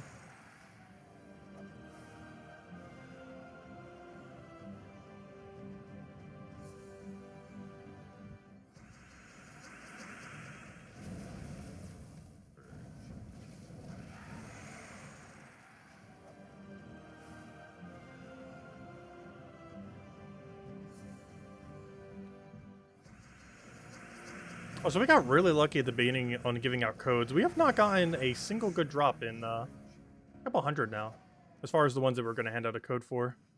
We got a couple good drops in the sense that we got like silver glories and stuff, but we haven't gotten the 2 really big ones. Actually, we haven't gotten a single one of the really big one, the major pet orb. We got 3 major golds, but not a single major pet. We also got 3 major golds, but only 2 silvers, oddly enough, despite silver having a 1% higher chance. We've actually gotten less of it rather than more.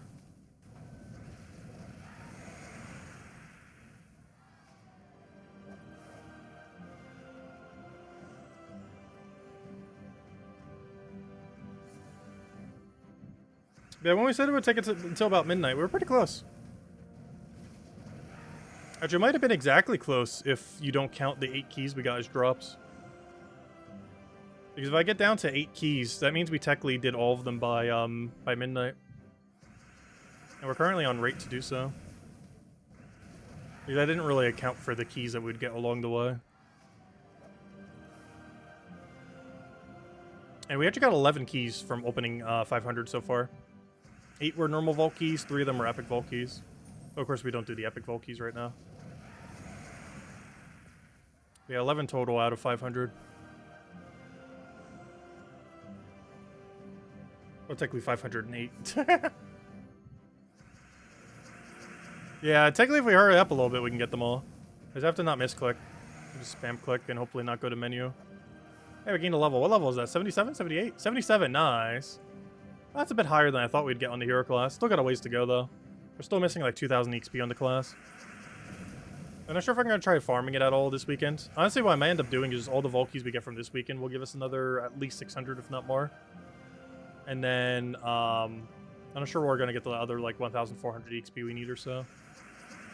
I'll find something to go do it on. Because after this stream, we're going to be about a little over 2,000 short, I think. We want to say 2,200 or so, give or take a bit. For how much more XP we need to level. And we're getting 2 per battle. So something like 300, 600 towards that. Because we're bare minimum doing 300, of course, this weekend. Might do 500, we'll see. Probably just going for a 300 again, though, but time will tell. Probably depends how lucky I get on getting verses, because I still need to grind all the verses. Plus, I'll be sleeping in a little bit tomorrow, since obviously I'm not getting to bed till like 1 a.m. at this point. So it'll be a little bit later in the day when I can actually even start farming for them. Hey, is there any video I need to cover tomorrow? No, we're not getting a new mythic. Alright, so I actually don't need to cover any video for the game tomorrow. Because that normally takes up a couple hours as well. Yeah, that could be all time put towards a Vault event grind.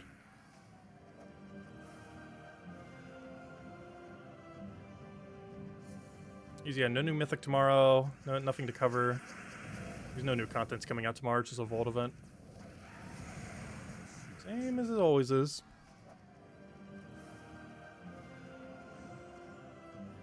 Okay, 24 keys left. Final stretch. Still can't believe we opened all these. Gosh, it took a while. Not as long as I thought, though. The rate at which we win is quite a bit higher than I initially calculated for. I also always lowball it just so it's like the worst case scenario. Because the previous estimate is it would take until 1. But after doing the math at the beginning of how much we were doing, it came out to midnight. So if we do get it done by midnight, we're only, yeah, we're only going to be like a minute off. I think it'll take us a minute after midnight. Unless we go really quick, because I didn't really account for the 8 extra keys.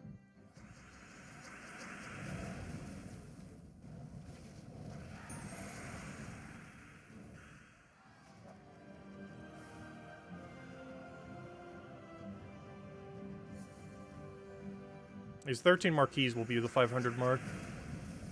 At this point, 12 marquees.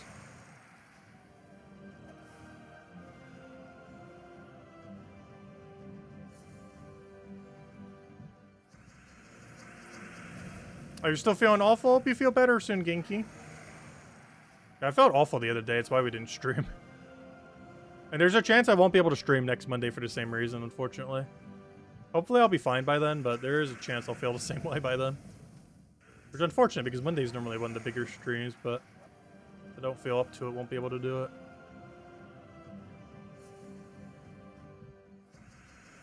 But we should be fine by then. I'll have like a whole extra 5 hours to recuperate. Plus it shouldn't be as bad a second time. Plus they're not doing as much work this time.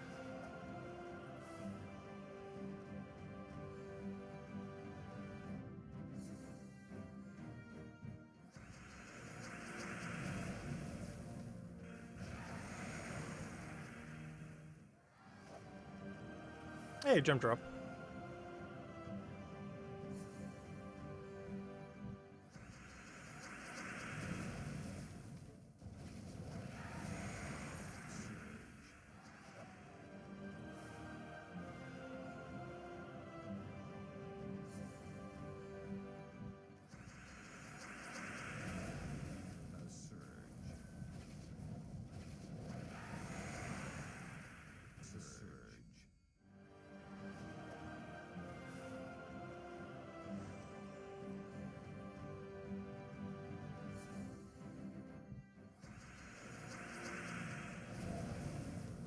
Hey, just a few more keys and that'll be the 500 mark. Though, of course, we're still using them all.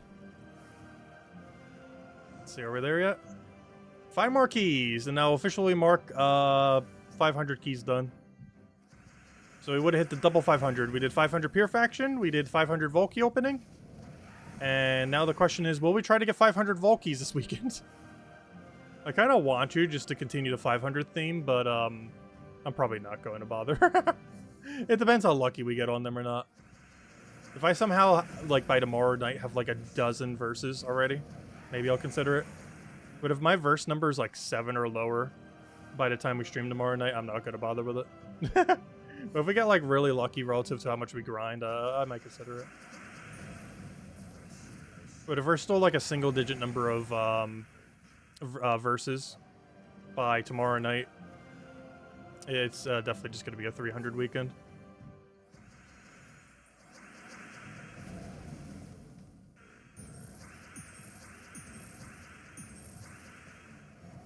Because the hardest part is getting the verses. Actually using them isn't that bad. Like, if we already had 30 Paloozas, we'd hit 500 like it's nothing. You just throw down the 30 Paloozas and you're there.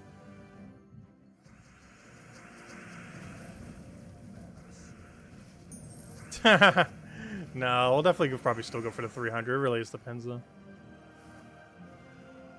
Because I don't like committing to a big number and then getting unlucky. There we go! We finally hit 500.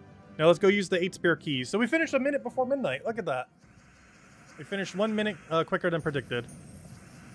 Now to go use the keys that were excess. Oh, there it goes. It just ticked over to midnight now. Perfect. Yeah, we pretty much finished exactly at midnight. Go figure. The 7 keys we're using right now were vault keys we found in our vault keys, which is not part of the 500. These are just extra. But obviously I'm trying to get down to 0, so we have a nice clean 0 number for vault event weekend. So we know that every key earned is, you know, one that we have. So we don't have to do any math to figure out how many we have. If we have 200, then that means we got 200 that vault weekend so far. We'll still need to do the math on the epic vault key, obviously. Should probably go check what that number is tonight. Because I always forget to sometimes. And then just guesstimate where my vault keys would have been by assuming I got in 0 epic vault keys. During the day. And surprisingly, we actually found 3 epic vault keys tonight during all this, which is way above average for how many you would expect from 508 keys. Like, that is way above how many you would normally get. On average, you would actually expect 1 or 0, and we got 3.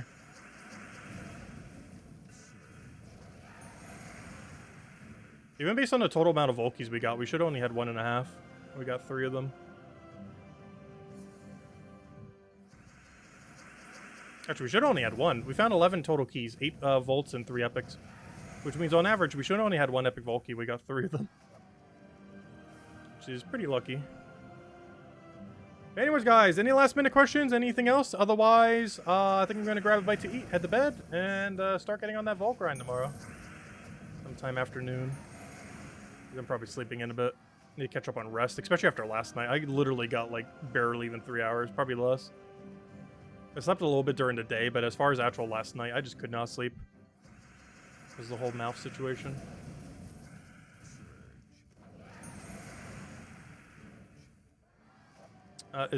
Yep, final key, and we get nothing, unfortunately. Aw, we got all of our loot right at the beginning. The second half had, like, nothing as far as, like, codes to hand out and everything. Our luck was really front-loaded during that. But there we go. Anyways, guys, thanks for stopping by. We have officially done the Pure Faction 500 and the 500 Vault Key. Both objectives complete. Tomorrow, obviously, Vault weekends. Main game plan all weekends. It starts up in, what, 3 hours from now? 2 hours from now. Gosh, that is right around the corner. I'll be sleeping exactly when it comes out, but obviously we'll be doing it throughout the weekend. Got plenty of time. It'll last for 3 days. So all of tomorrow, all of, well, technically today, depending on what your time zone is. All of today, all of tomorrow, and all of Sunday. We have Vault weekend, starting in 2 hours from now. And we'll get on that grind some point tomorrow. But we'll be back tomorrow night, same time as always, 8 p.m. Eastern Standard Time, 4 hours prior to now, as we do every night. Aside from that, yeah, it's pretty much a game plan. Just grind Vault weekend all weekend, and get done whatever dailies, weeklies we still have to go do. But otherwise, the main focus will be entirely on the Vault grind. And currently, we're just aiming for 300, but I don't know. If we get enough verses, we might go for 500. Let's see. Let's go check 2 things real quick. I'm currently sitting on 4 verses, and my 2s are dangerously low. I actually don't even have a double-digit number of 2s. That is super, super low right now. Though my 1s and 4s are solid right now. It's just the 2s and particularly 3s that are of main concern. And we're starting at a 1107 Epic Vault Key, which is the main number to remember. And obviously, we have 0 Vault Keys, as we obviously just used them all. But yeah, this is the biggest concern number. Like, if I was to go for 500, this number needs to be, like, 27 on average, give or take. Well, I guess depending on pity, maybe closer to 25. But bare minimum, this would have to be 25. I'd have to go get 21 sets of verse 3. The amount of RNG on that, we'll have to see. Plus, we still have to get all the verse 2s along the way, too. We could actually get unlucky on them. I don't know, we'll see. But if this is still a single-digit number by tomorrow night, we're definitely not going to bother. We're just going for a nice standard 300, most likely. But anyways, guys, I hope you all have a wonderful, wonderful weekend. Best of luck on the Vault grind. I'll catch you guys soon. Thank you so much for stopping by, and goodbye, everyone. Thanks for watching.